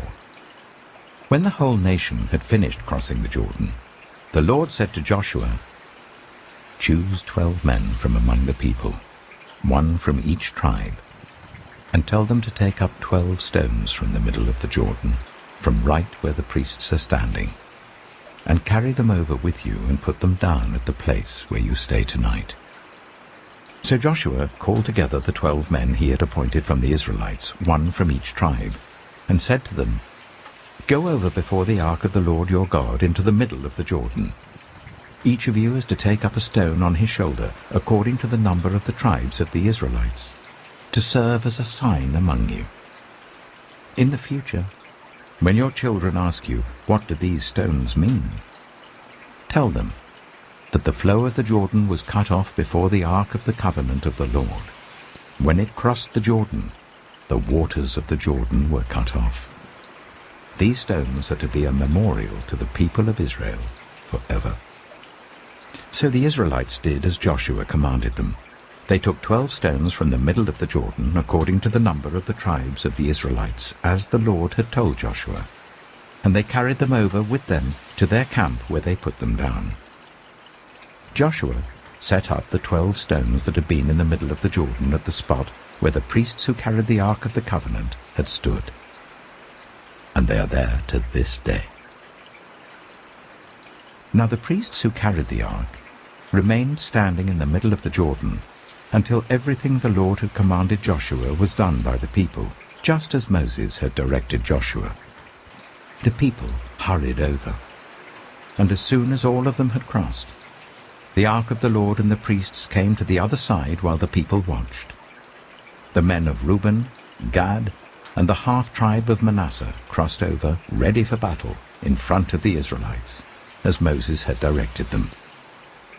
About 40,000 armed for battle crossed over before the Lord to the plains of Jericho for war. That day the Lord exalted Joshua in the sight of all Israel, and they stood in awe of him all the days of his life, just as they had stood in awe of Moses. Then the Lord said to Joshua, "Command the priests carrying the Ark of the Covenant law to come up out of the Jordan." So Joshua commanded the priests, "Come up out of the Jordan." And the priests came up out of the river carrying the Ark of the Covenant of the Lord. No sooner had they set their feet on the dry ground than the waters of the Jordan returned to their place and ran in flood as before. On the 10th day of the first month, the people went up from the Jordan and camped at Gilgal on the eastern border of Jericho. And Joshua set up at Gilgal the 12 stones they had taken out of the Jordan. He said to the Israelites, "In the future, when your descendants ask their parents, 'What do these stones mean?' tell them, 'Israel crossed the Jordan on dry ground.' For the Lord your God dried up the Jordan before you until you had crossed over. The Lord your God did to the Jordan what he had done to the Red Sea, when he dried it up before us until we had crossed over. He did this so that all the peoples of the earth might know that the hand of the Lord is powerful, and so that you might always fear the Lord your God." Joshua chapter 5. Now when all the Amorite kings west of the Jordan, and all the Canaanite kings along the coast, heard how the Lord had dried up the Jordan before the Israelites until they had crossed over, their hearts melted in fear, and they no longer had the courage to face the Israelites. At that time the Lord said to Joshua, "Make flint knives, and circumcise the Israelites again." So Joshua made flint knives, and circumcised the Israelites at Gibeah the Haaraloth. Now this is why he did so. All those who came out of Egypt, all the men of military age, died in the wilderness on the way after leaving Egypt. All the people that came out had been circumcised, but all the people born in the wilderness during the journey from Egypt had not. The Israelites had moved about in the wilderness for 40 years, until all the men who were of military age when they left Egypt had died, since they had not obeyed the Lord. For the Lord had sworn to them that they would not see the land that he had solemnly promised their ancestors to give us, a land flowing with milk and honey. So he raised up their sons in their place, and these were the ones Joshua circumcised. They were still uncircumcised because they had not been circumcised on the way. And after the whole nation had been circumcised, they remained where they were in camp until they were healed. Then the Lord said to Joshua, "Today I have rolled away the reproach of Egypt from you." So the place has been called Gilgal to this day. On the evening of the 14th day of the month, while camped at Gilgal on the plains of Jericho, the Israelites celebrated the Passover. The day after the Passover, that very day, they ate some of the produce of the land, unleavened bread and roasted grain. The manna stopped the day after they ate this food from the land. There was no longer any manna for the Israelites, but that year they ate the produce of Canaan. Now when Joshua was near Jericho, he looked up and saw a man standing in front of him with a drawn sword in his hand. Joshua went up to him and asked, "Are you for us or for our enemies?" "Neither," he replied, "but as commander of the army of the Lord I have now come." Then Joshua fell face down to the ground in reverence and asked him, "What message does my Lord have for his servant?" The commander of the Lord's army replied, "Take off your sandals, for the place where you are standing is holy." And Joshua did so. Joshua chapter 6. Now the gates of Jericho were securely barred because of the Israelites. No one went out, and no one came in. Then the Lord said to Joshua, "See, I have delivered Jericho into your hands along with its king and its fighting men. March round the city once with all the armed men. Do this for 6 days. Make 7 priests carry trumpets of ram's horns in front of the ark. On the 7th day, march round the city 7 times, with the priests blowing the trumpets. When you hear them sound a long blast on the trumpets, make the whole army give a loud shout. Then the wall of the city will collapse, and the army will go up, everyone straight in." So Joshua, son of Nun, called the priests and said to them, "Take up the ark of the covenant of the Lord and make 7 priests carry trumpets in front of it." And he ordered the army, "Advance, march round the city with an armed guard going ahead of the ark of the Lord." When Joshua had spoken to the people, The 7 priests carrying the 7 trumpets before the Lord went forwards, blowing their trumpets, and the ark of the Lord's covenant followed them. The armed guard marched ahead of the priests who blew the trumpets, and the rear guard followed the ark. All this time the trumpets were sounding. But Joshua had commanded the army, "Do not give a war cry, do not raise your voices, do not say a word, until the day I tell you to shout. Then shout." So he had the ark of the Lord carried round the city, circling it once. Then the army returned to camp and spent the night there. Joshua got up early the next morning, and the priests took up the ark of the Lord. The 7 priests carrying the 7 trumpets went forwards, marching before the ark of the Lord and blowing the trumpets. The armed men went ahead of them, and the rear guard followed the ark of the Lord while the trumpets kept sounding. So on the 2nd day they marched round the city once and returned to the camp. They did this for 6 days. On the 7th day they got up at daybreak and marched round the city 7 times in the same manner, except that on that day they circled the city 7 times.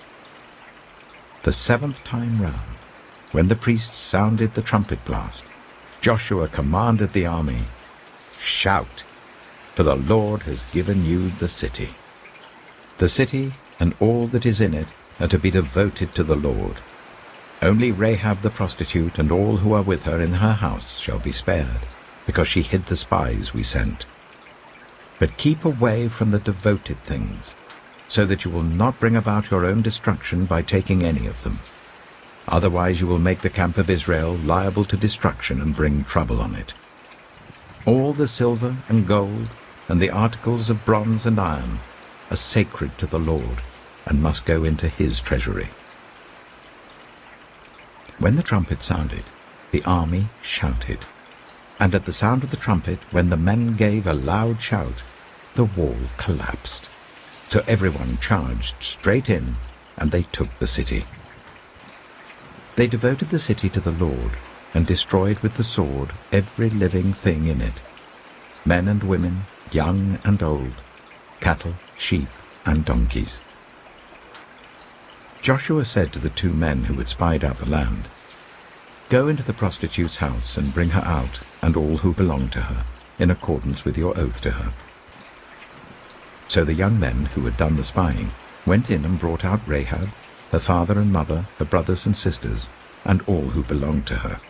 They brought out her entire family and put them in a place outside the camp of Israel. Then they burned the whole city and everything in it. But they put the silver and gold and the articles of bronze and iron into the treasury of the Lord's house.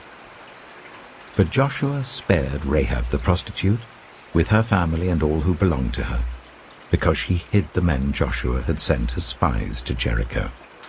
And she lives among the Israelites to this day. At that time Joshua pronounced this solemn oath: "Cursed before the Lord is the one who undertakes to rebuild this city, Jericho. At the cost of his firstborn son he will lay its foundations. At the cost of his youngest he will set up its gates." So the Lord was with Joshua, and his fame spread throughout the land. Joshua chapter 7. But the Israelites were unfaithful in regard to the devoted things. Achan, son of Carmi, the son of Zimri, the son of Zerah, of the tribe of Judah, took some of them. So the Lord's anger burned against Israel. Now Joshua sent men from Jericho to Ai, which is near Beth-aven, to the east of Bethel, and told them, "Go up and spy out the region." So the men went up and spied out Ai. When they returned to Joshua, they said, "Not all the army will have to go up against Ai. Send 2,000 or 3,000 men to take it, and do not weary the whole army, for only a few people live there." So about 3,000 went up. But they were routed by the men of Ai, who killed about 36 of them. They chased the Israelites from the city gate as far as the stone quarries, and struck them down on the slopes. At this, the hearts of the people melted in fear and became like water. Then Joshua tore his clothes and fell face down to the ground before the ark of the Lord, remaining there till evening. The elders of Israel did the same and sprinkled dust on their heads. And Joshua said, "Alas, sovereign Lord, why did you ever bring this people across the Jordan to deliver us into the hands of the Amorites to destroy us? If only we had been content to stay on the other side of the Jordan. Pardon your servant, Lord. What can I say now that Israel has been routed by its enemies? The Canaanites and the other people of the country will hear about this, and they will surround us and wipe out our name from the earth. What then will you do for your own great name?" The Lord said to Joshua, "Stand up. What are you doing down on your face? Israel has sinned.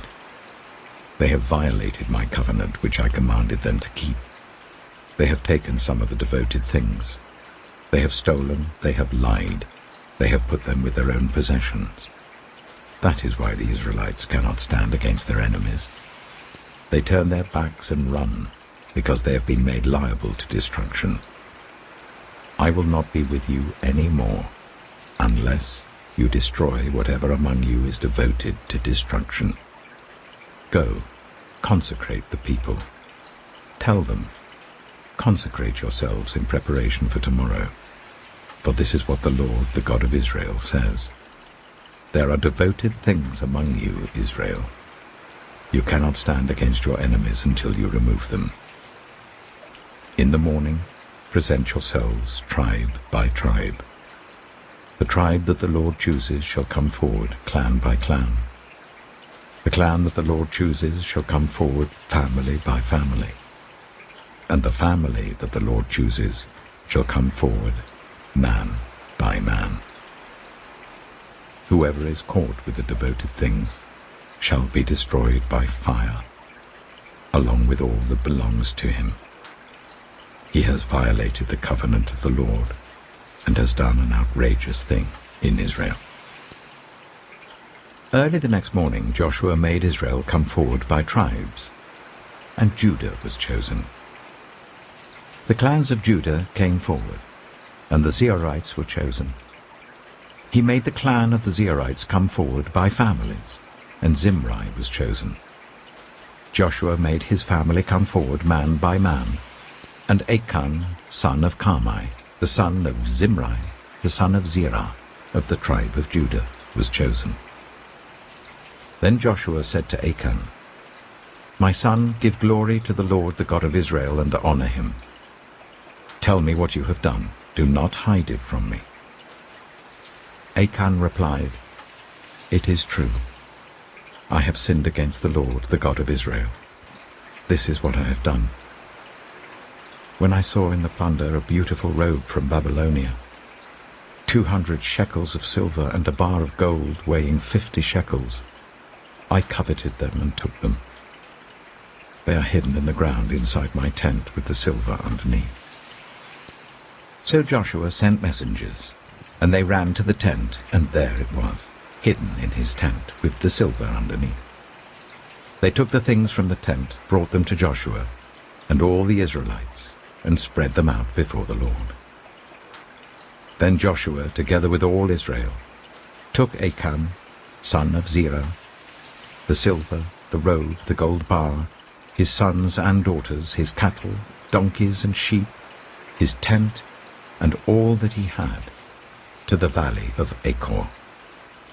Joshua said, "Why have you brought this trouble on us? The Lord will bring trouble on you today." Then all Israel stoned him, and after they had stoned the rest, they burned them.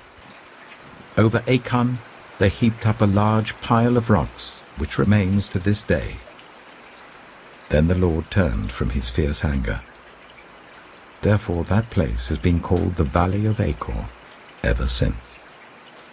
Joshua chapter 8. Then the Lord said to Joshua, "Do not be afraid, do not be discouraged. Take the whole army with you and go up and attack Ai. For I have delivered into your hands the king of Ai, his people, his city, and his land.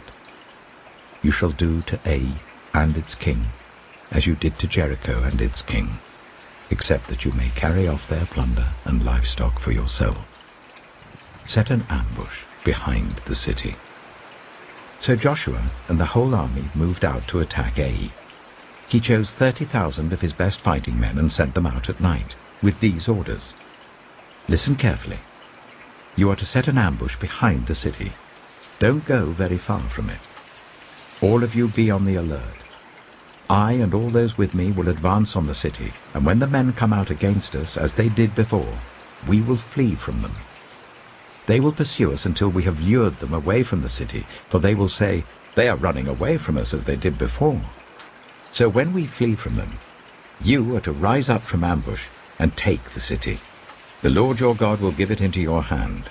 When you have taken the city, set it on fire. Do what the Lord has commanded. See to it. You have my orders." Then Joshua sent them off, and they went to the place of ambush and lay in wait between Bethel and Ai, to the west of Ai. But Joshua spent that night with the people. Early the next morning, Joshua mustered his army, and he and the leaders of Israel marched before them to Ai. The entire force that was with him marched up and approached the city and arrived in front of it. They set up camp north of Ai, with the valley between them and the city. Joshua had taken about 5,000 men and set them in ambush between Bethel and Ai to the west of the city. So the soldiers took up their positions, with the main camp to the north of the city and the ambush to the west of it. That night Joshua went into the valley. When the king of Ai saw this, he and all the men of the city hurried out early in the morning to meet Israel in battle at a certain place overlooking the Arabah. But he did not know that an ambush had been set against him behind the city. Joshua and all Israel let themselves be driven back before them, and they fled towards the wilderness. All the men of Ai were called to pursue them, and they pursued Joshua and were lured away from the city. Not a man remained in Ai or Bethel who did not go after Israel. They left the city open and went in pursuit of Israel. Then the Lord said to Joshua, "Hold out towards Ai the javelin that is in your hand, for into your hand I will deliver the city." So Joshua held out towards the city the javelin that was in his hand. As soon as he did this, the men in the ambush rose quickly from their position and rushed forward. They entered the city and captured it and quickly set it on fire. The men of Ai looked back and saw the smoke of the city rising up into the sky, but they had no chance to escape in any direction. The Israelites who had been fleeing towards the wilderness had turned back against their pursuers. For when Joshua and all Israel saw that the ambush had taken the city and that smoke was going up from the city, they turned round and attacked the men of Ai. Those in the ambush also came out of the city against them, so that they were caught in the middle with Israelites on both sides. Israel cut them down, leaving them neither survivors nor fugitives. But they took the king of Ai alive and brought him to Joshua. When Israel had finished killing all the men of Ai in the fields and in the wilderness where they had chased them, and when every one of them had been put to the sword, all the Israelites returned to Ai and killed those who were in it. 12,000 men and women fell that day, all the people of Ai. For Joshua did not draw back the hand that held out his javelin until he had destroyed all who lived in Ai. But Israel did carry off for themselves the livestock and plunder of this city, as the Lord had instructed Joshua. So Joshua burned Ai and made it a permanent heap of ruins, a desolate place to this day. He impaled the body of the king of Ai on a pole and left it there until evening. At sunset, Joshua ordered them to take the body from the pole and throw it down at the entrance of the city gate. And they raised a large pile of rocks over it, which remain to this day. Then Joshua built on Mount Ebal an altar to the Lord, the God of Israel, as Moses the servant of the Lord had commanded the Israelites. He built it according to what is written in the book of the law of Moses, an altar of uncut stones. on which no iron tool had been used. On it they offered to the Lord burnt offerings and sacrificed fellowship offerings. There, in the presence of the Israelites, Joshua wrote on stones a copy of the law of Moses. All the Israelites, with their elders, officials, and judges, were standing on both sides of the Ark of the Covenant of the Lord, facing the Levitical priests who carried it. Both the foreigners living among them and the native-born were there. Half of the people stood in front of Mount Gerizim, and half of them in front of Mount Ebal, as Moses the servant of the Lord had formerly commanded, when he gave instructions to bless the people of Israel. Afterwards Joshua read all the words of the law, the blessings and the curses, just as it is written in the book of the law. There was not a word of all that Moses had commanded that Joshua did not read to the whole assembly of Israel, including the women and children and the foreigners who lived among them. Joshua chapter 9. Now when all the kings west of the Jordan heard about these things, the kings in the hill country, in the western foothills, and along the entire coast of the Mediterranean Sea as far as Lebanon, the kings of the Hittites, Amorites, Canaanites, Perizzites, Hivites, and Jebusites, they came together to wage war against Joshua and Israel. However, when the people of Gibeon heard what Joshua had done to Jericho and Ai, they resorted to a ruse. They went as a delegation whose donkeys were loaded with worn-out sacks and old wineskins, cracked and bended. They put worn and patched sandals on their feet and wore old clothes. All the bread of their food supply was dry and mouldy. Then they went to Joshua in the camp at Gilgal and said to him and the Israelites, "We have come from a distant country. Make a treaty with us." The Israelites said to the Hivites, "But perhaps you live near us, so how can we make a treaty with you?" "Well, we are your servants," they said to Joshua. But Joshua asked, "Who are you, and where do you come from?" They answered, "Your servants have come from a very distant country because of the fame of the Lord your God.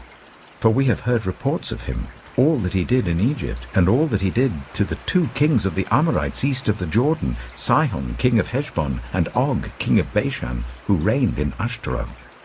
And our elders and all those living in our country said to us, 'Take provisions for your journey. Go and meet them and say to them, "We are your servants. Make a treaty with us." This bread of ours was warm when we packed it at home on the day we left to come to you. But now see how dry and mouldy it is. And these wineskins that we filled were new, but see how cracked they are. And our clothes and sandals are worn out by the very long journey." The Israelites sampled their provisions, but did not inquire of the Lord. Then Joshua made a treaty of peace with them to let them live, and the leaders of the assembly ratified it by oath. 3 days after they made the treaty with the Gibeonites, the Israelites heard that they were neighbors, living near them. So the Israelites set out, and on the 3rd day came to their cities, Gibeon, Kephirah, Beeroth, and Kiriath-Jearim. But the Israelites did not attack them, because the leaders of the assembly had sworn an oath to them by the Lord, the God of Israel. The whole assembly grumbled against the leaders, but all the leaders answered, "We have given them our oath by the Lord, the God of Israel, and we cannot touch them now. This is what we will do to them. We will let them live, so that God's wrath will not fall on us for breaking the oath we swore to them." They continued, "Let them live, but let them be woodcutters and water carriers in the service of the whole assembly." So the leaders' promise to them was kept. Then Joshua summoned the Gibeonites and said, "Why did you deceive us by saying, 'We live a long way from you,' while actually you live near us? You are now under a curse.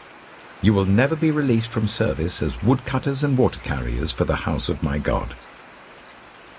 They answered Joshua, "Your servants were clearly told how the Lord your God had commanded his servant Moses to give you the whole land and to wipe out all its inhabitants from before you. So we feared for our lives because of you, and that is why we did this. We are now in your hands. Do to us whatever seems good and right to you." So Joshua saved them from the Israelites, and they did not kill them. That day he made the Gibeonites woodcutters and water carriers for the assembly, to provide for the needs of the altar of the Lord at the place the Lord would choose. And that is what they are to this day. Joshua chapter 10.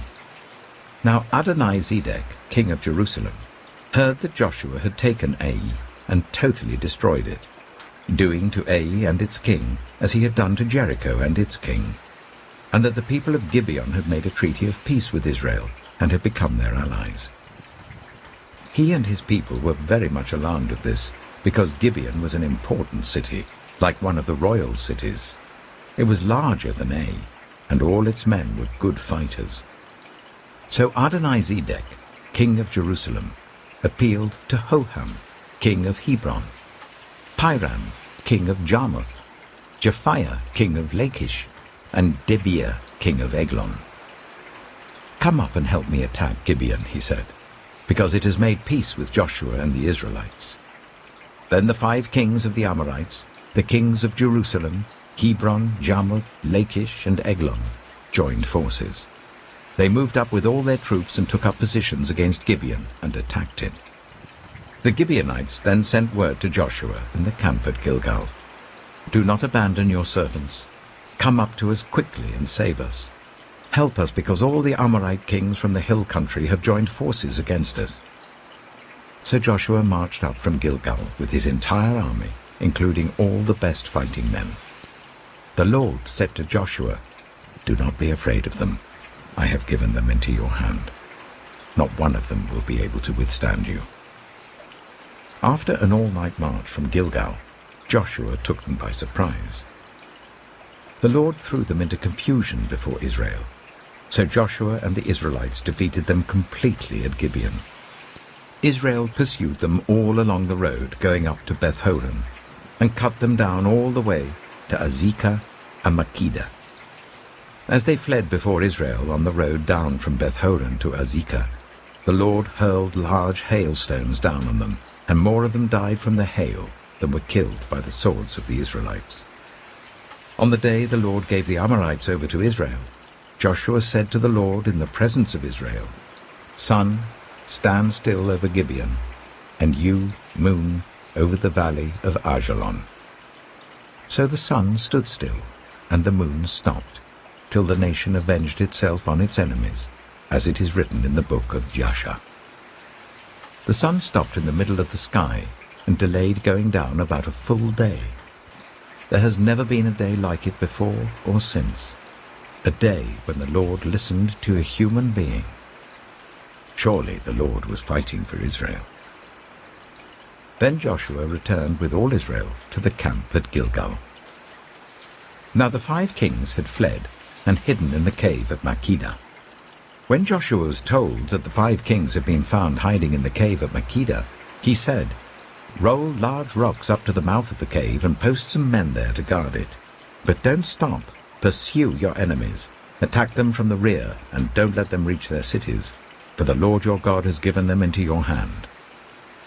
So Joshua and the Israelites defeated them completely, but a few survivors managed to reach their fortified cities.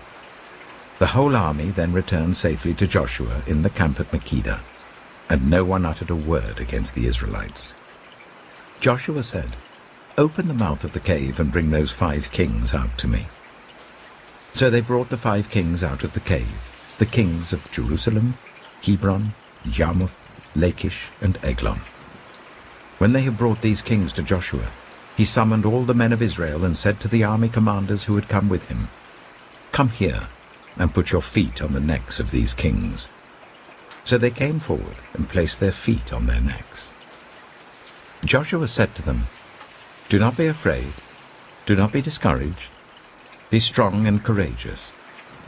This is what the Lord will do to all the enemies you are going to fight." Then Joshua put the kings to death and exposed their bodies on 5 poles, and they were left hanging on the poles until evening.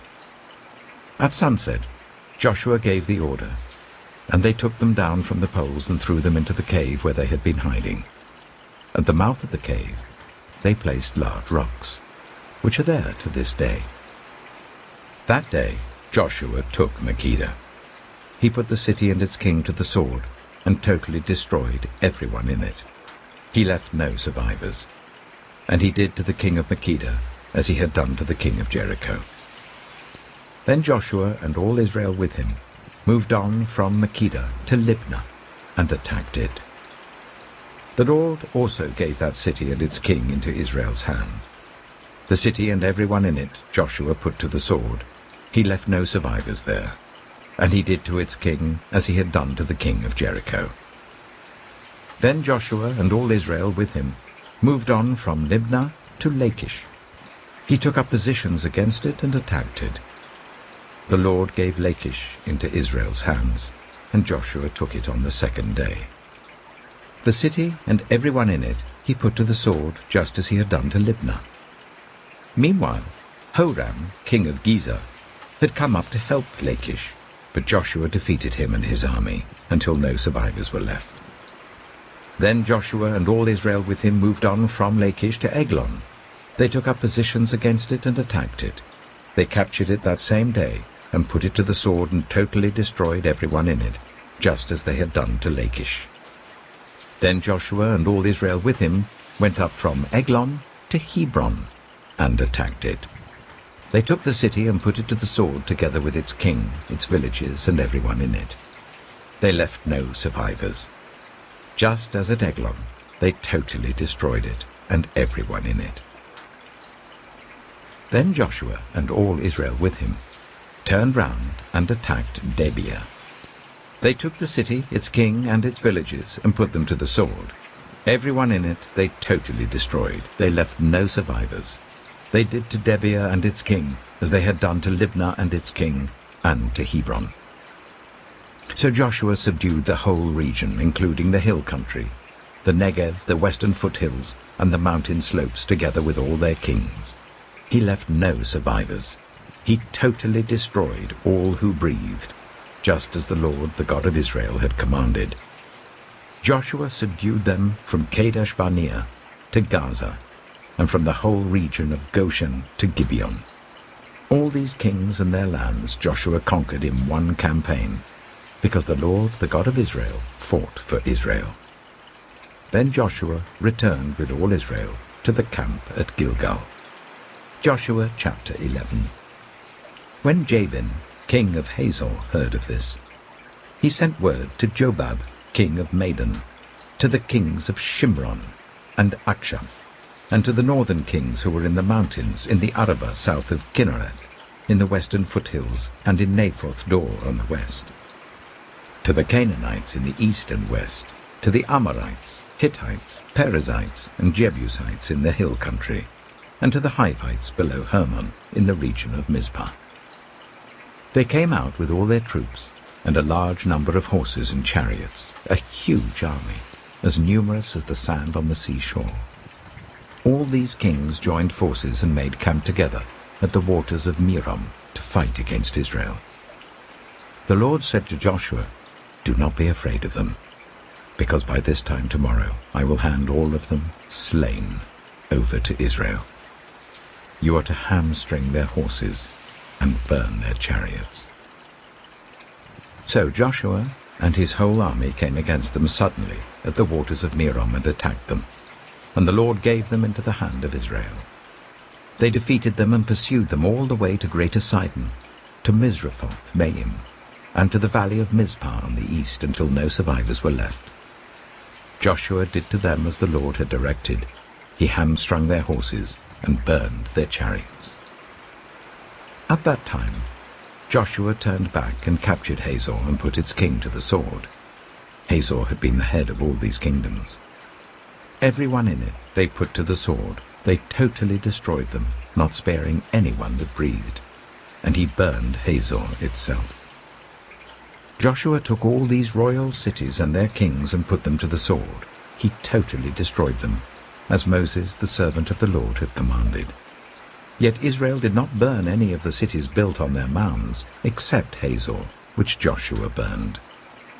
The Israelites carried off for themselves all the plunder and livestock of these cities, but all the people they put to the sword, until they completely destroyed them. not sparing anyone that breathed. As the Lord commanded his servant Moses, so Moses commanded Joshua, and Joshua did it. He left nothing undone of all that the Lord commanded Moses. So Joshua took this entire land, the hill country, all the Negev, the whole region of Goshen, the western foothills, the Arabah, and the mountains of Israel with their foothills, from Mount Halak, which rises towards Seir, to Baal Gad in the valley of Lebanon below Mount Hermon. He captured all their kings and put them to death. Joshua waged war against all these kings for a long time. Except for the Hivites living in Gibeon, not one city made a treaty of peace with the Israelites, who took them all in battle. For it was the Lord himself who hardened their hearts to wage war against Israel, so that he might destroy them totally, exterminating them without mercy, as the Lord had commanded Moses. At that time Joshua went and destroyed the Anakites from the hill country, from Hebron, Debir, and Anab, from all the hill country of Judah, and from all the hill country of Israel. Joshua totally destroyed them and their towns. No Anakites were left in Israelite territory. Only in Gaza, Gath, and Ashdod did any survive. So Joshua took the entire land, just as the Lord had directed Moses, and he gave it as an inheritance to Israel, according to their tribal divisions. Then the land had rest from war. Joshua chapter 12. These are the kings of the land whom the Israelites had defeated, and whose territory they took over east of the Jordan, from the Arnon Gorge to Mount Hermon, including all the eastern side of the Arabah. Sihon, king of the Amorites, who reigned in Heshbon. He ruled from Aroer on the rim of the Arnon Gorge, from the middle of the gorge, to the river Jabbok, which is the border of the Ammonites. This included half of Gilead. He also ruled over the eastern Arabah, from the Sea of Galilee to the Sea of Arabah, that is the Dead Sea, to Beth Jeshimoth, and then southward below the slopes of Pisgah. And the territory of Og, king of Bashan, one of the last of the Rephaites, who reigned in Ashtaroth and Edrei. He ruled over Mount Hermon, Salakah, all of Bashan, to the border of the people of Geshur and Maacah, and half of Gilead to the border of Sihon, king of Heshbon. Moses, the servant of the Lord, and the Israelites conquered them. And Moses, the servant of the Lord, gave their land to the Reubenites, the Gadites, and the half-tribe of Manasseh, to be their possession. Here is a list of the kings of the land that Joshua and the Israelites conquered on the west side of the Jordan, from Baal Gad in the valley of Lebanon to Mount Halak, which rises towards Seir. Joshua gave their lands as an inheritance to the tribes of Israel according to their tribal divisions. The lands included the hill country, the western foothills, the Arabah, the mountain slopes, the wilderness, and the Negev. These were the lands of the Hittites, Amorites, Canaanites, Perizzites, Hivites, and Jebusites. These were the kings. The king of Jericho, 1. The king of Ai, near Bethel, 1. The king of Jerusalem, 1. The king of Hebron, 1. The king of Jarmuth, 1. The king of Lachish, 1. The king of Eglon, 1.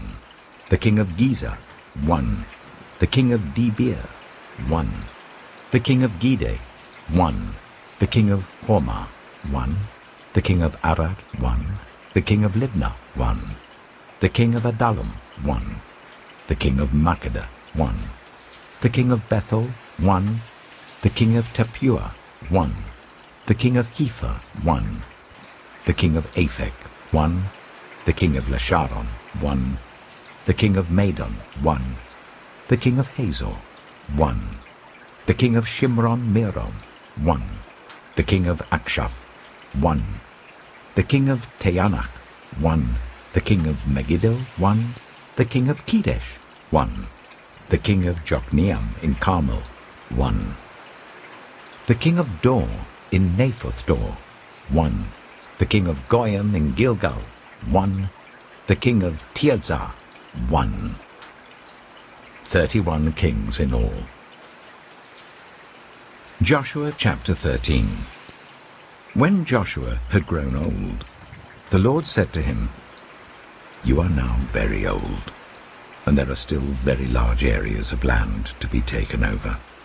This is the land that remains, all the regions of the Philistines and Geshurites, from the river Shihor on the east of Egypt to the territory of Ekron in the north, all of it counted as Canaanite, though held by 5 Philistine rulers in Gaza, Ashdod, Ashkelon, Gath, and Ekron, the territory of the Avites on the south, all the land of the Canaanites, from Arah of the Sidonians, as far as Aphek and the border of the Amorites, the area of Byblos, and all Lebanon to the east, from Baal-Gad below Mount Hermon to Lebo Hamath.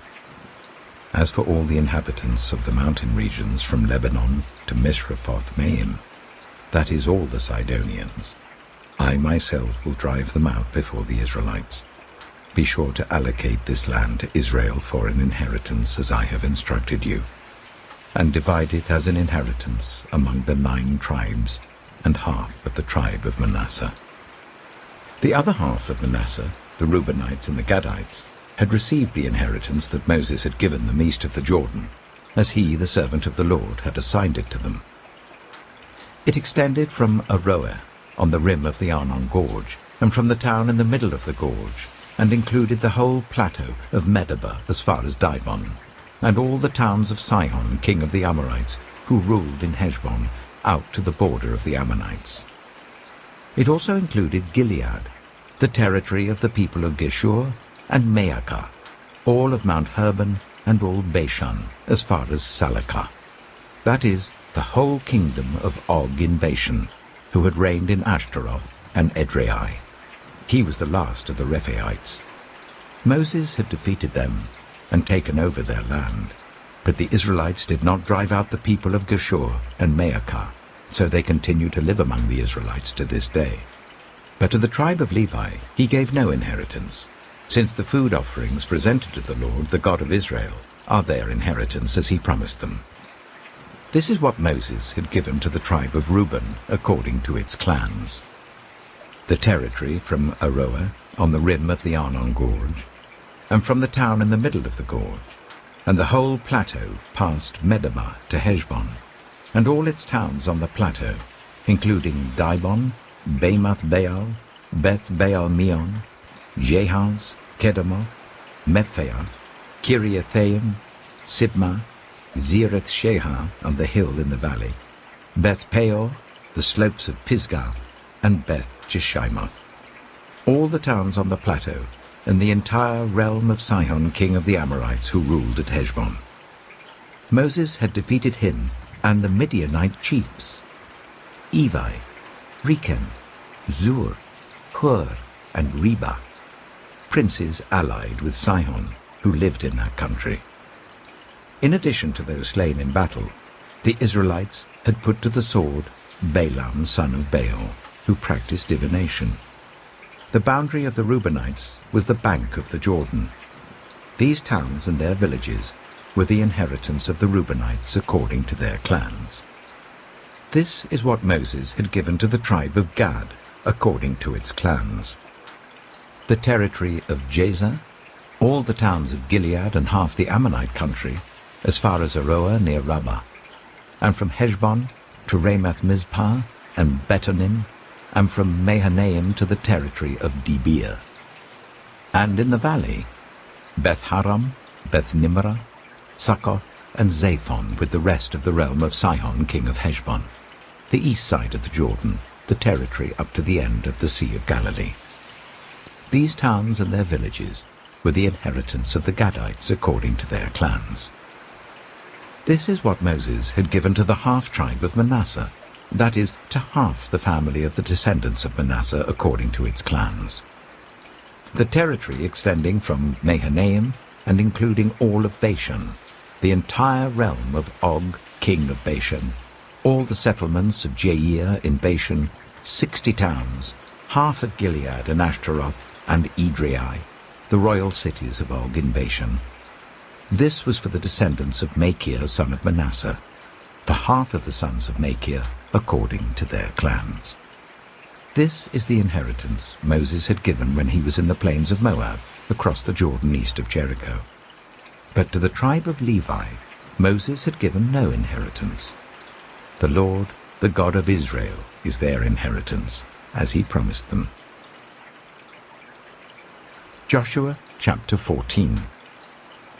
Now these are the areas the Israelites received as an inheritance in the land of Canaan, which Eleazar the priest, Joshua son of Nun, and the heads of the tribal clans of Israel allotted to them. Their inheritances were assigned by lot to the 9.5 tribes, as the Lord had commanded through Moses. Moses had granted the 2.5 tribes their inheritance east of the Jordan, but had not granted the Levites an inheritance among the rest, for Joseph's descendants had become 2 tribes, Manasseh and Ephraim. The Levites received no share of the land, but only towns to live in, with pasture lands for their flocks and herds. So the Israelites divided the land, just as the Lord had commanded Moses. Now the people of Judah approached Joshua at Gilgal, and Caleb, son of Jephunneh the Kenizzite, said to him, "You know what the Lord said to Moses, the man of God, at Kadesh Barnea about you and me. I was 40 years old when Moses, the servant of the Lord, sent me from Kadesh Barnea to explore the land. And I brought him back a report according to my convictions. But my fellow Israelites who went up with me made the hearts of the people sink. I, however, followed the Lord my God wholeheartedly. So on that day Moses swore to me, 'The land on which your feet have walked will be your inheritance, and that of your children forever, because you have followed the Lord my God wholeheartedly.' Now then, just as the Lord promised, he has kept me alive for 45 years since the time he said this to Moses, while Israel moved about in the wilderness. So here I am today, 85 years old. I am still as strong today as the day Moses sent me out. I'm just as vigorous to go out to battle now as I was then. Now give me this hill country that the Lord promised me that day. You yourself heard then that the Anakites were there, and their cities were large and fortified. But the Lord helping me, I will drive them out, just as he said." Then Joshua blessed Caleb, son of Jephunneh, and gave him Hebron as his inheritance. So Hebron has belonged to Caleb, son of Jephunneh the Kenizzite, ever since, because he followed the Lord, the God of Israel, wholeheartedly. Hebron used to be called Kiriath Arba, after Arba, who was the greatest man among the Anakites. Then the land had rest from war. Joshua chapter 15. The land allotted to the tribe of Judah, according to its clans, extended down to the territory of Edom, to the desert of Zin in the extreme south. Their southern boundary started from the bay at the southern end of the Dead Sea, crossed south of Scorpion Pass, continued on to Zin, and went over to the south of Kadesh Barnea. Then it ran past Hezron, up to Adar, and curved round to Karka. It then passed along to Azmon and joined the Wadi of Egypt, ending at the Mediterranean Sea. This is their southern boundary. The eastern boundary is the Dead Sea, as far as the mouth of the Jordan. The northern boundary started from the Bay of the Sea at the mouth of the Jordan, went up to Beth Hoglah, and continued north of Beth Arabah to the stone of Bohan, son of Reuben. The boundary then went up to Debir from the valley of Achor, and turned north to Gilgal, which faces the pass of Adamim, south of the gorge. It continued along to the waters of En-Shemesh, and came out at En-Rogel. Then it ran up the valley of Ben-Hinnom, along the southern slope of the Jebusite city, that is, Jerusalem. From there it climbed to the top of the hill west of the Hinnom valley, at the northern end of the valley of Rephaim. From the hilltop, the boundary headed towards the spring of the waters of Nephtoah, came out at the towns of Mount Ephron, and went down towards Baalah, that is, Kiriath Jearim. Then it curved westward from Baalah to Mount Seir, ran along the northern slope of Mount Jearim, that is, Kesalon, continued down to Beth Shemesh, and crossed to Timnah. It went to the northern slope of Ekron, turned towards Shikkeron, passed along to Mount Baalah, and reached Jabneel. The boundary ended at the sea. The western boundary is the coastline of the Mediterranean Sea. These are the boundaries around the people of Judah by their clans. In accordance with the Lord's command to him, Joshua gave to Caleb, son of Jephunneh, a portion in Judah, Kiriath Arba, that is, Hebron. Arba was the forefather of Anak. From Hebron, Caleb drove out the 3 Anakites, Shishai, Ahiman, and Talmai, the sons of Anak. From there he marched against the people living in Debir, formerly called Kiriath Sephir, and Caleb said, I will give my daughter Aksah in marriage to the man who attacks and captures Kiriath Sephir. Othniel, son of Kenaz, Caleb's brother, took it. So Caleb gave his daughter Aksah to him in marriage. One day when she came to Othniel, she urged him to ask her father for a field. When she got off her donkey, Caleb asked her, What can I do for you? She replied, Do me a special favor. Since you have given me land in the Negev, give me also springs of water. So Caleb gave her the upper and lower springs. This is the inheritance of the tribe of Judah, according to its clans.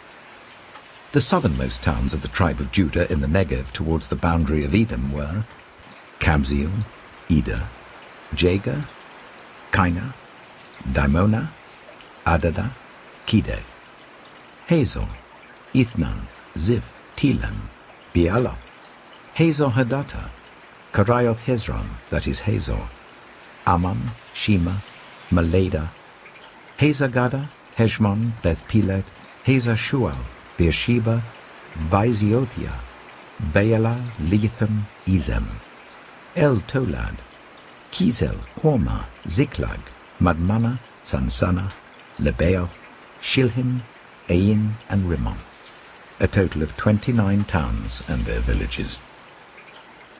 In the western foothills, Eshtaol, Zorah, Ashna, Zanoah, and Ganim, Tapua, Enam, Jarmuth, Adullam, Sokoh, Esika, Shearaim, Adithaim, and Gedera, or Gederothaim, 14 towns and their villages.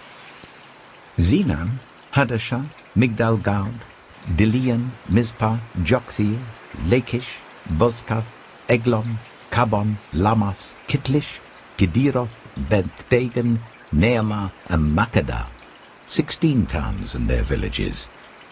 Libnah, Ether, Ashan, Iptha, Ashna, Nizib, Keilah, Aksib, and Marisha, 9 towns and their villages. Ekron, with its surrounding settlements and villages. West of Ekron, all that were in the vicinity of Ashdod, together with their villages. Ashdod, its surrounding settlements and villages, and Gaza, its settlements and villages as far as the Wadi of Egypt and the coastline of the Mediterranean Sea. In the hill country, Shemi, Jatta, Soka, Dana, Kiriath Sana, that is Debir, Anab, Eshtemoh, Ainim, Goshan, Holon, and Gilo, 11 towns and their villages. Arab, Duma, Ishan, Janin, Beth Tappuah, Aphekah, Hamtar, Kiriath Arba, that is Hebron, and Zior, 9 towns and their villages.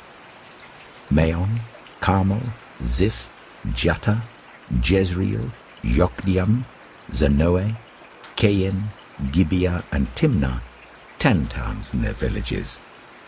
Halchul, Beth-zur, Jidor, Meerath, Beth-Anoth, and Eltekon, 6 towns and their villages. Kiriath Baal, that is Kiriath Jearim, and Rabbah, 2 towns and their villages. In the wilderness, Beth Arabah, Middin, Sikika, Nibshan, the city of salt, and En-Gedi, 6 towns and their villages. Judah could not dislodge the Jebusites who were living in Jerusalem. To this day, the Jebusites live there with the people of Judah. Joshua chapter 16. The land allotted to Joseph began at the Jordan east of the springs of Jericho, and went up from there through the desert into the hill country of Bethel.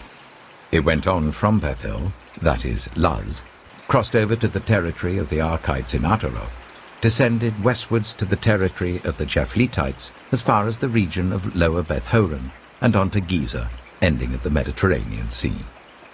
So Manasseh and Ephraim, the descendants of Joseph, received their inheritance. This was the territory of Ephraim according to its clans. The boundary of their inheritance went from Ataroth-addar in the east to Upper Beth-horon and continued to the Mediterranean Sea. From Michmethath on the north, it curved eastward to Taanath-shiloh, passing by it to Genoa on the east. Then it went down from Genoa to Ataroth and Nearah, touched Jericho, and came out of the Jordan. From Tappuah, the border went west to the Keah ravine and ended at the Mediterranean Sea. This was the inheritance of the tribe of the Ephraimites, according to its clans. It also included all the towns and their villages that were set aside for the Ephraimites within the inheritance of the Manassites. They did not dislodge the Canaanites living in Gezer. To this day, the Canaanites live among the people of Ephraim, but are required to do forced labor. Joshua chapter 17. This was the land allotted to the tribe of Manasseh as Joseph's firstborn, that is, for Machir, Manasseh's firstborn. Machir was the ancestor of the Gileadites, who had received Gilead and Bashan, because the Machirites were great soldiers. So this land was allotted to the rest of the people of Manasseh. The clans of Abiezer, Helek, Azriel, Shechem, Hepher, and Shemaiah. These are the other male descendants of Manasseh, son of Joseph by their clans. Now Zelophehad, son of Hepher, the son of Gilead, the son of Machir, the son of Manasseh, had no sons but only daughters, whose names were Mahlah, Noah, Hoglah, Milcah, and Tirzah. They went to Eleazar the priest, Joshua son of Nun, and the leaders, and said, "The Lord commanded Moses to give us an inheritance amongst our relatives." So Joshua gave them an inheritance along with the brothers of their father, according to the Lord's command. Manasseh's share consisted of 10 tracts of land, besides Gilead and Bashan east of the Jordan, because the daughters of the tribe of Manasseh received an inheritance among the sons. The land of Gilead belonged to the rest of the descendants of Manasseh. The territory of Manasseh extended from Asher to Michmethath east of Shechem. The boundary ran southward from there to include the people living at En-Tappuah. Manasseh had the land of Tappuah, but Tappuah itself on the boundary of Manasseh belonged to the Ephraimites. Then the boundary continued south to the Keah ravine. There were towns belonging to Ephraim lying among the towns of Manasseh, but the boundary of Manasseh was the northern side of the ravine and ended at the Mediterranean Sea. On the south, the land belonged to Ephraim, on the north to Manasseh. The territory of Manasseh reached the Mediterranean Sea and bordered Asher on the north and Issachar on the east.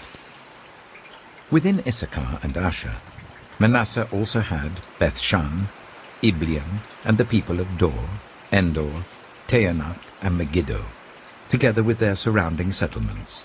The third in the list is Naphoth. Yet the Manassites were not able to occupy these towns, for the Canaanites were determined to live in that region. However, when the Israelites grew stronger, they subjected the Canaanites to forced labor, but did not drive them out completely. The people of Joseph said to Joshua, "Why have you allotted us only one portion of land and one share for an inheritance? We are a numerous people, and the Lord has blessed us abundantly." "If you are so numerous," Joshua answered, "and if the hill country of Ephraim is too small for you, go up into the forest and clear land for yourselves there in the land of the Perizzites and Rephaites." The people of Joseph replied, "The hill country is not enough for us, and all the Canaanites who live in the plain have chariots fitted with iron, both those in Bethshan and its settlements and those in the valley of Jezreel." But Joshua said to the tribes of Joseph, to Ephraim and Manasseh, "You are numerous and very powerful. You will have not only one portion of land allotted to you, but the forested hill country as well. Clear it, and its farthest limits will be yours. Though the Canaanites have chariots fitted with iron, and though they are strong, you can drive them out." Joshua chapter 18. The whole assembly of the Israelites gathered at Shiloh and set up the tent of meeting there. The country was brought under their control, but there were still 7 Israelite tribes who had not yet received their inheritance. So Joshua said to the Israelites, "How long will you wait before you begin to take possession of the land that the Lord, the God of your ancestors, has given you? Appoint 3 men from each tribe. I will send them out to make a survey of the land and to write a description of it according to the inheritance of each. Then they will return to me. You are to divide the land into 7 parts. Judah is to remain in its territory on the south, and the tribes of Joseph in their territory on the north. After you have written descriptions of the 7 parts of the land, bring them here to me, and I will cast lots for you in the presence of the Lord our God. The Levites, however, do not get a portion among you, because the priestly service of the Lord is their inheritance. And Gad, Reuben, and the half-tribe of Manasseh have already received their inheritance on the east side of the Jordan. Moses, the servant of the Lord, gave it to them." As the men started on their way to map out the land, Joshua instructed them, "Go and make a survey of the land and write a description of it. Then return to me, and I will cast lots for you here at Shiloh in the presence of the Lord." So the men left and went through the land. They wrote its description on a scroll, town by town, in 7 parts, and returned to Joshua in the camp at Shiloh. Joshua then cast lots for them in Shiloh in the presence of the Lord, and there he distributed the land to the Israelites according to their tribal divisions. The first lot came up for the tribe of Benjamin according to its clans. Their allotted territory lay between the tribes of Judah and Joseph. On the north side, their boundary began at the Jordan, passed the northern slope of Jericho, and headed west into the hill country, coming out at the wilderness of Beth-aven. From there it crossed to the south slope of Luz, that is Bethel, and went down to Ataroth-adah, on the hill south of Lower Beth-horon. From the hill facing Beth-horon on the south, the boundary turned south along the western side and came out at Kiriath-baal, that is Kiriath-jearim, a town of the people of Judah. This was the western side. The southern side began at the outskirts of Kiriath-jearim on the west, and the boundary came out at the spring of the waters of Nephtoah. The boundary went down to the foot of the hill facing the valley of Ben-Hinnom, north of the valley of Rephaim. It continued down the Hinnom Valley along the southern slope of the Jebusite city, and so to En-rogel.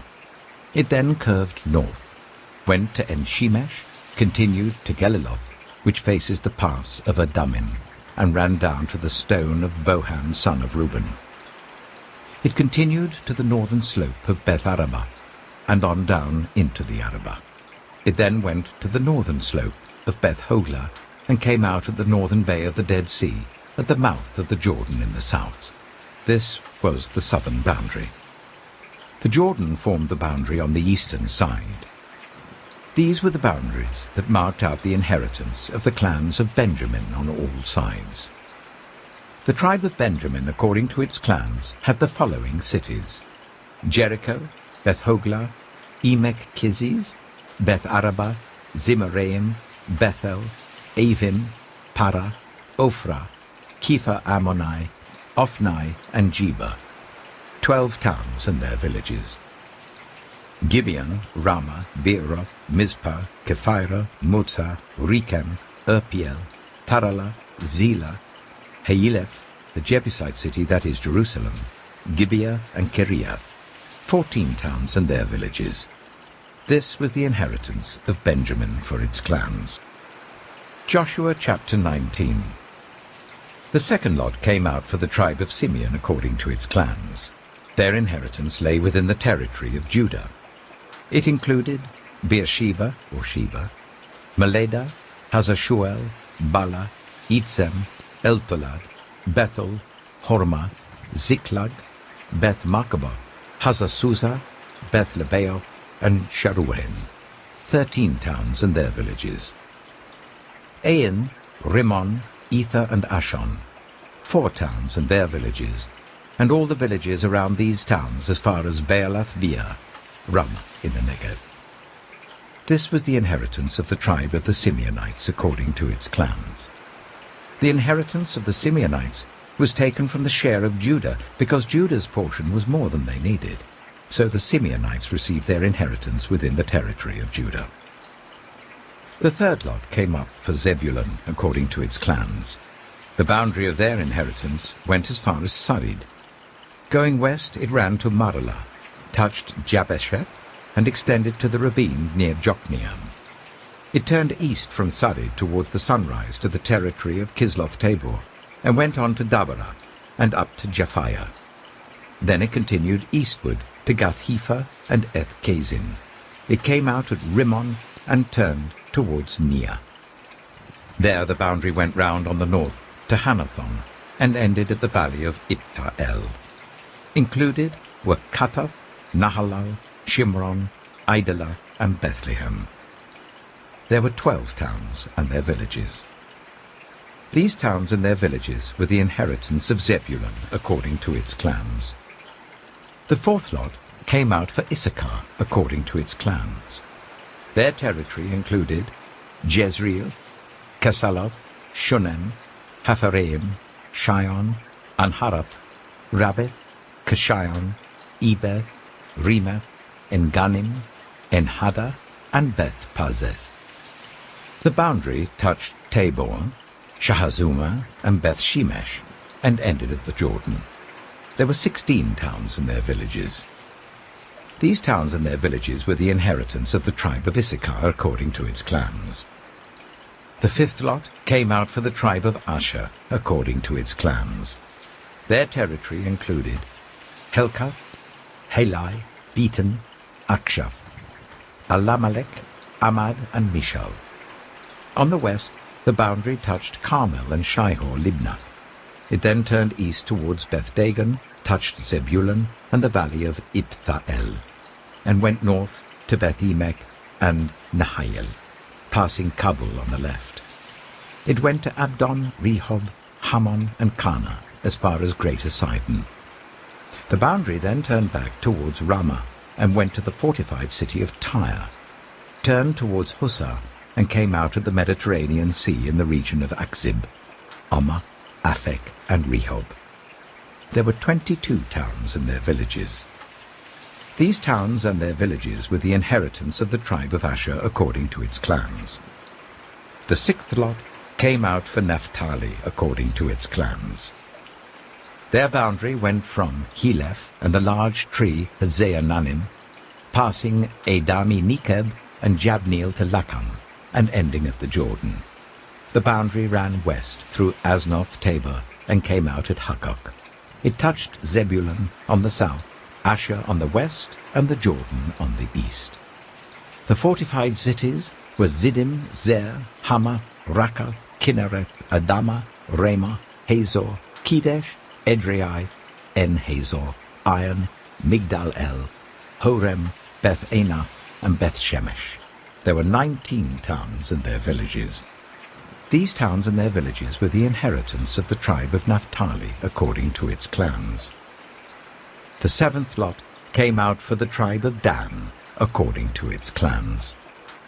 The territory of their inheritance included Zorah, Eshtaol, Shemesh, Shealabin, Ajalon, Ithla, Elon, Timnah, Ekron, Elteke, Gibbethon, Baalath, Jehud, Bene-Berak, Gath-Rimmon, Mijarkon, and Rakon, with the area facing Joppa.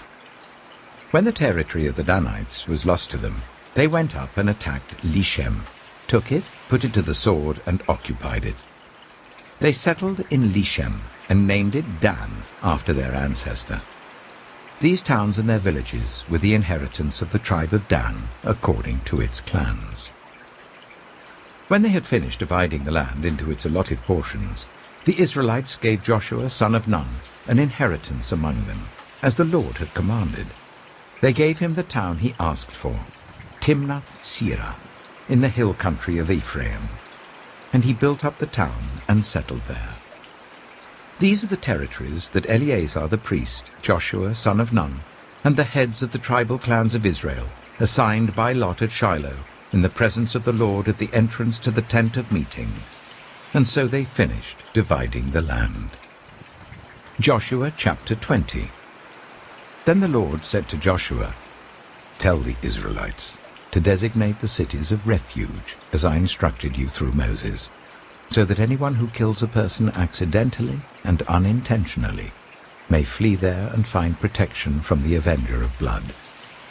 When they flee to one of these cities, they are to stand in the entrance of the city gate and state their case before the elders of that city. Then the elders are to admit the fugitive into their city and provide a place to live among them. If the avenger of blood comes in pursuit, the elders must not surrender the fugitive, because the fugitive killed their neighbor unintentionally and without malice aforethought. They are to stay in that city until they have stood trial before the assembly, and until the death of the high priest who is serving at that time. Then they may go back to their own home in the town from which they fled." So they set apart Kedesh in Galilee in the hill country of Naphtali, Shechem in the hill country of Ephraim, and Kiriath-arba, that is Hebron, in the hill country of Judah. East of the Jordan, on the other side from Jericho, they designated Bezer in the wilderness on the plateau in the tribe of Reuben, Ramoth in Gilead in the tribe of Gad, and Golan in Bashan in the tribe of Manasseh. Any of the Israelites or any foreigner residing among them who killed someone accidentally could flee to these designated cities and not be killed by the avenger of blood prior to standing trial before the assembly. Joshua chapter 21. Now the family heads of the Levites approached Eleazar the priest, Joshua son of Nun, and the heads of the other tribal families of Israel at Shiloh in Canaan, and said to them, "The Lord commanded through Moses that you give us towns to live in with pasture lands for our livestock." So, as the Lord had commanded, the Israelites gave the Levites the following towns and pasture lands out of their own inheritance. The first lot came out for the Kohathites according to their clans. The Levites, who were descendants of Aaron the priest, were allotted 13 towns from the tribes of Judah, Simeon, and Benjamin. The rest of Kohath's descendants were allotted 10 towns from the clans of the tribes of Ephraim, Dan, and half of Manasseh. The descendants of Gershon were allotted 13 towns from the clans of the tribes of Issachar, Asher, Naphtali, and the half-tribe of Manasseh in Bashan. The descendants of Merari, according to their clans, received 12 towns from the tribes of Reuben, Gad, and Zebulun. So the Israelites allotted to the Levites these towns and their pasture lands, as the Lord had commanded through Moses. From the tribes of Judah and Simeon, they allotted the following towns by name.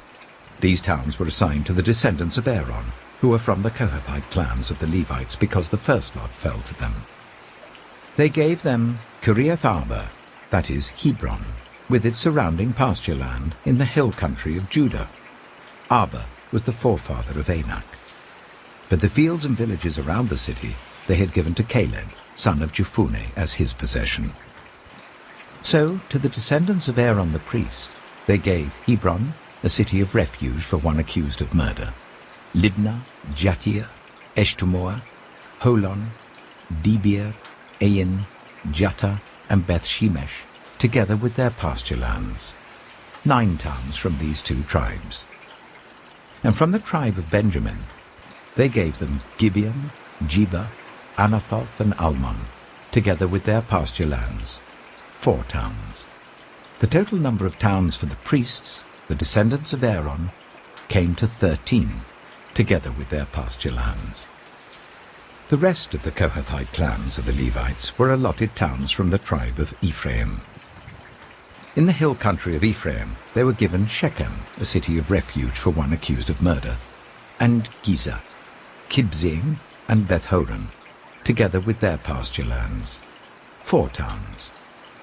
Also, from the tribe of Dan they received Eltekeh, Gibbethon, Ajalon, and Gath-rimmon, together with their pasture lands, 4 towns. From half the tribe of Manasseh they received Taanath and Gath-rimmon, together with their pasture lands, 2 towns. All these 10 towns and their pasture lands were given to the rest of the Kohathite clans. The Levite clans of the Gershonites were given, from the half-tribe of Manasseh, Golan in Bashan, a city of refuge for one accused of murder, and Be-Eshtaroth, together with their pasture lands, 2 towns. From the tribe of Issachar, Kishion, Dabara, Jarmuth, and En-Ganim, together with their pasture lands, 4 towns.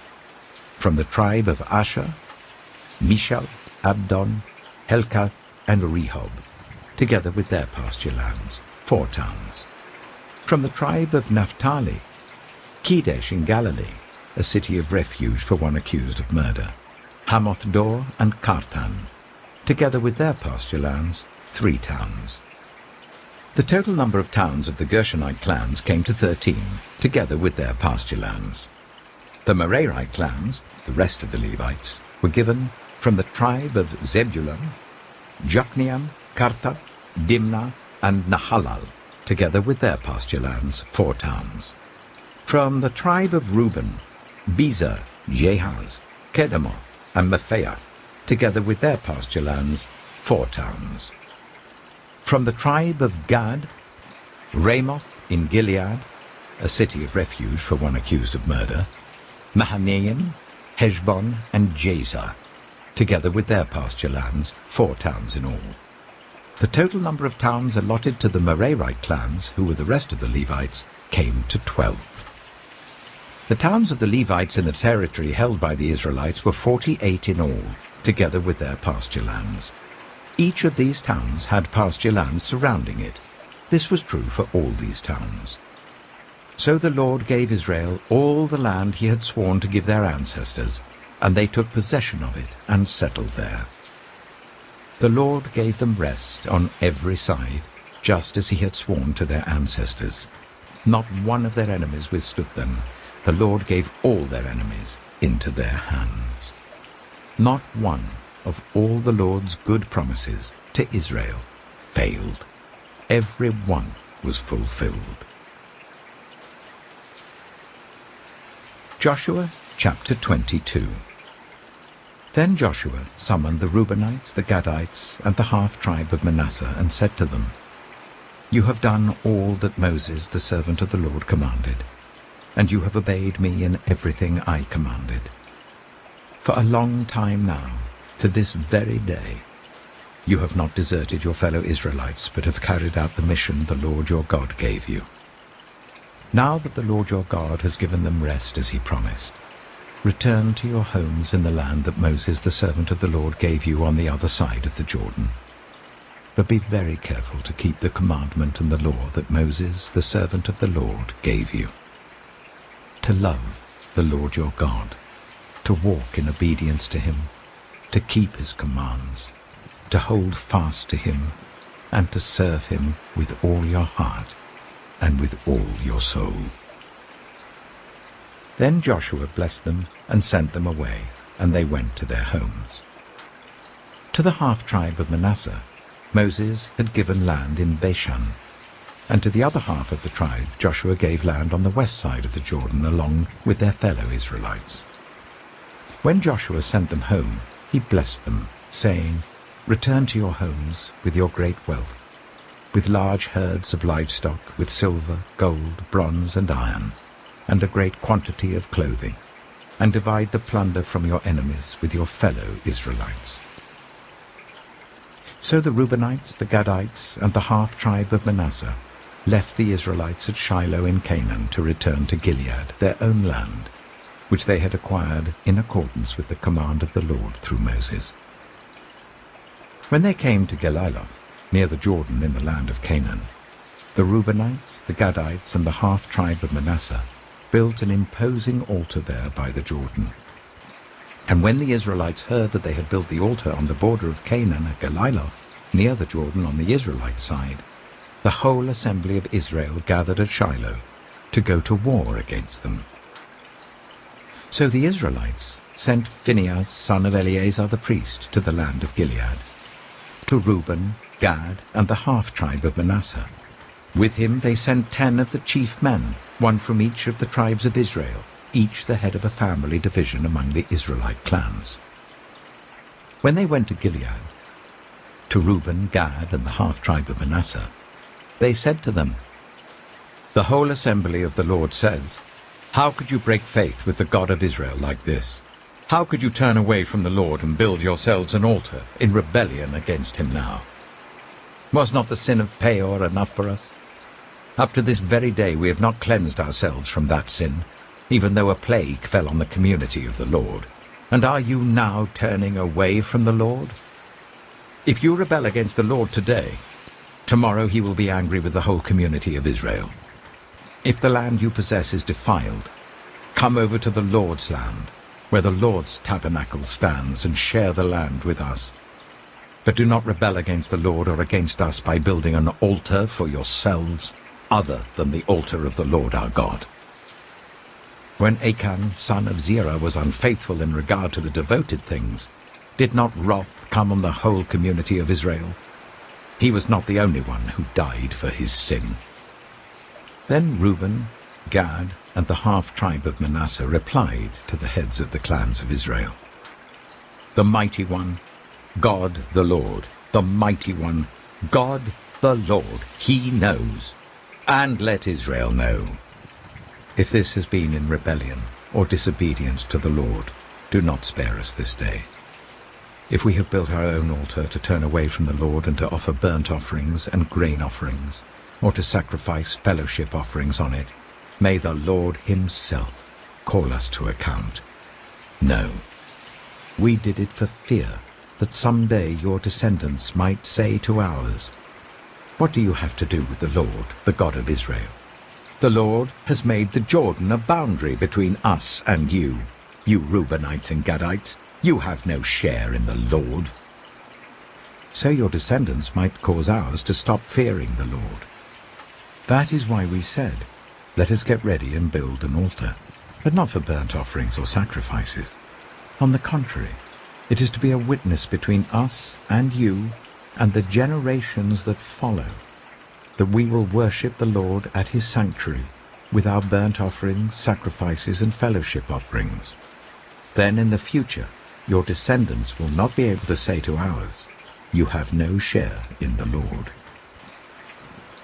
And we said, "If they ever say this to us, or to our descendants, we will answer, 'Look at the replica of the Lord's altar, which our ancestors built, not for burnt offerings and sacrifices, but as a witness between us and you.'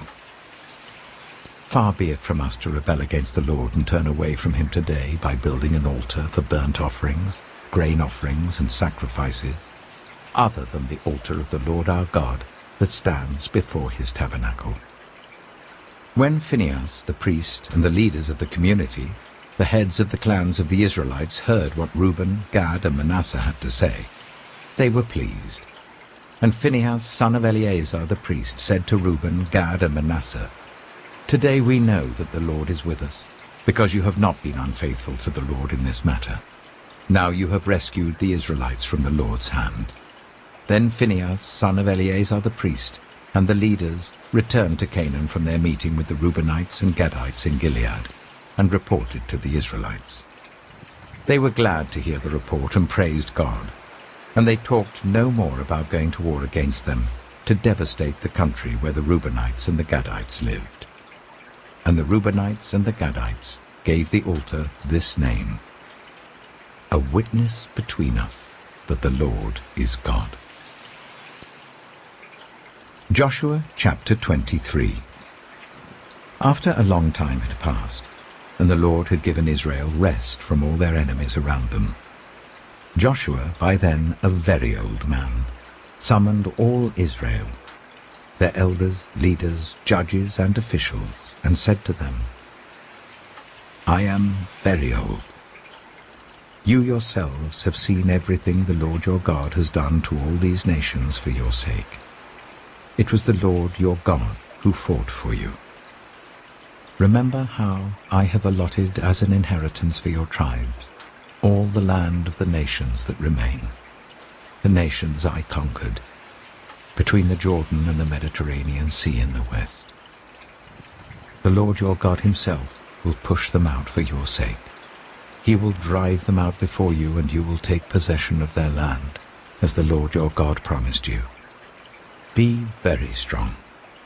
Be careful to obey all that is written in the book of the law of Moses, without turning aside to the right or to the left. Do not associate with these nations that remain among you. Do not invoke the names of their gods or swear by them. You must not serve them or bow down to them. But you are to hold fast to the Lord your God as you have until now. The Lord has driven out before you great and powerful nations.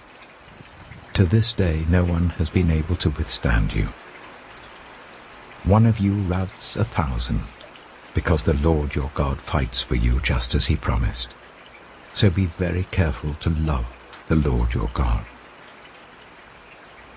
But if you turn away and ally yourselves with the survivors of these nations that remain among you, and if you intermarry with them and associate with them, then you may be sure that the Lord your God will no longer drive out these nations before you.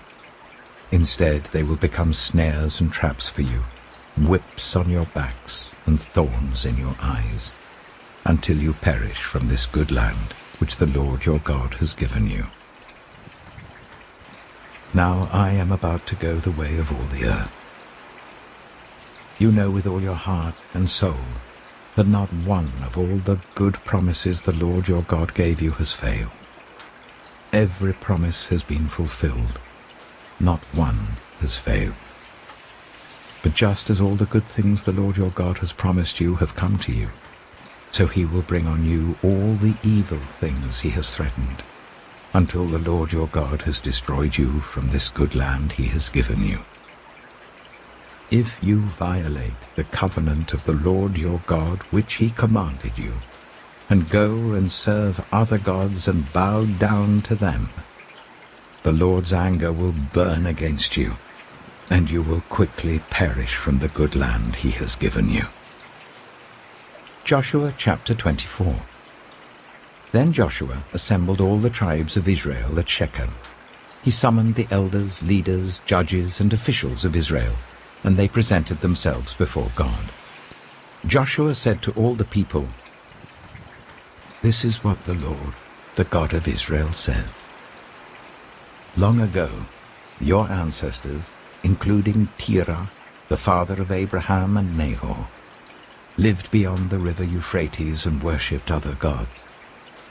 But I took your father Abraham from the land beyond the Euphrates and led him throughout Canaan and gave him many descendants. I gave him Isaac, and to Isaac I gave Jacob and Esau.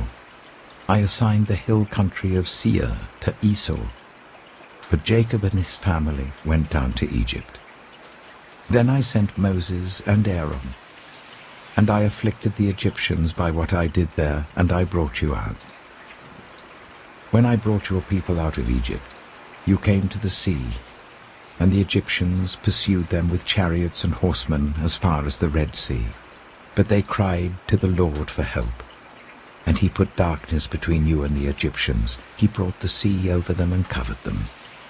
You saw with your own eyes what I did to the Egyptians. Then you lived in the wilderness for a long time. I brought you to the land of the Amorites who lived east of the Jordan. They fought against you, but I gave them into your hands. I destroyed them from before you, and you took possession of their land. When Balak, son of Zippor, the king of Moab, prepared to fight against Israel, he sent for Balaam, son of Beor, to put a curse on you. But I would not listen to Balaam, so he blessed you again and again, and I delivered you out of his hand. Then you crossed the Jordan and came to Jericho. The citizens of Jericho fought against you, as did also the Amorites, Perizzites, Canaanites, Hittites, Girgashites, Hivites, and Jebusites. But I gave them into your hands. I sent the hornet ahead of you, which drove them out before you, also the 2 Amorite kings. You did not do it with your own sword and bow. So I gave you a land on which you did not toil, and cities you did not build, and you live in them and eat from vineyards and olive groves that you did not plant. Now fear the Lord and serve him with all faithfulness. Throw away the gods your ancestors worshipped beyond the river Euphrates and in Egypt, and serve the Lord.